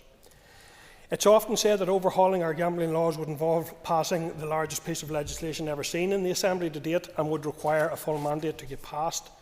This, members, I believe, is all the more reason to ensure that the necessary preparatory work is being carried out now, so that whoever an incoming minister is, they are in a position to hit the ground running with legislation early in the next mandate. And I have to say, speaking with insight from my committee role, that I was slightly concerned during a recent evidence session with Department for Community officials when they were asked how many staff within the department were working currently on the area of gambling reform. They indicated that there were 2 or 3 people engaged in this work at present. Clearly, a bill of such magnitude would require a fully staffed and dedicated team. It is important that the correct resources are in place to carry out this vital piece of work now, in readiness to move quickly at the start of the next mandate. In addition to the proper staffing, there are other things which the Minister could and should be progressing in this mandate, such as a levy on the gambling industry. The British government recently announced that they plan to introduce a levy on gambling companies in England, with the revenue generated being directed toward research, education and treatment of gambling-related harm. It seems only fair that companies that perpetuate gambling-related harm against vulnerable people in our communities take some responsibility in enabling the care and treatment of those adversely affected by that harm and in reducing that harm. The online gambling industry has been aptly described as the Wild West, as there appears to be very little, if any, effective regulation. The North remains the only region on these islands without an independent regulator to hold gambling companies to account. There remains a degree of confusion over what, if any, jurisdiction the Gambling Commission in Britain has over the North, given that online telecommunications are a reserved matter. So it's a concern that in the absence of an independent regulator here, up-to-date data and information on the actual levels of harm are not being gathered and reported on a more frequent basis. As other members have mentioned, these harms and the prevention of them going forward need to be tackled across government, by health in relation to support and treatment of addictions, by education in terms of prevention, by communities in terms of regulation. So in this House, I think it's incumbent on us to do better to join together in support of those in our communities affected by gambling-related harms. I would just end my remarks there, Ceann Comhairle, and I once again thank the members of the APG for bringing this motion. Sean Holland. Speaker, and I rise to support this motion and welcome the all-party group on reducing harm related to gambling. Before I do so, I do want to pay tribute to the Chair of the APG, Philip McGuigan, who has been so generous with his lived experience, and I'm sure that's not a comfortable space to be in for him, so thank you, Philip. The report provides a vital roadmap for addressing gambling as a public health crisis. I particularly want to focus my remarks on the impact on children and young people. And it absolutely should be officially recognised as a public health issue. The harms of gambling extend so far beyond the individuals to their families and their communities, similar to other forms of addiction. and that comprehensive public health approach focusing on the strands of prevention, education, regulation and treatment is essential to be able to mitigate the harm before it escalates and before it gets to crisis point. But the impact of gambling on children and young people is particularly concerning to me, and that recent data that others have spoken about from the Young Person's Behaviour and Attitude Survey revealing that 30% of 11 to 17-year-olds have gambled in the past year. And even more troubling for me is that the most prevalent forms of gambling among that age cohort are those that carry the highest addiction risks, those gambling online, fruit and slot machines. And the digital age has transformed gambling accessibility, which is exceptionally worrying given that the legislation governing gambling was introduced the year that I was born and, as we've heard, hasn't been fully overhauled since. As the inquiry noted, you don't need to walk into a betting shop anymore. You can gamble anonymously and endlessly from your bedroom. And smartphones, whilst they're often given to children for safety and protection and connectivity, inadvertently provide easy access to these gambling platforms. I've seen it in my own children when they've used my tablet, that they then are given access to games that promote gambling, even when you're downloading apps that are for 3+, 5+. The loot boxes, yes, of course. She also concerned about games themselves. I think there's games like that I'm not familiar with, like Fortnite and others, who have actually purchased elements inside the games as well. Sorry if you want to raise it down the line, but I think that's concerning because these are games for kids, but there's obviously a financial element to it as well. My next point was loot boxes. The loot boxes in video games like Fortnite, like Minecraft, have further complicated that issue. Whilst they're not legally classified as gambling, those features share the similar psychological mechanisms and have been strongly linked to gambling harm. And several countries have taken action, with Belgium and the Netherlands ruling that certain loot box sales constitute gambling, while China requires gaming companies to disclose their reward probabilities. So that fine line between gaming and gambling, the consequences of gambling harm extend far beyond those financial losses, and the Lancet Public Health shows that adults experiencing escalating gambling harm are 2.74 times more likely to attempt suicide. So that emphasises for me the need for that routine screening within the healthcare and social services sphere. Education has to play a central role in addressing this crisis, and schools should implement age-appropriate evidence-based programmes that challenge those societal norms and explain addiction, and even teaching those critical skills like understanding probability. And I wonder, could we see a multi-departmental approach to this, potentially invoking some of the work of the Children's Services Cooperation Act? It is something that has young people at the heart. It is something that shows that we need a multi-departmental approach to this. A notable omission in the report was the education of parents and guardians. Parents do need support in recognising gambling harm and fostering those open conversations with their children, particularly regarding those risks like loot boxes and the online gambling through gaming platforms. I think that could be a really useful sphere. But education alone isn't sufficient. I think those prevention measures have to adapt to the digital age. Online gambling platforms implementing stringent age verification processes and facing penalties for breaches would be really useful. But that regulation, as we've heard, of the online gambling remains a really significant challenge, specifically and particularly in terms of Northern Ireland and our jurisdiction. We have to address the current lack of statutory services for gambling addiction in Northern Ireland, and I know that the Minister has heard this before, but he has to consider that commissioning of dedicated support services to ensure that treatment is accessible to all, regardless of age and background, and I would say and postcode. It shouldn't be dependent on what trust you live in. It's not optional, it's an imperative. The harm caused by gambling is preventable, but prevention requires decisive action, particularly for our children and young people, and the issue persists because the system is currently failing to protect young people, and they are particularly vulnerable because of their impulsivity and their developing brains. So to safeguard their futures, I really do believe that we have to implement a comprehensive education programme. We need to strengthen the regulations via our Communities Department, and we need to establish accessible treatment options. So I think it is a multi-departmental approach that we need to create that safer environment for future generations. Thank you, Mr. Speaker. Chambers. Mr. Speaker, one of the perks of reaching my stage of life is that you've earned the privilege of using the phrase freely of back in the day. Well, back in the day, the opportunity to put a few bob on a horse meant a journey to the local bookies.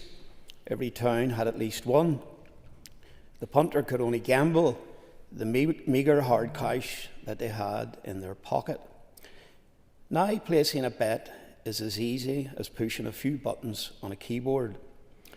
Your phone can be your local bookmaker. The electronic devices in the home are your 24/7 access to placing a bet, and the funds to do so are not just the few coins in the bottom of your pocket. One of the realities of life is that casinos and online gambling sites, along with high street bookmakers, don't exist to make punters rich. The addiction to trying to beat the bookie can wreck marriages and families. It can lead to the loss of a home. The local papers regularly report court cases of former upright citizens stealing money from employers to feed their habit and attracting a life-changing criminal record. This can all come with mental stress turning into a serious mental health issue. Many victims need help beyond what commendable charities may be able to offer. 3 fronts require to be opened up. Education for our young people is vital. Mental health services need to be adjusted to help addicts fight their demons. And access to online and TV gambling sites, as my colleague has alluded to, need to have their hours of operation curtailed. So, Mr. Speaker, I support the general thrust of this motion. Thank you. Matthew O'Toole. Thank you, Mr. Speaker. I speak to this motion because I spoke to the order that the regulation that was moved earlier on today in relation to changing some of the stakes and payouts for certain types of gambling. But I felt, given I had remarked on this in the interaction between the two, that it was important that I did. And I do want to be constructive in this because I think the APG does very important work. Though I'm not a member of the APG, this is an issue that I have paid some attention to. As my colleague Mark Durkin said, we are represented on it. Robbie Butler spoke very well about the work of the APG. Philip McGuigan has always shared his experience in a very heartfelt and insightful way. I, like other people, have taken the time to say I'm certainly not opposed to gambling. I have in the past, and occasionally will have a flutter on the horses. I come from a town where horse racing is very important because we're one of the 2 places in Northern Ireland with a race course. One of my first paid occupations, I probably shouldn't say this, I got someone in trouble, working behind a pub, was phoning through bets. This is 20 odd years ago, whenever most people didn't have phones and didn't online, and that was the thing that people did in rural areas. I was in a country pub, and so I don't take a puritanical or abolitionist approach to gambling. I think enjoying a bit of sports betting is something that can be a bit of crack, and it can also support community and social and sporting endeavours and groups, GAA clubs, by all means, I'm sure, other community groups, and all the rest of it. As Alan Chambers said, though we have entered into a different technological age, we are talking about something entirely different than someone putting a fiver on a horse at the racecourse or in a bookies. Whatever people's sort of theoretical moral views about the rights or wrongs of gambling, it is fundamentally a different thing to have to go in with a £5 note, find a bookies, place a bet in it. Find a bookies first of all that's open. Have the fiver in your pocket or whatever it is and put the bet on, write it down, understand all the details. That's totally different from having a phone where you can gamble away your life savings at any given moment. The reason I draw that distinction is that we are here in the Assembly as legislators who have the power to legislate and change that. In 2021, whenever we debated the previous gambling motion in the Assembly, I was here and I made the point that I didn't think it went anywhere near far enough, and I thought that it was strange that we were talking about gambling harm, but we were effectively liberalising gambling, which is what we did earlier on when we passed the secondary legislation. And at that time, the then Minister Deirdre Hargey said, "I hope members will agree, even if the bill," and I'm quoting from Hansard, "even if the bill, which is now an act, is eventually passed, there will remain a much larger job of work to be done, and that needs to take place in the next mandate." Well, we know we've lost some of this mandate, but that was back in 2021. That was 3.5 years ago. The remark was made by the Chair of the Communities Committee, Mr Gildernew, that this bill would have to go into the next mandate, so that's 2027 onwards. So it looks like it could be a decade between the previous minister saying in 2021 we needed a bill, a new piece of legislation to deal with all of this gambling harm. It'll be another decade, apparently, before we get that legislation. Now, this motion is very important and it's well intended, and I am not trivialising it at all because I think it's hugely important. But we're legislators, Mr Speaker, as you told us today in a letter. We are legislators. We're not in a school debating society. We didn't come in here to talk about, isn't this, wring our hands and say, geez, boys, isn't this bad and isn't this awful and something must be done. We're here to do something. That's why we're sent here. We have the power to legislate and pass laws. We could do that. So, the Minister for Health is just one minister, and a lot of the stuff we're talking about is not directly his responsibility. But I would ask whether he agrees with me that the executive should go away and look at the PFG, which is in draft, and see whether they could find scope to put in at least the beginning of work to produce a comprehensive bill on regulating gambling, including online harms. There will be challenges. Some of that area is reserved. It will require resource, but I would welcome if the Health Minister would ask if he could bring that back from today's debate and see if that could be put in the final PFG, because we all agreed effectively in 2021 that it was for the next mandate. Lo and behold, we have a PFG and there's no mention of gambling, but we're all here on a cross-party motion talking about how awful gambling harm is, and my God it is. Since we debated in 2021, lives will have been lost, homes will have been lost, families will have been broken up, people will have been pushed into desperation and suicide. If we're serious about it, then we'll do more than simply pass this motion. As well-meaning and thoughtful as it is, we'll legislate. So let's get that coming from today's motion. Let's get a commitment to do all we can to get something on the statute books by the end of this mandate. Thank you. Timothy Gosson. Mr Speaker, I cannot quite believe we're here debating this motion just after this House, before lunch, voted to increase in the gambling stakes and prizes of gambling machines without even introducing any balancing protections. People will be smelling more than a whiff of hypocrisy as they consider our actions here today, just as they will be forced to question our competence. On the 5th of April, the gambling levy regulations come into effect in GB and are expected to raise between 90 and 100 million per annum to help those experiencing gambling harm in GB. Why are we not demonstrating the same commitment to hold the impact of the gambling industry to account as it damages our constituents as demonstrated by GB? That is a pressing question because, as I have said before, the only real thorough assessment of gambling harm in Northern Ireland was the Department of Communities Problem Gambling Survey of 2016, which demonstrated that the problem gambling rate here is 5 times that of England.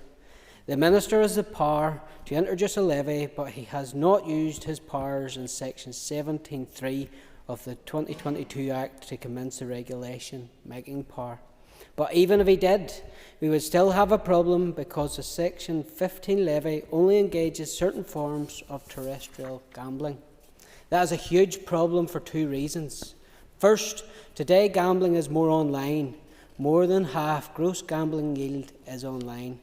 Second, the problem gambling prevalence figures associated with online gambling are significantly higher than those associated with terrestrial gambling.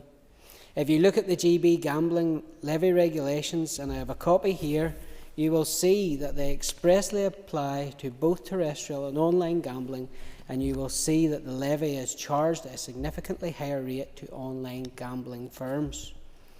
The reason why Northern Ireland is not covered by the new legislation is supposedly that gambling is devolved.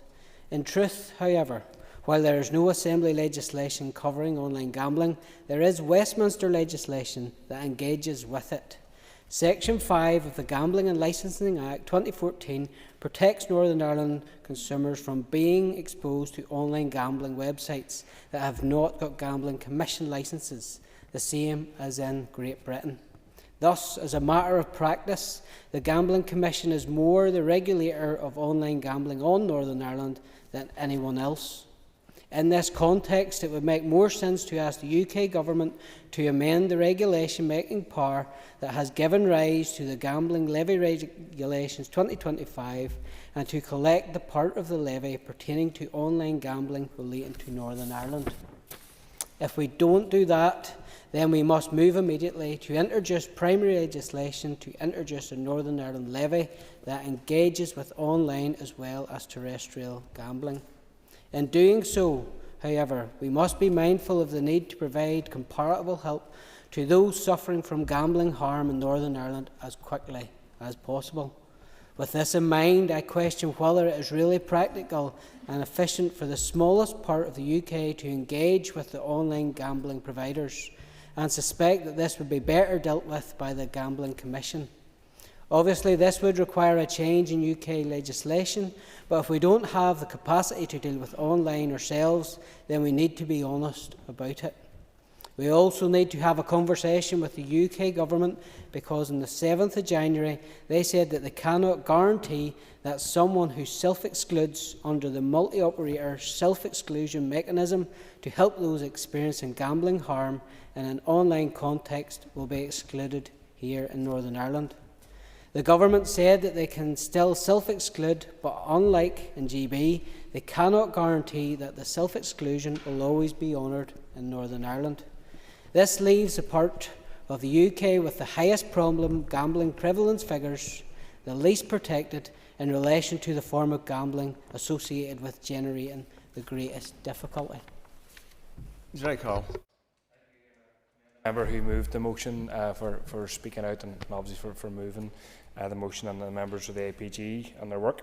Mr. Speaker, there are clear winners and losers in the gambling industry. The winners are the multinational corporations who are raking in the profits. The losers are the punters, whose mental and physical health is destroyed by gambling addiction as well as their loved ones.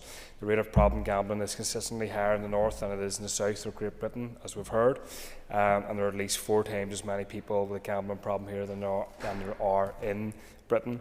There are the same number of people experiencing gambling-related harm in the 6 counties than there are in the rest of the 26 counties combined, which is huge and worrying. But despite this, the North is obviously a wild west, as we've heard, of gambling reform falling behind the rest of the islands. Gambling harm, Mr. Speaker, affects people differently, and rates of prevalence seem to be higher amongst men and boys, though women face specific pressures and challenges themselves when it comes to gambling addiction and recovery. People living in poverty and those with mental health issues are much more likely to gamble, and they're much more at risk of gambling harm. The figures and stats we've heard today only scratch the surface. For every person with a gambling problem, between 5 and 10 other people are indirectly harmed by it. And there's a lack of data on gambling-related suicide. The figures suggest, some estimates, between 4 and 11% of all suicides are likely to be gambling-related, but I suspect it's probably higher. The financial impacts are also devastating. And while families affected by gambling harm go into debt and destitution, the gambling industry is raking it in, literally profiteering off other people's misery. In the UK, the gambling industry is worth over £15 billion. Its insatiable thirst for profit leaves people suffering in its wake. It's also worth mentioning that Bet365 and William Hill have subsidiaries in tax havens around the world, so avoiding taxes as well. Not to mention gambling companies emblazoned on sports tops and stadiums across the board. The industry's goal, Mr. Speaker, is to exploit as many people as possible, but especially our most deprived communities, extracting as much wealth from the pockets of working class people at any cost. This is an industry that also spends £1.5 billion per year on advertising in the UK. Waste of money, total waste of money, but also causing severe harm. The way that operators target their ads towards people most at risk of harm is absolutely ruthless. Massive amounts of data are harvested about players, including the types of marketing people are more susceptible to.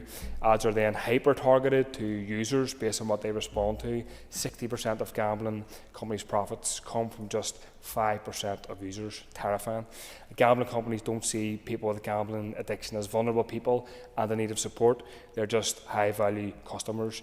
Predatory capitalism at its finest, Mr. Speaker. While trying to suck as much money out of people as possible, betting companies will warn people to gamble responsibly, they say. When the fun stops, stop. As though that's as simple for a person, as though it's as simple as that for a person with an addiction to just turn off the switch. Research shows these warning messages have absolutely no effect whatsoever. It's clear that a public health approach to tackling gambling won't come from Westminster. The gambling industry and its lobbyists enjoy a cosy relationship with both Labour and the Tories. Westminster has been a trailblazer when it comes to regulating gambling, although in all the wrong ways. They have exported light touch regulation and responsible gambling messaging around the world. An industry this powerful and profitable will never regulate itself. There's an opportunity here, Mr. Speaker, to take a completely different approach to gambling harm in the North, and I urge the Executive to do so. That does begin with recognising gambling as a public health issue similar to alcohol and tobacco, as members have said. And rather than framing gambling as an issue rooted in individual attitudes and behaviours, a public health approach recognises the wider impact of gambling on the well-being of the whole community. The Department of Health should work alongside communities' education and justice to prevent and reduce gambling harm.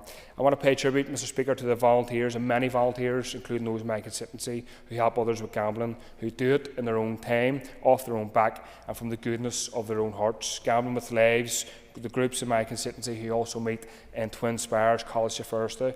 But this isn't sustainable because they report to me they're getting early morning calls, 2, 3 o'clock in the morning, by people who are suicidal because of gambling related issues. This should be treated as a public health issue, and appropriate funding should flow from that. We also need a dedicated gambling treatment service. As we've heard, England has 15 of these clinics, we have 0.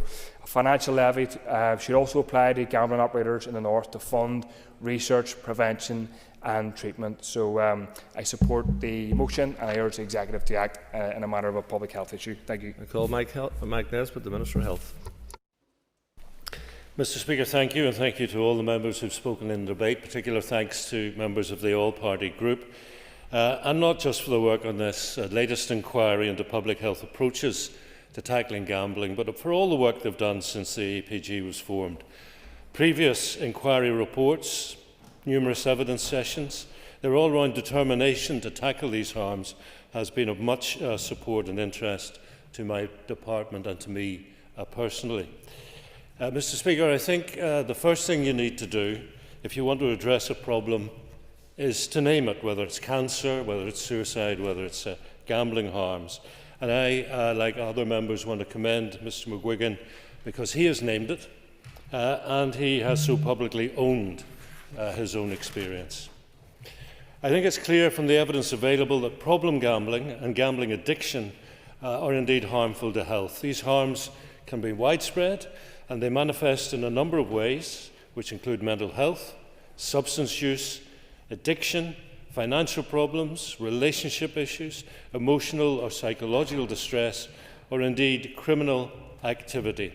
And I note the stark findings from the 2021 Public Health England Evidence Review, which said that people with a gambling disorder have, quote, an increased risk of dying from any cause in a given time period relative to the general population, end quote. While evidence demonstrates a clear link between problem gambling and mental ill health, the relationship can be complex, with studies showing that gambling can be a coping response to pre-existing mental health problems. At this point, I'd also like to thank the Minister for Communities and his officials for their efforts thus far and their continued work with regard to legislative reform here in Northern Ireland. It's widely documented that gambling legislation here is outdated and doesn't effectively address the growing issue that is the online market. And my officials remain engaged and supportive with their DFC colleagues as that work progresses. That being said, it's well documented there's currently a deficit in up-to-date data and evidence regarding gambling prevalence and associated harms here. My department has continued to work collaboratively with cross-departmental colleagues to address this. Questions included in the Young Person's Behaviour and Attitude Survey for the first time in the Northern Ireland Health Survey will help, and those results are expected imminently. I'm informed the Department for Communities has commissioned an updated gambling prevalence survey, the first of its kind since 2016. I hope that these results and the ongoing programme of work will help us fully understand the extent of gambling prevalence in our population and the harms associated with this, and that will allow us to make informed decisions regarding potential policy progression and/or treatment services in this area. Our approach to this is one which must continue to be collaborative, both cross-departmentally and right across the sector, engaging key stakeholders to ensure our decision and policy making moving forward will have the right outcomes for those who need it the most. My officials will continue to do this, facilitated through the cross-departmental working group on tackling gambling harms, and they will remain engaged. As I said at the beginning of my remarks, I welcome and thank the members and wider members of the APG for their recent inquiry report and the recommendations within. My officials have carried out scoping work following the recommendations contained within your first inquiry report, which was into the future regulation of gambling in Northern Ireland, and we intend to review policy options following the latest inquiry recommendations. I hope that this work, alongside the updated data and evidence work being undertaken, will put us in a position where I and my cross-departmental colleagues can make decisions which will lead to the start of real progress in this area, learning from previous approaches taken from similar areas harmful to health, as mentioned in the motion, such as tobacco and alcohol. I note the issue raised within the motion regarding gambling-related marketing. As you know, the regulation of gambling advertising is a reserved matter. However, the correlation between advertising and gambling-related harms is one I feel we must continue to address. So, in September of last year, I, alongside the Minister for Communities and the Minister for Education, sent a joint letter to the new Secretary of State for Culture, Media and Sport. We wanted to note the lack of a recommendation in the published UK Government's White Paper for an outright ban on gambling advertising. We further sought engagement and involvement on any potential consideration of a change of direction in this approach following the general election. We're keen for closer and stronger collaboration on enforcing gambling advertising regulation between, firstly, relevant statutory bodies here in Northern Ireland, and secondly, both the Advertising Standards Authority, the ASA, and the GB Gambling Commission. As part of the letter, we also raised a concern regarding the exclusion of Northern Ireland from a share of the funds raised through the proposed statutory GB levy, something many members have referred to. Following a response from Baroness Twycross, the Minister for Gambling, we were assured any actions taken would consider the implications for Northern Ireland, including engagement with ministers as necessary.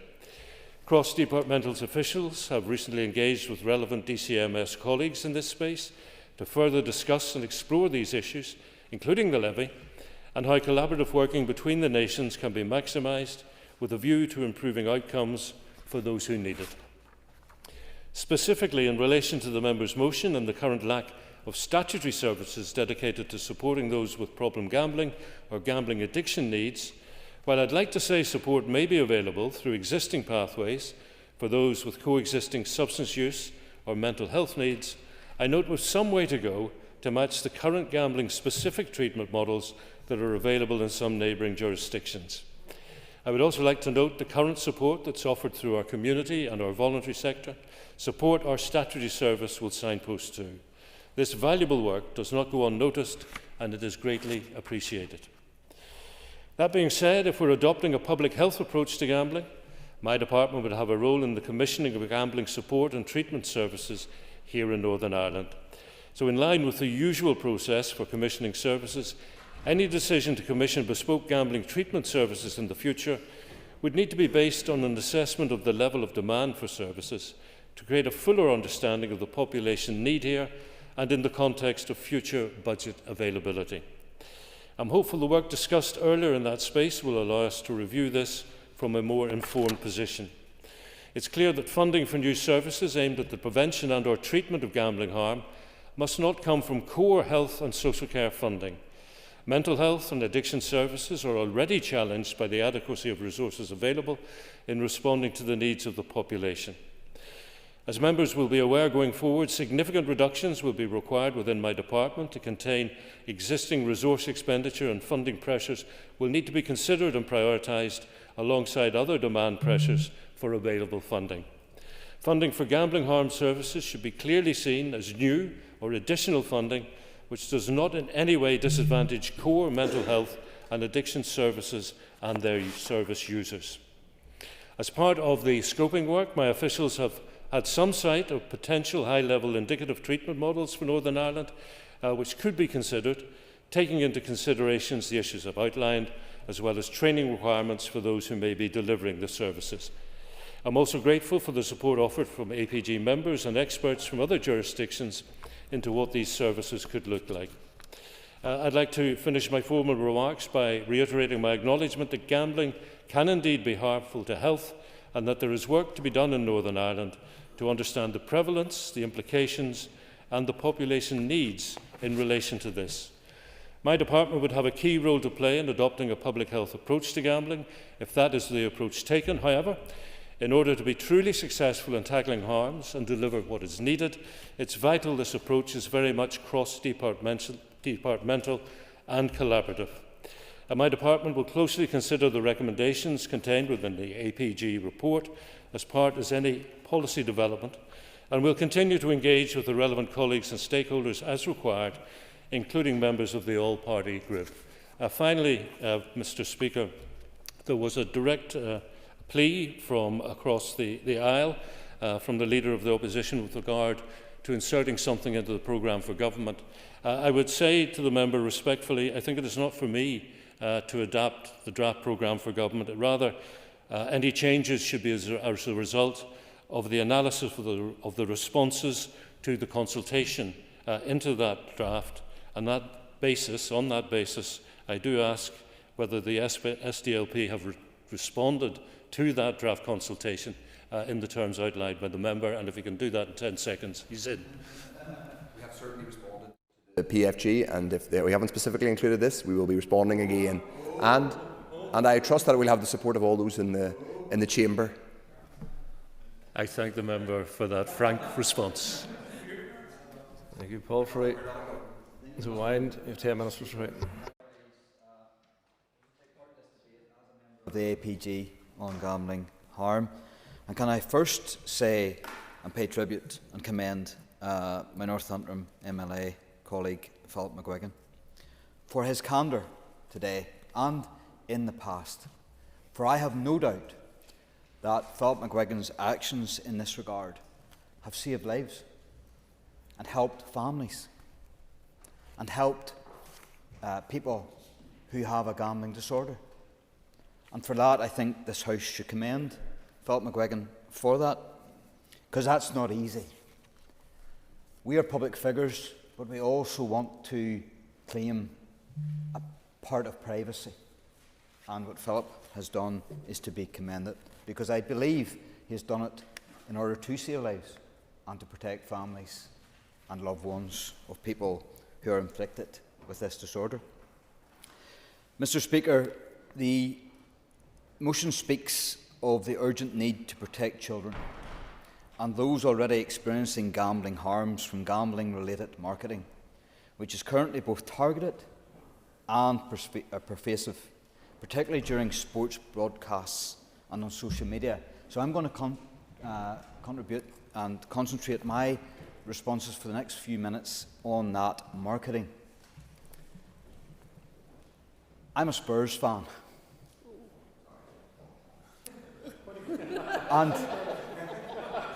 And there's probably not a surer bet in this world at this time than if you were betting on Spurs to lose. That's not a tip. That's a cry of desperation. But you cannot fail to acknowledge and see the massive amount of advertising, pressurising that you will get before a match when the blood is up, during half-time when the blood is up, and after the event when the blood is down and you're in despair.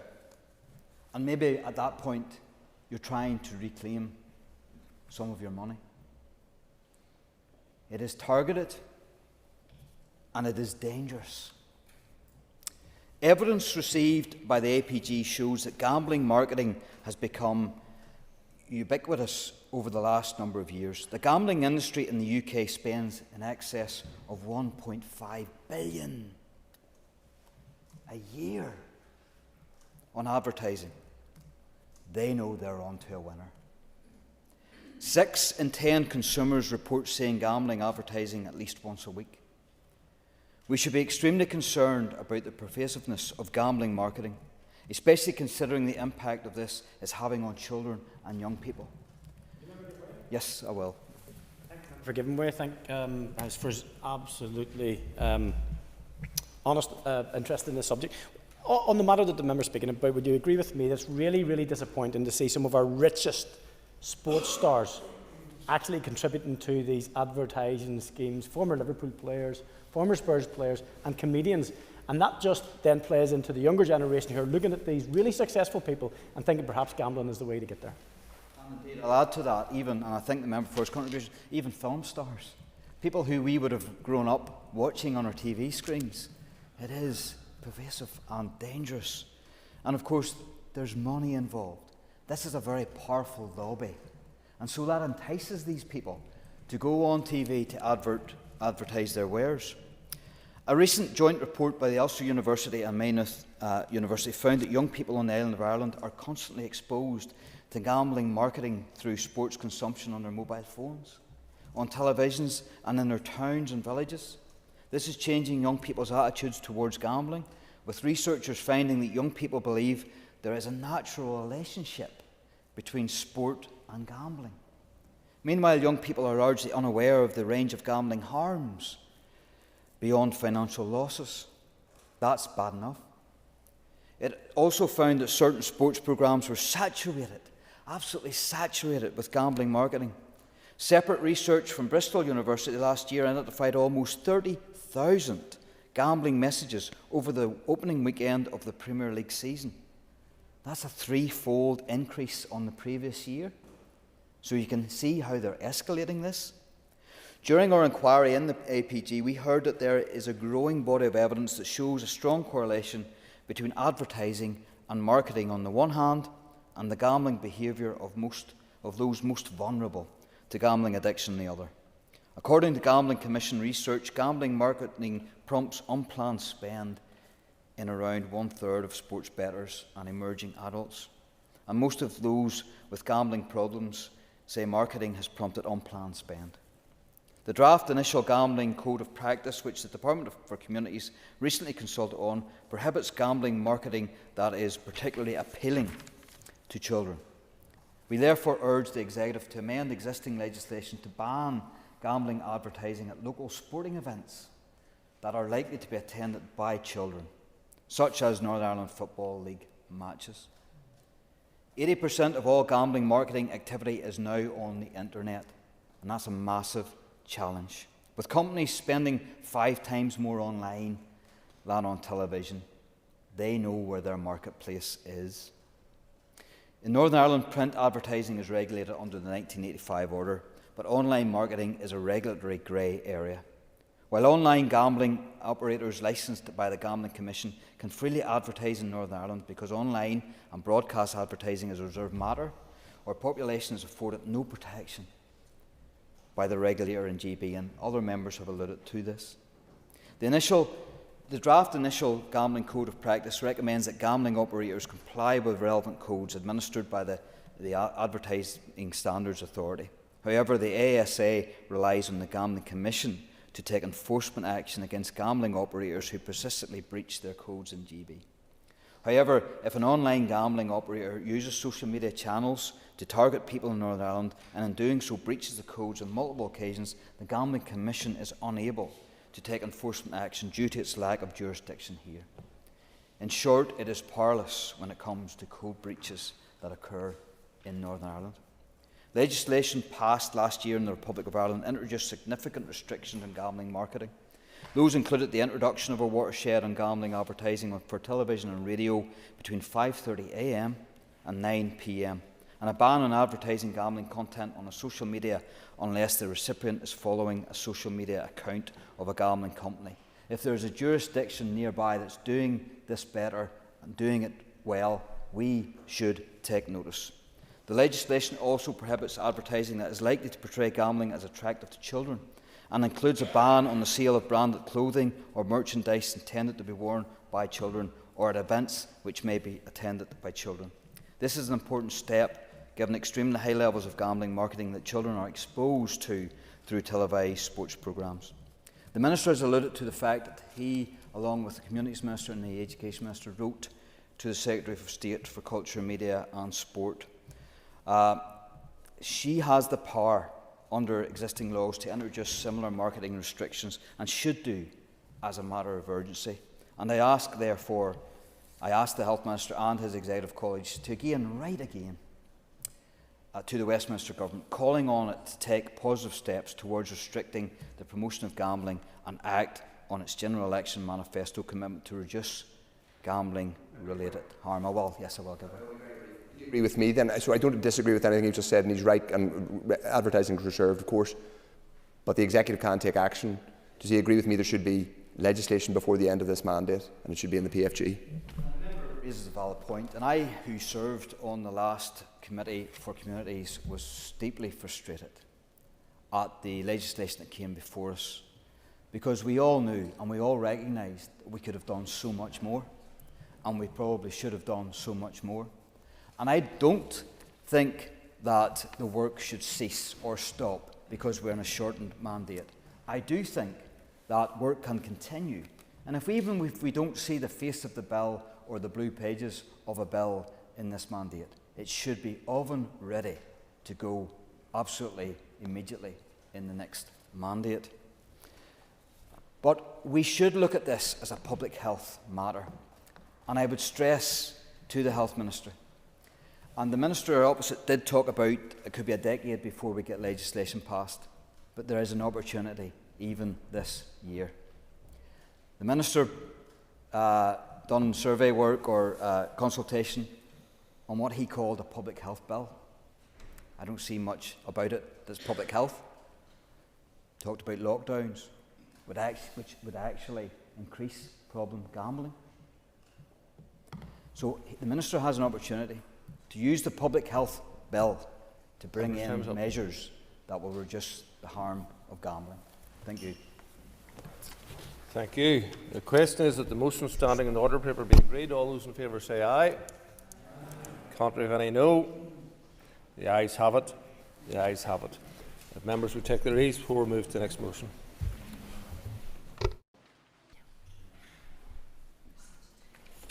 Members,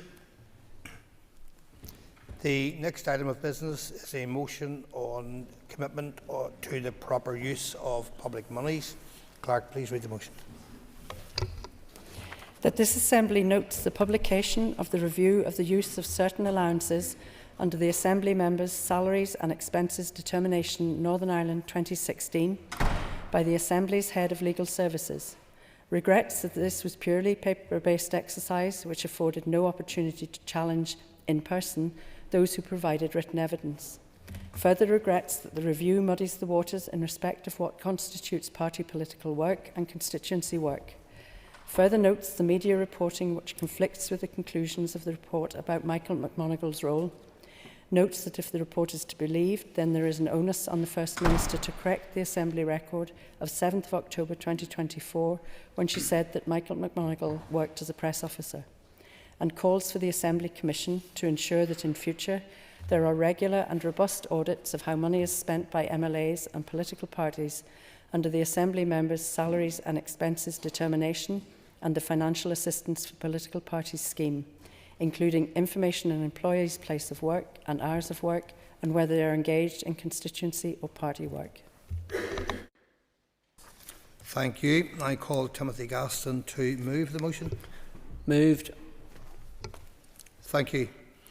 The Business Committee members has agreed to allow up to 1 hour 30 minutes for this debate. The proposer of the motion will have 10 minutes to propose and 10 minutes to wind. All other speakers will have 5 minutes. Before I invite the member to open the debate on the motion, I wish to advise you all that there will be no Assembly Commission response to the motion. While the Commission would ordinarily wish to respond to a debate, there is a long-standing position that Commission members do not get involved in deciding or reviewing individual claims by members or parties to avoid perception of political interference. Assembly Commission members had no role in the review, which is the subject of this debate, and therefore it has been agreed that it would be inappropriate for a member of the Assembly Commission to respond. Mr Gaston, please open the debate on the motion. Thank you very much, Deputy Speaker. All members received a copy of the report into the Sinn Féin scandal, and pinned to the front of that report is a letter from the Chief Executive of this Assembly. That letter sets the tone for how the powers that be within this building would like the report to be viewed. It is claimed that, while there has been commentary and speculation on these issues, it was important that these matters were considered in a robust way which followed due process and examined the evidence. Clearly, the report is designed to be the last word in this scandal, after which we can all move on. But is that the case? I contend that it is indisputable that this report fails on its own terms. It did not consider the matters in a robust way. It did not follow due process. It did not examine the evidence. That, sadly, is par for the course when it comes to Stormont.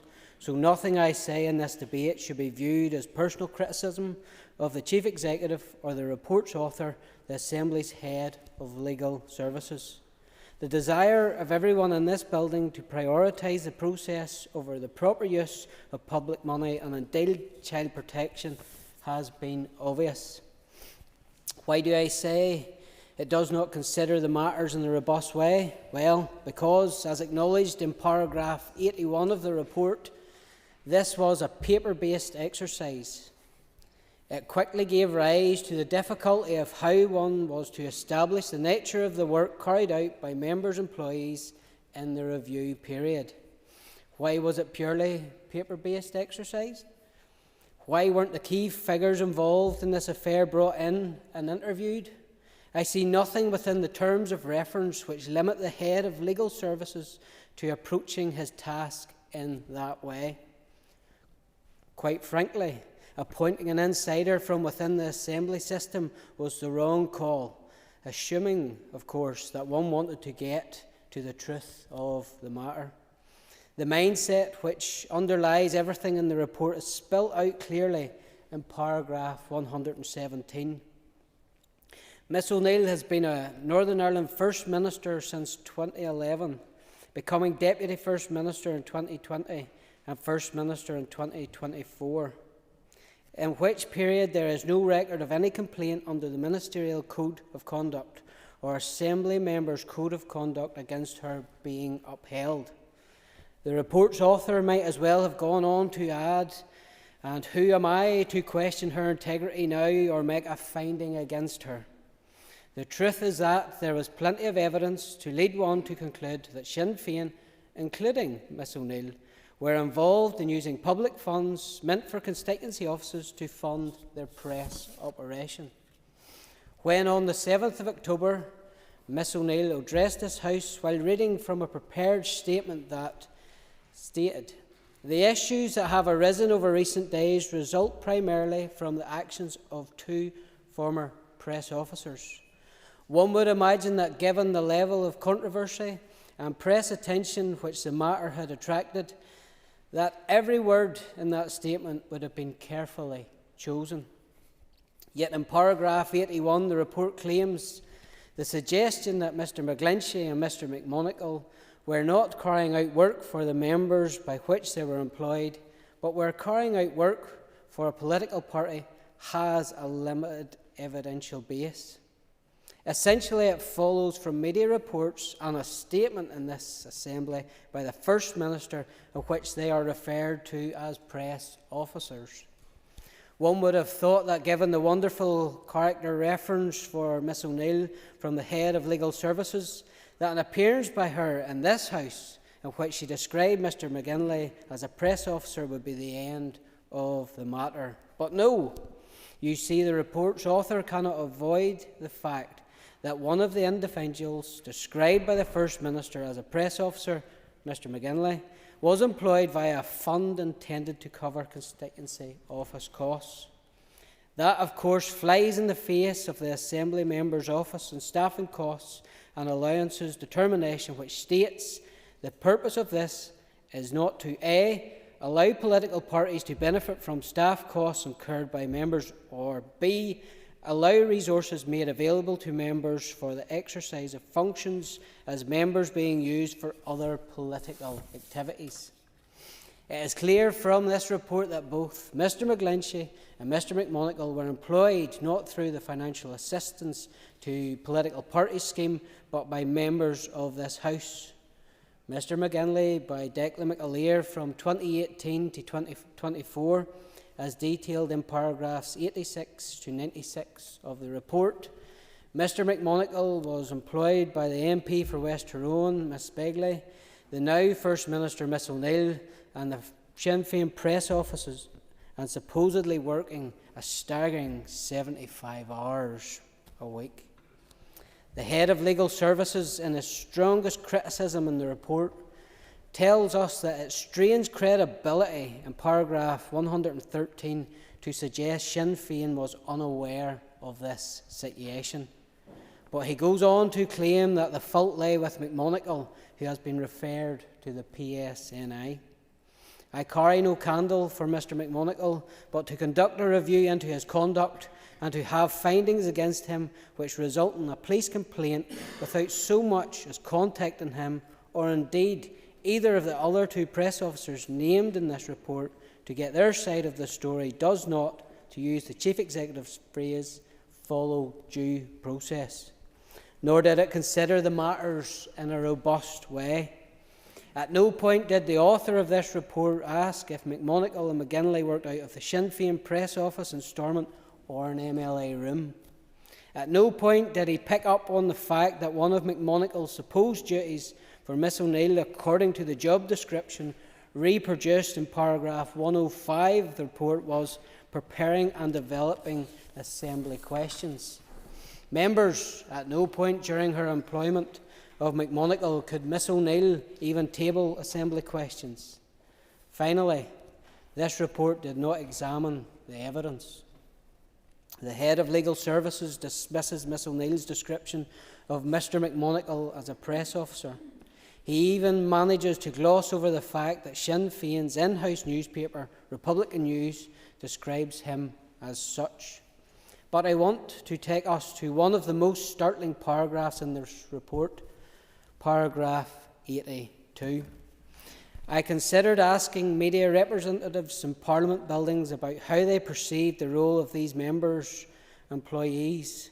However, such evidence would be no more than anecdotal, and the probative value of such recollections against the view of the employing members and the records held by the Assembly Commission's Finance Office would be limited. Members, we know that in that respect, this report is wrong. I say that so definitively because of the article by Sam McBride published in the Belfast Telegraph on Saturday the 18th of January, where he cites the Sinn Féin Press Office Christmas Rota for 2020, issued on the 22nd of December 2020. Over a 13-day period, McMonagle covers 3 days, the same number of days as Mr McGlinchey, and indeed the head of Sinn Féin press operation in the United Kingdom. This report is so desperate to escape an inescapable conclusion, which the evidence points to, that money which MLAs should be using to provide a service to their constituents was being funnelled into Sinn Féin press operations. Mr Deputy Speaker, the contention that such a gross abuse of public money would not be picked up by a more extensive process of audit now that the system employed by Sinn Féin has been exposed to an extent in this report, as argued in paragraph 70 of the report, is an insult to auditors. There is no reason why the questions obviously ignored by this report, the public statements that McMonagle and McGlinchey were press officers, the published articles in which McMonagle was described as a press officer, whether McMonagle even worked out of an MLA office and not a party office in this building, etc. These questions could feature as part of such an audit to prevent a repeat of this scandal reappearing in future. Public perception of this place has been trashed. We have an opportunity today to back this motion, re-look at what way public monies are spent in this place, put in an extensive audit that will make sure this scandal never reappears again. Members, I trust, because of the public money involved and the perception that this report has caused, that you will support this motion before us today. I call Philip McGuigan. Last Concollier. I welcome the completion of this report on the review conducted by the Assembly Commission.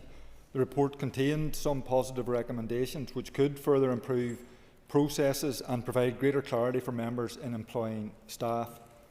It's important to state clearly that members of the Assembly Commission had no role, input or involvement in this independent review. It is incumbent on every member of this Assembly to acknowledge the work of the Assembly staff who acted with unquestionable integrity and independence in conducting this review. Mr Gaston might not like the outcome, and that is his prerogative, but his description of the report as a whitewash is insulting, offensive and should be withdrawn. And Dodds. Mr Deputy Speaker. First of all, let me stress the obvious today. It is absolutely right that public money allocated for members' pay and allowances, as well as providing for central party research support, is held to the highest standards of propriety, transparency and accountability. And the DUP will engage constructively with the Assembly Commission and other parties in relation to the review's recommendations. In particular, no party and no member of this House should fear regular and robust auditing. The facts of this case are well known and have been trailed through the media on many occasions, and central to the motion today is the fact that Michael McGonigal was carrying out work which amounted to up to 80 hours per week and is likely to have been subject to 3 separate contracts of employment in a 3-month period between the 2nd of March 2020 and the 31st of May 2020. And Sinn Féin do have legitimate questions to answer. How, when we are told that Sinn Féin had a central HR team responsible for a recruitment, was this even possible? Are we really expected to believe that Michelle O'Neill, as the leader of Sinn Féin in Northern Ireland, was not across the detail of who was employed by the party and herself during this period? There have been separate criticisms of the report, and like others who have spoken, this is not a reflection on the Assembly official who conducted the report in difficult circumstances, I would have to say. But this report was conducted largely as a paper-based exercise. And why was this so? Why was there no attempt to engage Michael McMonigal, hear his side of the story? Also, why was undue credence given to the Sinn Féin side of the story, particularly when we also know that members of the media have had documentary evidence attesting to Mr McMonigal's position? But I really want to focus my remarks on this part of the debate. While all of these concerns are legitimate, we must not lose sight of the bigger picture. Sinn Féin have still not explained the full detail of their cover-up, the role of its former HR advisor in facilitating references for Michael McGonigal, and the flagrant disregard for basic safeguarding practices that it involved. Indeed, Sinn Féin's response, the varying accounts of what happened, the inability to see people in the Great Hall, give a sense of a party struggling to defend the indefensible, or more likely, implementing that Republican code of omerta in response to any questioning of their actions. Ultimately, how Michael McMonigal was paid is one aspect of this Sinn Féin safeguarding scandal. And we will continue to throw a spotlight on these failings because it is the right thing to do, and because without a step change, history will repeat itself. In all walks of life, there are rotten apples. However, the test of any political party is how it deals with those circumstances when it comes to light. It is clear that within Sinn Féin, a cultural change needs to take place in order to promote and elevate the rights of the most vulnerable against any warped sense of loyalty to the party, its members or employees. Finally, I want to just to clear up that the motion infers that there are not currently audits conducted under the 2016 determination. That isn't the case. There is a robust audit scheduled in place for both payments to members and to political parties. Ernst & Young carry out random samples of 25% of members as part of an internal audit review process annually. It is also clear that the review cost recovered by members is part of all overall, the Northern Ireland Audit Office also review the costs covered by members as part of its overall audit of the Commission. This is right and proper, and the DUP will continue to defend this level of scrutiny. Thank you, Mr. Deputy Speaker. And call Owen Tennyson.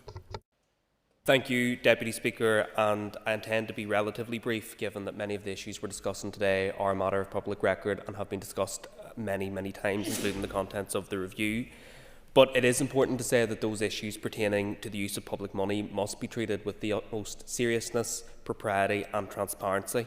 And the review of certain allowances under the 2016 determination does raise a number of serious matters of concern, including highlighting the bizarre situation whereby for 3 months Michael McMonigal was employed full-time by both Michelle O'Neill and the Sinn Féin MP Orla Begley for 75 hours, in addition to working an additional 8 to 11 hours for the Sinn Féin party. It is my view that no competent employer could fail to notice an employee working 2 full-time jobs and a part-time job simultaneously, not least when all 3 of those positions relate to the political party of which the member in question is a member of the leadership team. I think that stretches credibility to its elastic limit. So too does the information provided to the review seemingly contradict statements which were made by the First Minister in question time on the 7th of October in this chamber. The motion points to a number of limitations pertaining to the review, and I think it's fair to say that there are limitations.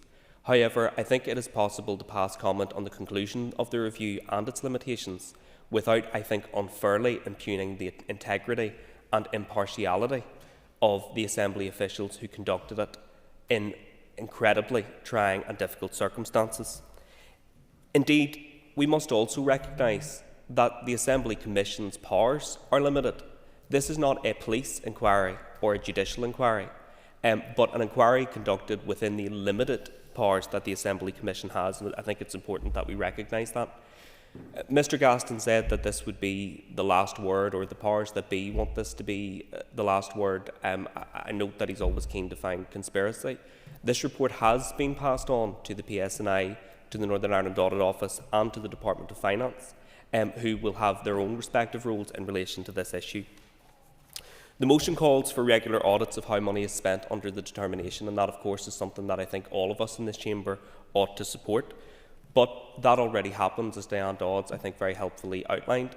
The question is that how we ensure that further work is done whereby information can be more appropriately shared between different legislatures.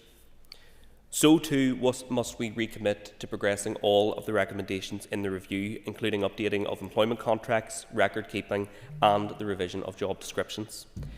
Mr Speaker, this whole sorry affair has wrecked public confidence, not just in the members concerned, but in all members in this chamber and in these institutions.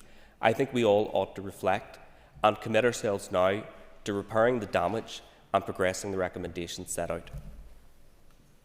Bobby Butler. Thank you, Mr Deputy Speaker. I rise to speak on this important motion. And I also want to recognise and encourage the wider Assembly's ongoing commitment to transparency and accountability. And this particular review of allowances became an essential and critical step in trying to restore public confidence in how taxpayers' money is spent by this institution. And let's be honest, Mr Deputy Speaker, when we have 5 years out of it, we weren't here, we have a job of work on our hands. However, whilst I agree with most of the elements of the motion, as a former and very recent Commission member, I must also highlight areas where clarity is needed and progress has already been made. The motion suggests a lack of audits under the Determination and the Financial Assistance for Political Party Scheme, otherwise known as FAP. And that part of it, I would suggest, is slightly misleading, because there is a robust audit schedule in place for both, with regular reviews that do monitor compliance. To claim otherwise would undermine the hard work that's already carried out by the Assembly Commission and the independent auditing teams who provide that service. That said, when things like this arise, we should always strive to strengthen these processes, evidenced by what has transpired and actually the need for this debate. So in that, guys, I do welcome that Mr Gaston has actually brought the motion, and I think some good will come of it. I welcome aspects of the Commission's review and recommendations, particularly those focused on increasing accountability. No one should be afraid of that. Proposals such as keeping detailed records of party political activity by members, employees, revising job descriptions and requiring declarations of other publicly funded employment are necessary measures and will provide greater oversight and transparency. These steps are essential in helping to rebuild that public trust that I alluded to and ensuring that allowances are used solely for the purpose in which they are intended. The review's findings, however, do raise questions about whether enough has been done to fully investigate potential breaches and to ensure that lessons are learned. And I urge the Assembly Commission to provide an update on the reports made to the Controller, Auditor General and the PSNI under the Commission's own fraud prevention and anti-bribery policy. The public has a right to know the outcomes of these investigations, and members in here who play by the rules similarly have a right to know. Furthermore, the motion highlights discrepancies between media reporting and the conclusions of the review regarding Michael McGonagall's case. And this is particularly a serious matter. And if the report's findings are accurate, there arguably is an onus on the First Minister to correct the Assembly record, because transparency demands no less. And I cannot ignore the irony of Sinn Féin's approach, and ironically in regard to the early activities and genesis of this story, which was initially around a safeguarding issue around young people, which leads us to this very moment, where advice from Sinn Féin was given to the British Heart Foundation on their responsibility to carry out pre-employment checks. Yet similar due diligence appears lacking on the part of Sinn Féin. Is this a case of do as we say, not as we do? Mr Speaker, while progress has been made, this debate reminds us that systems of monitoring and compliance must evolve continuously. Let us learn from this review, strengthen processes and deliver the accountability that the public rightly expect. Thank you. Matthew O'Toole. Speaker, I will speak relatively briefly on this motion today, which we will, should it go to A Division, support. It's important to acknowledge, I think, first of all, the gravity of the issues we are discussing and the importance of all of us taking seriously our responsibilities in relation to the proper discharge of our duties in terms of spending public money and using it properly and being accountable for how we use it in terms of resource. It's clear, first of all, that the practices that came to light are bizarre, to say the very least. It also strains credulity way beyond breaking point that the First Minister was not aware of the employment status of this person, and if she wasn't aware, then it calls into question her competence, given she is head of the government here. It is simply surreal that an individual, and that's before you even get on to the specific issues around this individual, was contracted to work for 80 hours a week by multiple members of the Assembly and by Sinn Féin directly. While it is true to say, and I think there's a reasonable observation made in the report commissioned by the Assembly Commission, that there is, I think to quote the report, no bright line between party political activities or between political activities and legislative and constituency duties, because we are all politicians, that we all know that there is a difference between the FAP scheme, the Financial Assistance for Political Parties scheme, and constituency alliances. And we also know that there's a difference between people who are employed to work for a political party and are perceived to work directly for that political party as either press officers or direct central policy staff, and people who work for individual MLAs, even if at times they do work which is communications or policy research. There's nothing wrong with that, but I think it's absurd and insulting to people's intelligence to pretend that there isn't some form of distinction between people who are centrally employed to be press officers for a political party and who work individually and are contracted to work individually for members of the Assembly. I think that does insult people's intelligence a little bit. I understand the limitations that were placed on those who authored the report, and I wouldn't in any way impugn their motives, because I think they were operating within limitations. But I would say that there are specific questions which are raised by this. It's important that all of us take seriously our responsibilities when we sign off every individual claim, whether that's for a paperclip or for the employment of a member of staff. We are making a very important and a legal undertaking that this money is being properly discharged. So we need to provide the public with full confidence. I think people reading the details of this will not have full confidence that this money has been discharged, and the challenge is that goes yet again onto the pile of things that have damaged confidence in our politics and these institutions. I would just say, though there are, yes, of course, lessons for all of us to learn in terms of how we discharge our duties, there are clearly specific practices that have been long and well rehearsed within Sinn Féin around centralisation of resources and around centralisation of structures and how that is managed, that have contributed to the findings of this report. And they are concerning, and they are specific and distinct for that party. So there are, it's for them to address those and build confidence in the public that public monies are being discharged properly. I think it's important to say, others have said that there is an audit mechanism already put in place. That is true. It is also the case that the repeated collapses of this institution and then scandals like this simply serve to damage the public's perception of us. We cannot continue to inflict damage on people's perception of us. So yes, it is important that there are regular and robust audits of what people do. That shouldn't be obviously around simply dancing on the head of a pin, because occasionally people who will send constituency casework will draw attention to the fact that Sinn Féin or the Ulster Unionists or the Alliance Party have a particular view on a particular constituency issue. That's not a problem, and that shouldn't be, I think, conflated with what was discovered in this report, which is a very concerning centralisation of resources and management, an absurd lack of control, including from the head of government in this place. And I hope that in future we do much better. And when I say we, I do specifically mean one political party. Thank you very much, Mr. Deputy Speaker. Jerry Carroll.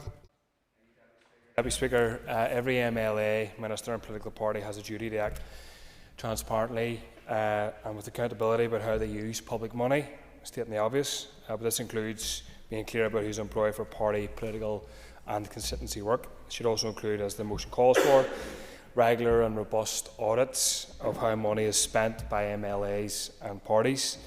The motion also rightly highlights several issues with the review, including the fact that the authors failed to speak with members of the media who could have given critical evidence.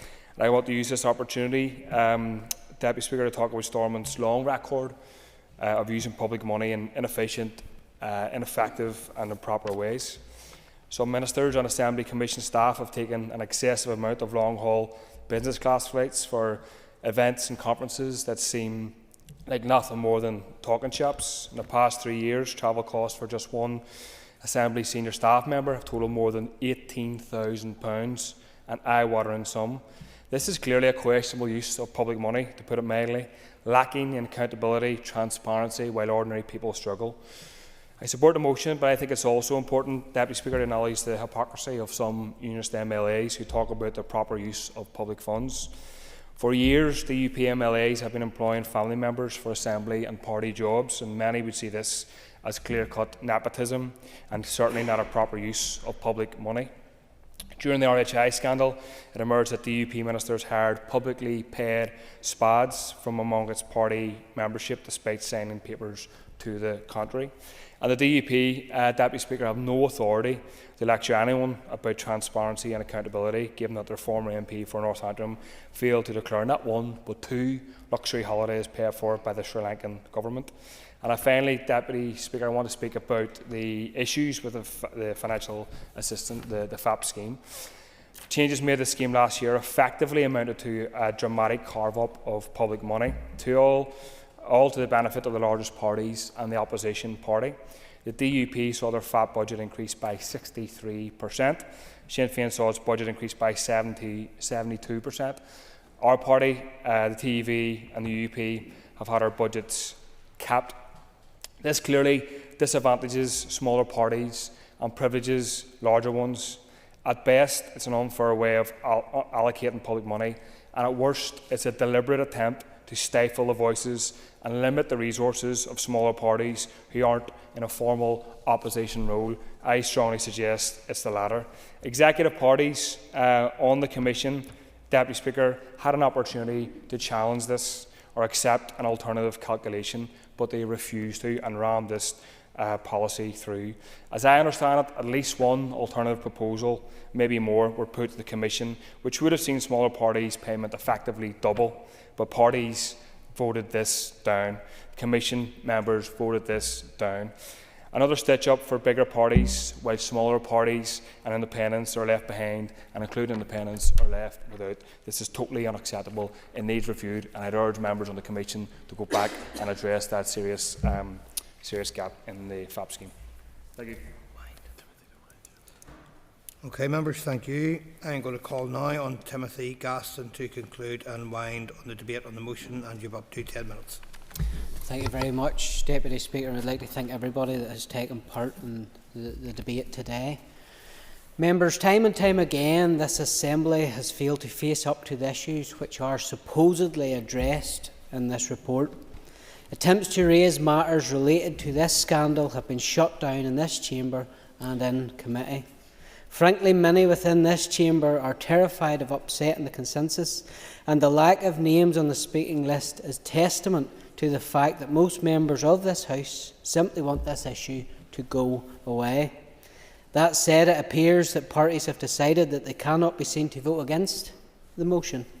I welcome the fact that at long last the Assembly has displayed some willingness to tackle these issues.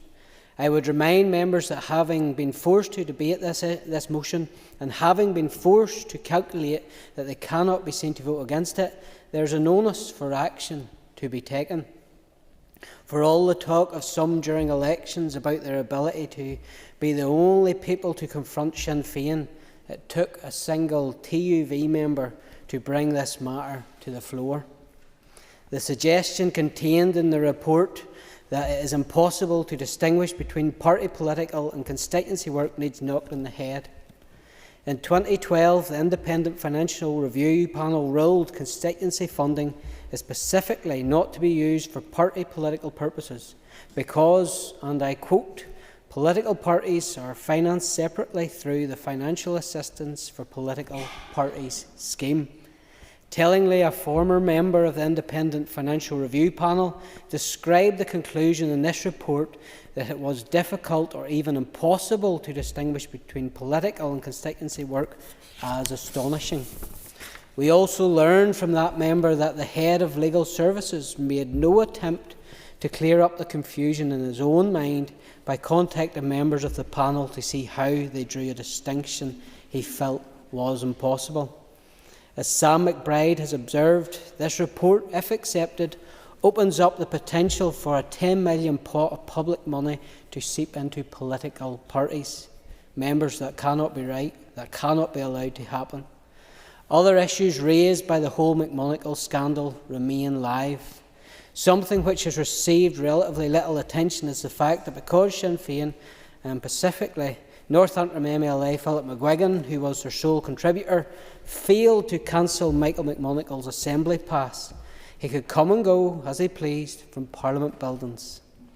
In order to probe this issue, I asked the Assembly Commission to detail the number of times, including dates, that Michael McMonagle entered Parliament buildings since being charged with sexual offences against children. that any groups, including schools and youth groups, visited Parliament buildings on the dates Michael McMonagle was in the Parliament buildings during this period. The Commission told me that they have absolutely no idea.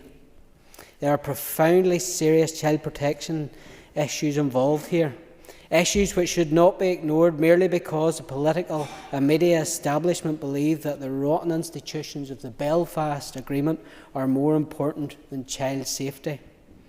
Given the reluctance of people to flood the speaking list for today's debate, I suspect there will not be a rush to do this, but I would remind members that this scandal and the disgraceful slurs thrown at the British Heart Foundation, both by Miss O'Neill and Minister Murphy, prompted me to table a motion of no confidence in both ministers. Members, you're still very welcome to sign it. It's in the Business Office.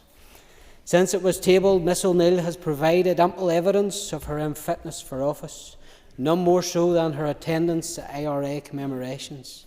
This Assembly has damaged its own reputation in how it has sought to evade the issues related to this scandal. The credibility of the committee system is in tatters. The confidence of the public in Stormont's ability to properly manage money is through the floor. And that, importantly, at a point when public finances are under pressure like never before. So when this motion is passed by the Assembly, there's an onus on the Assembly Commission to go back to the drawing board on this issue, to get someone who is serious about getting to the truth, rather than someone who approached this issue from the premise that MLAs are to be taken at their word, regardless of where the evidence leads, to put pressure and measures in place to ensure that money does not flow from constituency needs to party political operations. I would also remind members that if you don't force a division on this motion today, you are accepting the First Minister either misled this House when she described Mr McGlinchey and Mr McMonagle as press officers, or that her party and she, as an individual who employed Michael McMonagle as a constituency worker, misused public money. In any Assembly or Parliament worthy of the name, that would be a resigning matter. Any party with dignity and respect for democratic norms would refuse to partner people in government who have been abusing public money in such a blatant fashion. But democratic norms do not apply to Northern Ireland. Members have shown a remarkable ability to overlook the IRA's ill-gotten gains from the Northern Bank, the murder of Paul Quinn, the Maria Cahill abuse, the continued role of the IRA Army Council in overseeing Sinn Féin and retaining its... Mr Gaston, could you return to the terms of the motion, please? Thank you very much, Deputy Speaker. The Assembly expenses scandal which surrounded Sinn Féin 11 years ago when BBC Spotlight lifted the lid on Research Services Ireland. Mr Speaker, I will go through some and wind up on some of the contributions today. As I've already said, Mr McGuigan was the Sinn Féin sole contributor. He was the man that didn't cancel the pass. Here today, there was no response to the points made. The DUP, Diane Dodds, highlighted that questions still exist and indeed to this day are unanswered. And yes, I'm very aware that audits do exist, but my problem is that the audits that exist didn't pick up on this scandal. That's why we need to get back to the drawing board. They need to become more robust to ensure that this doesn't happen in future. The Alliance, Owen Tennyson, raises serious matters of concern. He was saying, unfortunately, it was an Alliance member that shielded the First Minister when she came to committee. It was your chair that shielded Michelle O'Neill from answering the questions when committee members were putting them directly to her. The Ulster Unionist Mr Butler reminded this House about the links in this scandal, how it unfortunately come back to the British Heart Foundation and involved them when it really didn't need to, and that is a shameful slur that was put upon them by Miss O'Neill and Mr Murphy in this House. The SDLP, Mr O'Toole, the Leader of Opposition, calls into question the competence of the First Minister. Yes, I agree, and I agree with his comments that it's absurd and insults intelligence that we can't make a difference between party and constituency work. Every MLA that spoke in this debate today, apart from Sinn Féin, has accepted the First Minister has questions to answer. Mr Carroll, who put in an amendment to deal with the FAP issue, I'm glad when he spoke today that he brought that up, and indeed reminded the House of in the past where we've had many MLAs paying family members, indeed we've had the RHI, that this House, it reminds us, is tainted with scandals from mandate to mandate, from year to year. And indeed I agree with him when it comes to the FAP scheme and how it was a carve-up for the bigger parties, namely the DUP and Sinn Féin and Alliance. My goodness, they don't like the voice of opposition here in the corner. There's not very many of us, but we do take the opportunity to try and hold them to account where possible. My encouragement to the SDLP is when they talk about constructive opposition, it is about time they take off the gloves, because this executive certainly needs held to account. I'll lay this motion before members. It's sad that it took one MLA to bring it to the attention and put it on the order paper, but that I have tried to do. And on that basis, I trust that all parties, including Sinn Féin, will be supporting it here today.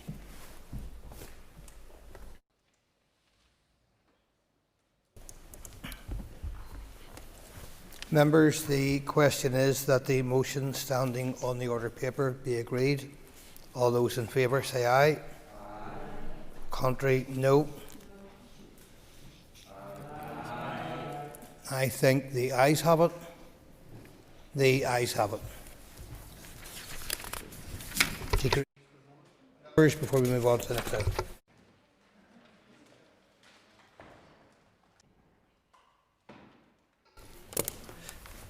Members, item 6 on the order paper, the adjournment. The question is that the Assembly do now adjourn, and in conjunction with the Business Committee, the Speaker has given leave to Cara Hunter to raise the matter of the potential closure of the Riverside Theatre, Ulster University, Coleraine. I call Cara Hunter, who is up to 15 minutes. Thank you, Mr Deputy Speaker, and it's a privilege to rise today to speak on this important issue which matters so much to both myself and my constituents. I think for all of us, we really feel strongly that the Riverside Theatre in Coleraine is a huge part of who we are and our experience in growing up in the North Coast. For many of us, the Riverside Theatre is the first place where we've stepped on stage, we've sang in a choir, we've danced in a musical, and learning about the importance of theatre and the arts, both in our own lives and within our community. For many actors in our community, it was the first place they knew that they wanted to step into the world of acting, of music and of dance. Many recognisable names have come from the North Coast, and they've stepped on the stage of the Riverside Theatre, including Jimmy Nesbitt. So that shows that the Riverside Theatre is a huge part of our home. It's worth defending, and that's why I'm here today. This issue is really worth political attention, and it means so much to our constituents. So I welcome that there is a number of representatives here to speak to this today. I have spoken with staff at the university and understand the range of challenges and the complexity of the challenges that they face. Of course, Ulster University does have a 3-campus approach, while other universities only have one. And we do recognise that the Riverside Theatre is over 50 years old, so in dire need of investment and regeneration, and frankly of just renovation as a whole. I am here today to make the case in this adjournment debate, joined by my cross-party colleagues, to say that we need to rescue the Riverside Theatre and to highlight that the wider Coleraine campus as well needs both attention and investment from the Department of the Economy as well as from the Department for Communities. We must ensure and secure the future of the Riverside Theatre. We cannot sacrifice the arts. We must recognise the importance of the arts in our society, in our community, and the Riverside Theatre is at the very heart of that. We know that the theatre's future is, quote, under review, and it is said to be quite old now and requires a lot of capital infrastructure for improvement. We know assurances cannot be given by the Ulster University today that it will remain open, which is why we're here today. There is so much concern, and I know my inbox is certainly piling up with people rightfully concerned and contacting their local representative. I want to see this remain open, and I have been contacted by secondary school students, university students, pensioners, parents, The closure of this theatre would impact us all and has brought so many people together in its lifespan. It really is a hub of our community and it cannot close. It cannot be seen as acceptable to close, and it demands the investment necessary to remain open. The arts are the heartbeat of any community, and the Riverside Theatre is more than just a venue. It is a sanctuary for creativity and for connection. Theatre is not just about entertainment, it's about education, it's about empathy and empowerment. The Riverside Theatre has inspired generations, fostering imagination and providing a platform for voices that might otherwise have gone unheard. Theatre is where we come to understand ourselves and, of course, each other. And the Riverside Theatre has been a cornerstone of Coleraine's identity.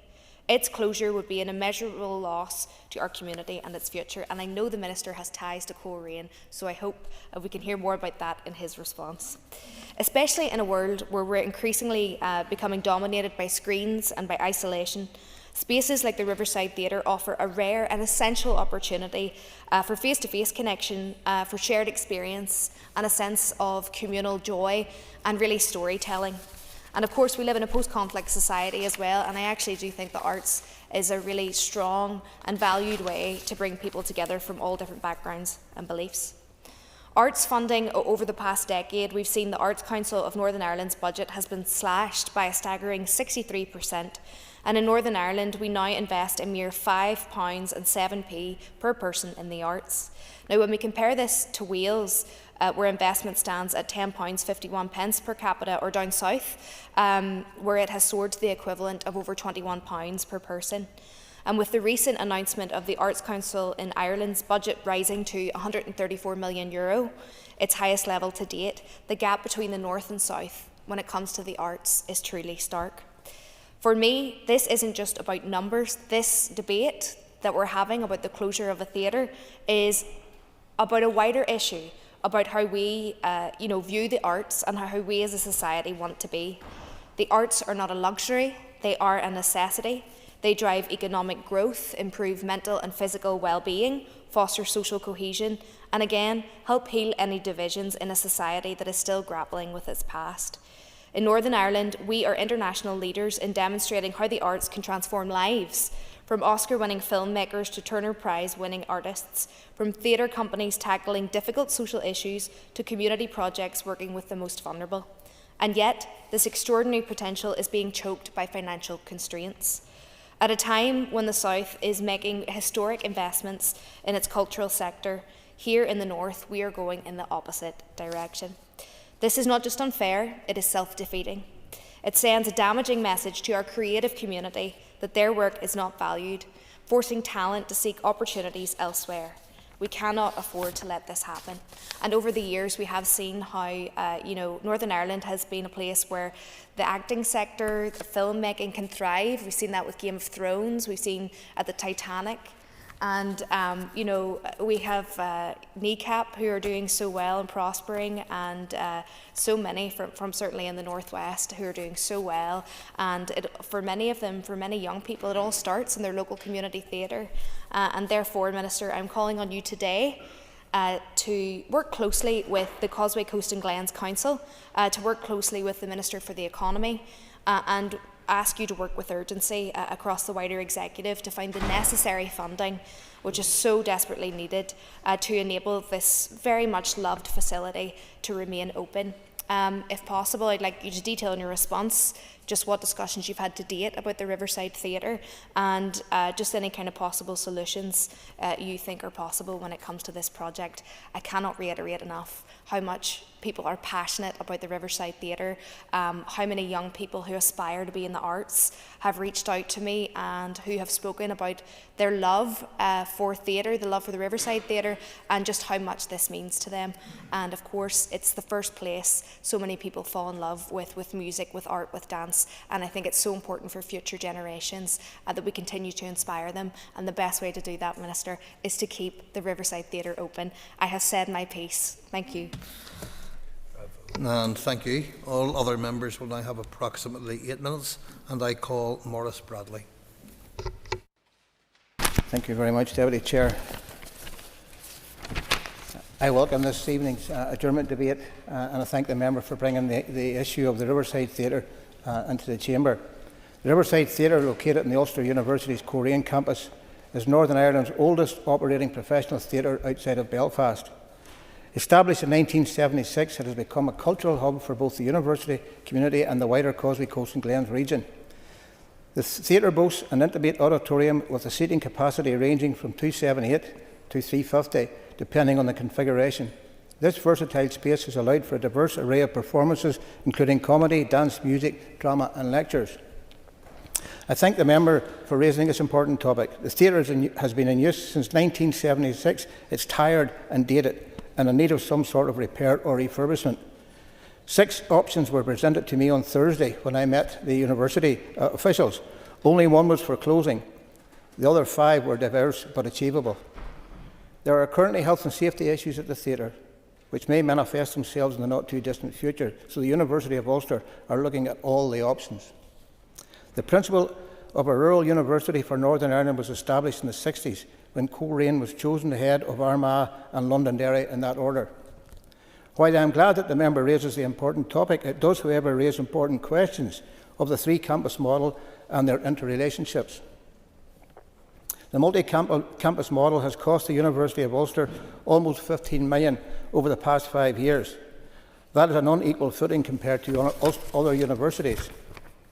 However, over the past 5 years, the University of Ulster has spent almost 231 million on its Belfast Jordanstown campus over the past 5 years. Over £14 million in Magee College in the past 5 years, and just over 4.5 million in Coleraine in the past 5 years. At the same time, the Ulster University spent £7.5 million on Studio Ulster Limited in 1 year, 23-24. Some of the members of this executive need to take heed of this spend. While millions have been allocated to the expansion of Magee College, Coleraine receives a modest spend. Under the guise of regional imbalance, I question the imbalance in university funding. As of January 2025, discussions have emerged concerning the long-term future of the Riverside Theatre. The theatre is considered a cultural institution in the area. Community members and stakeholders are actively engaging in conversations to ensure its continued operation and significance in the region's cultural landscape. I would urge the Minister of Economy and the Minister of Communities to actively engage with the Ulster University. Surely members of this House are not seeking to build up one university campus while actively seeking to destroy another through lack of funding or willingness to engage with the university and the Causeway Coast and Glens councillors. I would urge members in this House to ensure that not only does the Riverside Theatre thrive, but the Coleraine campus of the University of Ulster also thrives. And I would ask members to pay particular heed to that when they laud the expansion at Magee and forget about the Coleraine campus. Thank you, Mr. Speaker. Claire Sugden. Thank you, Deputy Speaker. I appreciate my constituency colleague Cara Hunter bringing this to the attention of the House. I think it's appropriate. I think it's useful that we are discussing this issue at this level, not just for the people of Coleraine, but for the tourism industry that we try to attract when we have facilities such as this, but also for the wider issues that Mr. Bradley refers to, and I'll speak to that later in my contribution. I do believe that this isn't just on its own as a Riverside Theatre, and Morris will know from our time in council that this was talked about years ago, and similar issues were given in terms of the investment around that and the viability of the theatre. And I appreciate that we need to ensure that we have ongoing investment in these things to that they continue. But I think the concern for me is that we don't have that investment. We have never had that investment, and I think those are the questions we have to ask. And what is the long-term intention around the Coleraine campus that doesn't just begin or end with the Riverside Theatre? I think it's that gradual erosion of courses that we've seen go to other campuses across Northern Ireland, and I do think it's a critical part of this discussion today. We can talk about the politics of 50 years ago. I wasn't around then, thankfully, in some respects. All I can talk to now is where we're at, and the infrastructure and the opportunities and everything that's built up around our constituency. If we pull those structures down, we're essentially pulling the rug from beneath a lot of what happens in that. So I think when we have these conversations about the future of Coleraine and attached facilities such as the Riverside, we have to be mindful that it isn't just about the politics. It's about the infrastructure, it's about the economy, it's about people's lives. And it's not all in isolations to right the wrongs of the past, if you like. It's very much about recognising the future and what we can do to ensure that everybody is served from that. To talk to the Riverside Theatre, it has been part of this community for nearly 50 years. It is the only professional theatre in the Causeway Coast and Glens borough. And I do think it would leave the potential closure as the only council, if I'm correct in saying, area without a professional venue of this kind.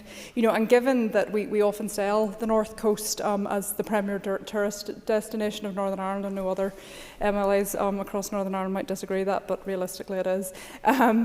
We can't be removing these facilities. We're undermining that.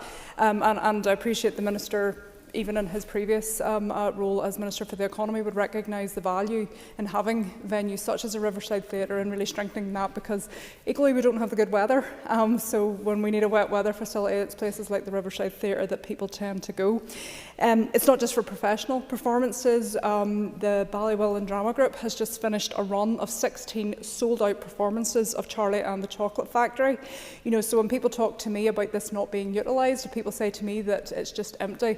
Certainly in the last number of weeks that has been proven to be incorrect, and it's something, to be honest, I couldn't get tickets for in the end. And I think it demonstrates how important it is to people going to see the shows, but I think the local community and amateur theatre groups that are putting on these types of performances. Cara had talked to it being a launchpad for James Nesbitt, and absolutely, other people have taken great success from sort of learning their craft at Riverside Theatre, and that's the key to it, and it's kind of the point around the arts in itself. People aren't walking down the street and just discovered. They hone their craft in places like the Riverside Theatre. They hone it within amateur theatre groups. And they're award winning. You only have to look to the awards that a lot of our local groups get to see that this isn't just someone people do for a hobby. It's a commitment. People have to take time off work to perform in some of these things. And I do think, as Maurice has said, that we do need to look at this in the context of the future of the Coleraine campus. And I'm entirely sympathetic to Ulster University and the predicament that they find themselves within. They are struggling to fund three-campus model in Northern Ireland, and realistically, if we're going to build McGee, and I've no difficulty with that as the second city in Northern Ireland, that's something surely should be given consideration. But realistically, to do that, we're having to take courses from elsewhere, and I think that's exactly what's been happening at Coleraine. So in order to build up McGee, that's what we're doing, and maybe that's an honest conversation we have to have around tuition fees and how we fund, our universities in Northern Ireland. That people want to come to Coleraine. It hasn't closed for a reason, because it's a destination unlike any other across the United Kingdom and even Ireland. And I think it has a very specific offer. And and full credit to the Vice Chancellor recently. He's announced a new veterinary nursing course. I would like to see us go full circle there and bring a veterinary degree to Northern Ireland, which practically we need in Northern Ireland. And the location of that is well served in Coleraine because of its rural area and its proximity even to the department.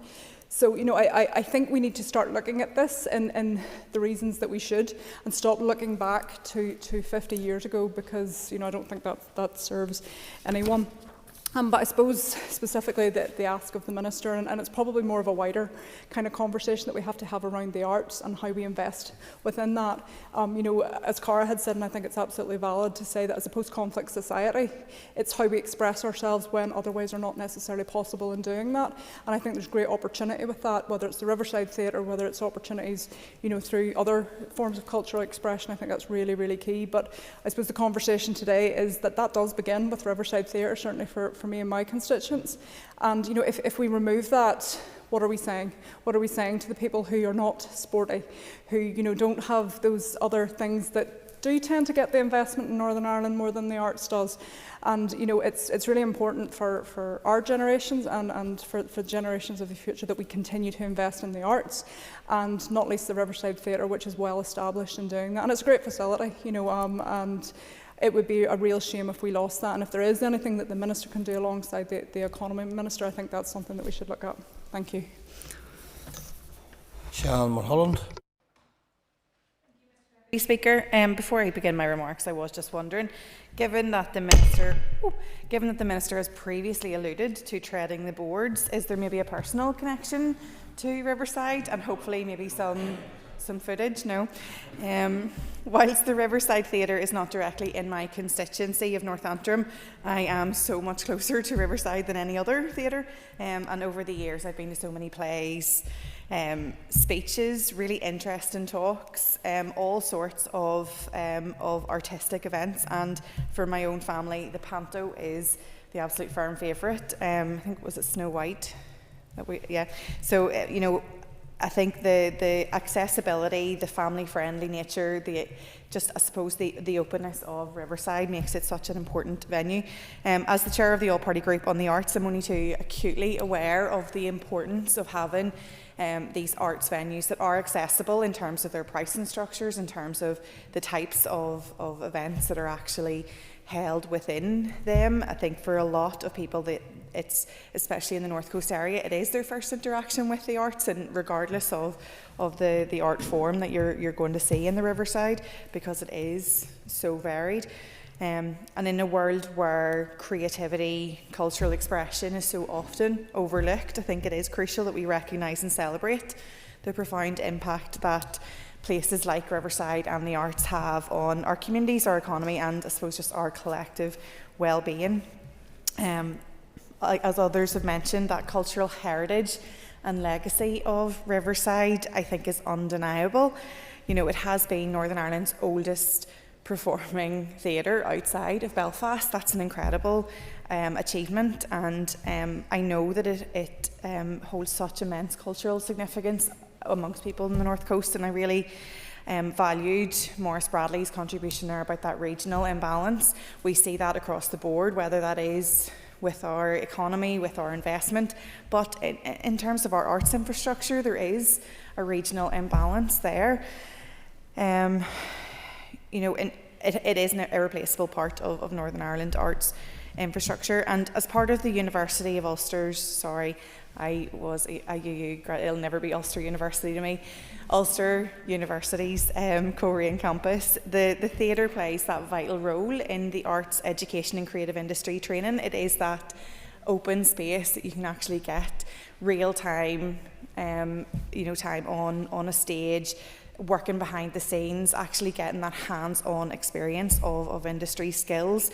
But not only that, as others have mentioned, it is that venue for schools productions, youth theatre productions, the brilliant Ballywillan and Charlie and Chocolate Factory. I didn't get tickets either, so I feel your pain. But isn't that amazing that both, the fact that an amateur dramatic production can sell out for such a huge run in somewhere that is so accessible, and it's wonderful. And I think for me that is the joy of particularly community arts and in venues like Riverside. And if it does either reduce its provision or close, I think there will be no replacement of its nature. Limavady has the Row, Ballymena may have the Braid, and Coleraine does have the brilliant flower fields, but it isn't of the same size and nature, and it is a very different venue. So any closure or reduction in provision as well would really impact the local economy. I know from you would make a fool, even if there was a show on. I'm not just one. There are shows that were bringing people out of Causeway Coast and Glens into the area, and that can't be denied. Those hospitality businesses that benefit from the theatre audience, and not only that, but it is a community hub. It's not just, for me, it wasn't just a theatre. It is a community hub, whether that is for talks, for community presentations, for screenings of really important, whether it was plays or consultations. So my colleagues on Causeway Coast and Glens have put forward, Borough Council have put forward a motion that will hopefully be heard next month, and it asks the Council to reaffirm its position that the theatre should remain in operation as a valuable cultural asset in the borough, and agrees to write to the Vice-Chancellor and Minister for the Economy, affirming the position and seeking urgent clarity. So the fact that Causeway Coast and Glens Borough Council and previously before that Coleraine Borough Council were supporting the theatre with a grant of up to £100,000, technically speaking it was to help with programme development, and a third of their running costs, it shows that there was an investment there from local government. up until 2021, when the Chancellor stopped requesting the funding from Causeway Coast and Glens, which precipitated then my colleague Yvonne Boyle asking that question, are you still committed to Riverside, which then led to us with that realisation that the Chancellor wasn't reaffirming I suppose where the theatre's future was going to lie within the UU campus. And I really appreciate, Maurice, your feedback in terms of the options that were put forward to you. A suggestion that I was going to have was potentially that if all members are agreeable, potentially a cross-party delegation, because I know that we are so much stronger in coming together when we are, as a group, united in our support for the arts. So I would really appreciate that if other members are interested in that. And I do ask that the Minister for Communities considers what support he can give to the theatre. I know only too well that your budget is not finite, as much as we wish you did have a blank chequebook, particularly when it comes to the arts. So I know that there is a limited offer there, and I suppose my ask would be primarily to the Minister for the Economy to engage with the university. I know that in response to my question he had said that he had no engagement with the VC up to that point, and I think it's really important that this comes from a cross-departmental kind of approach, because I do think that there, obviously the Department for Economy has a really strong input and oversight for the campus, where the arts offer then obviously sits with yourself. But I think that as a cross-party delegation, people who are so passionate about the arts and about that particular arts infrastructure, we absolutely need to do all we can really to protect such a vital asset to the arts community, but also to the area of Causeway Coast and Glens. But I'm really grateful for the member to give us this chance to talk about it. Thank you.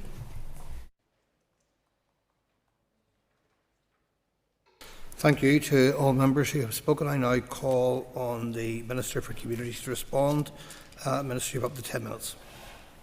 Thank you very much, Mr Deputy Speaker, and I want to thank the member for East Londonderry for bringing this debate to the House, and I thank her for her very passionate contribution, despite her disgraceful attempt to exploit my family connections to the area to try and get me to take some action.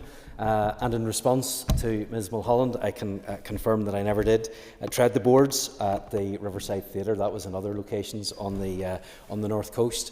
However, I wouldn't be surprised if other people in this place maybe did have that experience. There's certainly plenty here, it seems, with experience in amateur dramatics from what we've seen over the last number of months. But members will be aware of the importance and the value that I place on the arts. So I understand and I appreciate members' concerns about arts funding and infrastructure, and the honest and welcome desire to protect, to support and to grow what we have here in Northern Ireland.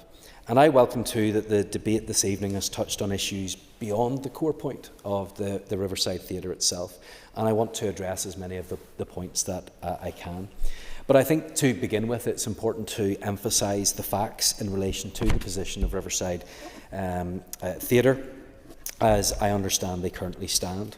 We know it has been a feature of the Coleraine and North Coast landscape and part of the cultural life of the area for more than a generation. And, as has been alluded to already, it's hosting a very popular run of Charlie and the Chocolate Factory. I don't think that's been mentioned so many times in the debate in the chamber before. But I think that's important because we need to take care not to give the impression that it's not open for business or that it's on the verge of closure. Members are aware that it's owned and operated by Ulster University on its Coleraine campus. It does not receive funding from the Arts Council or from the local council. In addition, my department has no role in the funding or oversight of the university. I understand that as part of its ongoing campus programme, the university is considering various developments at Coleraine, and one of these projects is a review of possible options for the Riverside Theatre, as Mr Bradley had pointed out in his contribution, having met the university. Now, I understand that the review has not yet been established, that a start date has not been decided, and that no outcome has been predetermined. Such a review is a matter for the university authorities, and they will of course be aware of the role of the theatre and its place in the local community. So it's important to make clear that the university has not yet made any decision on the future of the Riverside Theatre, and certainly no decision to close it. But while my department and the Arts Council have no role in the management or funding of Riverside Theatre, that's not to say that we have no interest in the potential options arising from the proposed review. And I'm confident that the university's considerations will take account of the role a venue like the Riverside Theatre plays in the cultural and social life of its hinterland. And to that end, I can say that the Arts Council will be happy to provide its insight and its advice on arts provision generally and, along with other stakeholders, on the arts ecology in the area. And I'm also happy to write to the Chancellor following the debate this evening to highlight the issues that have been raised and the concerns that have been expressed by members in this chamber. So I thank members for raising this issue and for contributing towards the debate. But this evening's debate has also allowed members to raise issues over funding and future plans. And I want to say something on both of those things. For those of you who think that the budget for the arts is not enough, and have said so this evening, let me say that I agree. But for those of you who think that the work and contribution of the people who make up our arts sector is not understood or valued by me or in my department, let me say that is very far from the truth. On an everyday basis, I believe that the arts and the creativity of our people play an important and practical role across a range of executive policies and priorities. They make Northern Ireland, as Ms Sugden had said, a magnet for tourism. They feed our entertainment, leisure and nighttime economy. They are the catalyst for the design and creativity that develops products, transforms processes, improves productivity and drives our digital, screen and other industries. Across health and well-being, they add real value in prevention, mitigation and treatment. And our education, childcare and youth work would be unrecognisable without them. As I've said before, I don't believe that the arts get the level of funding that is merited or required, and I will continue working to increase funding because I know the impact the arts have right across Northern Ireland in all those areas of policy that I've just mentioned and to the quality of life of everyone here. For those reasons, I argue that funding for the arts is an investment in and for the people of Northern Ireland. But while the financial climate remains challenging, I do think that it would be unrealistic and limiting to reach a point of relying solely on public funding to provide support and investment for the arts sector. So I'm committed to continuing to fund the arts and to highlighting to executive colleagues the benefits of doing so properly. But I also believe that the opportunity exists to look for other opportunities that can complement government funding. How government supports the arts is a central theme to the work being undertaken to develop a new arts policy under the Heritage, Culture and Creativity programme, which I announced in July last year. That programme will also see new policies developed for museums, for public libraries and in relation to Northern Ireland's historic environment. The policy vacuum that has existed is being filled, and this will be an important step forward in articulating the benefits that the arts currently deliver and the potential to do more and to go even further. The approach taken in the work will include a focus on the contribution each of the sectors can make in terms of equality of access and opportunity across socio-economic grouping, age, geography and so on. I want to encourage greater participation, particularly from people and communities that might feel that the arts is not for them, or that their cultural and artistic activities and traditions don't quite fit. And I want to explore the potential for encouraging new and deeper collaborations and partnerships, supporting greater financial sustainability across the sectors, and identifying approaches and opportunities that maximise the value of these important assets and their potential. In all of this work, I will continue to advocate for the arts and to make the case of more well-targeted investment. There is just one other issue that I want to raise before I close, and that is in relation to the university more widely. Can I add my voice this evening to those that have mentioned the importance of the Coleraine campus of Ulster University? I understand the role that it plays. I understand the importance to local people and to the local economy, and for the investment that is needed that Mr Bradley has rightly highlighted this evening. He invited me to Coleraine in my previous role, and I will continue to support the university and the funding that is required to make sure that it does everything that it can do and fulfil its potential. So I am grateful to members for their contributions this evening on the position of the Riverside Theatre and more broadly. I would like to close by noting that in my role as Minister, I've had the opportunity to speak to many people working in, supporting, or simply just enjoying the arts. And despite the challenges that are often a fact of everyday life for many individuals and organisations across the sector, I have to say that I have been met only with positivity and a willingness to help or offer constructive advice. I have also, of course, been left in no doubt about the challenges to the sector and the risks being faced. In relation to those, I intend that the development of a new policy in the arts will bring a new focus on the fundamental strategic needs of the sector and on the measures government and other stakeholders might take to bring the sorts of change that I think everyone wants. I'm grateful to the member for bringing this debate this evening. I think it has been useful. The points have been noted. I will ensure that they are passed on, and I'm grateful to all members for their contributions. Thank you. Minister, thank you for that response. Members, the Assembly is adjourned.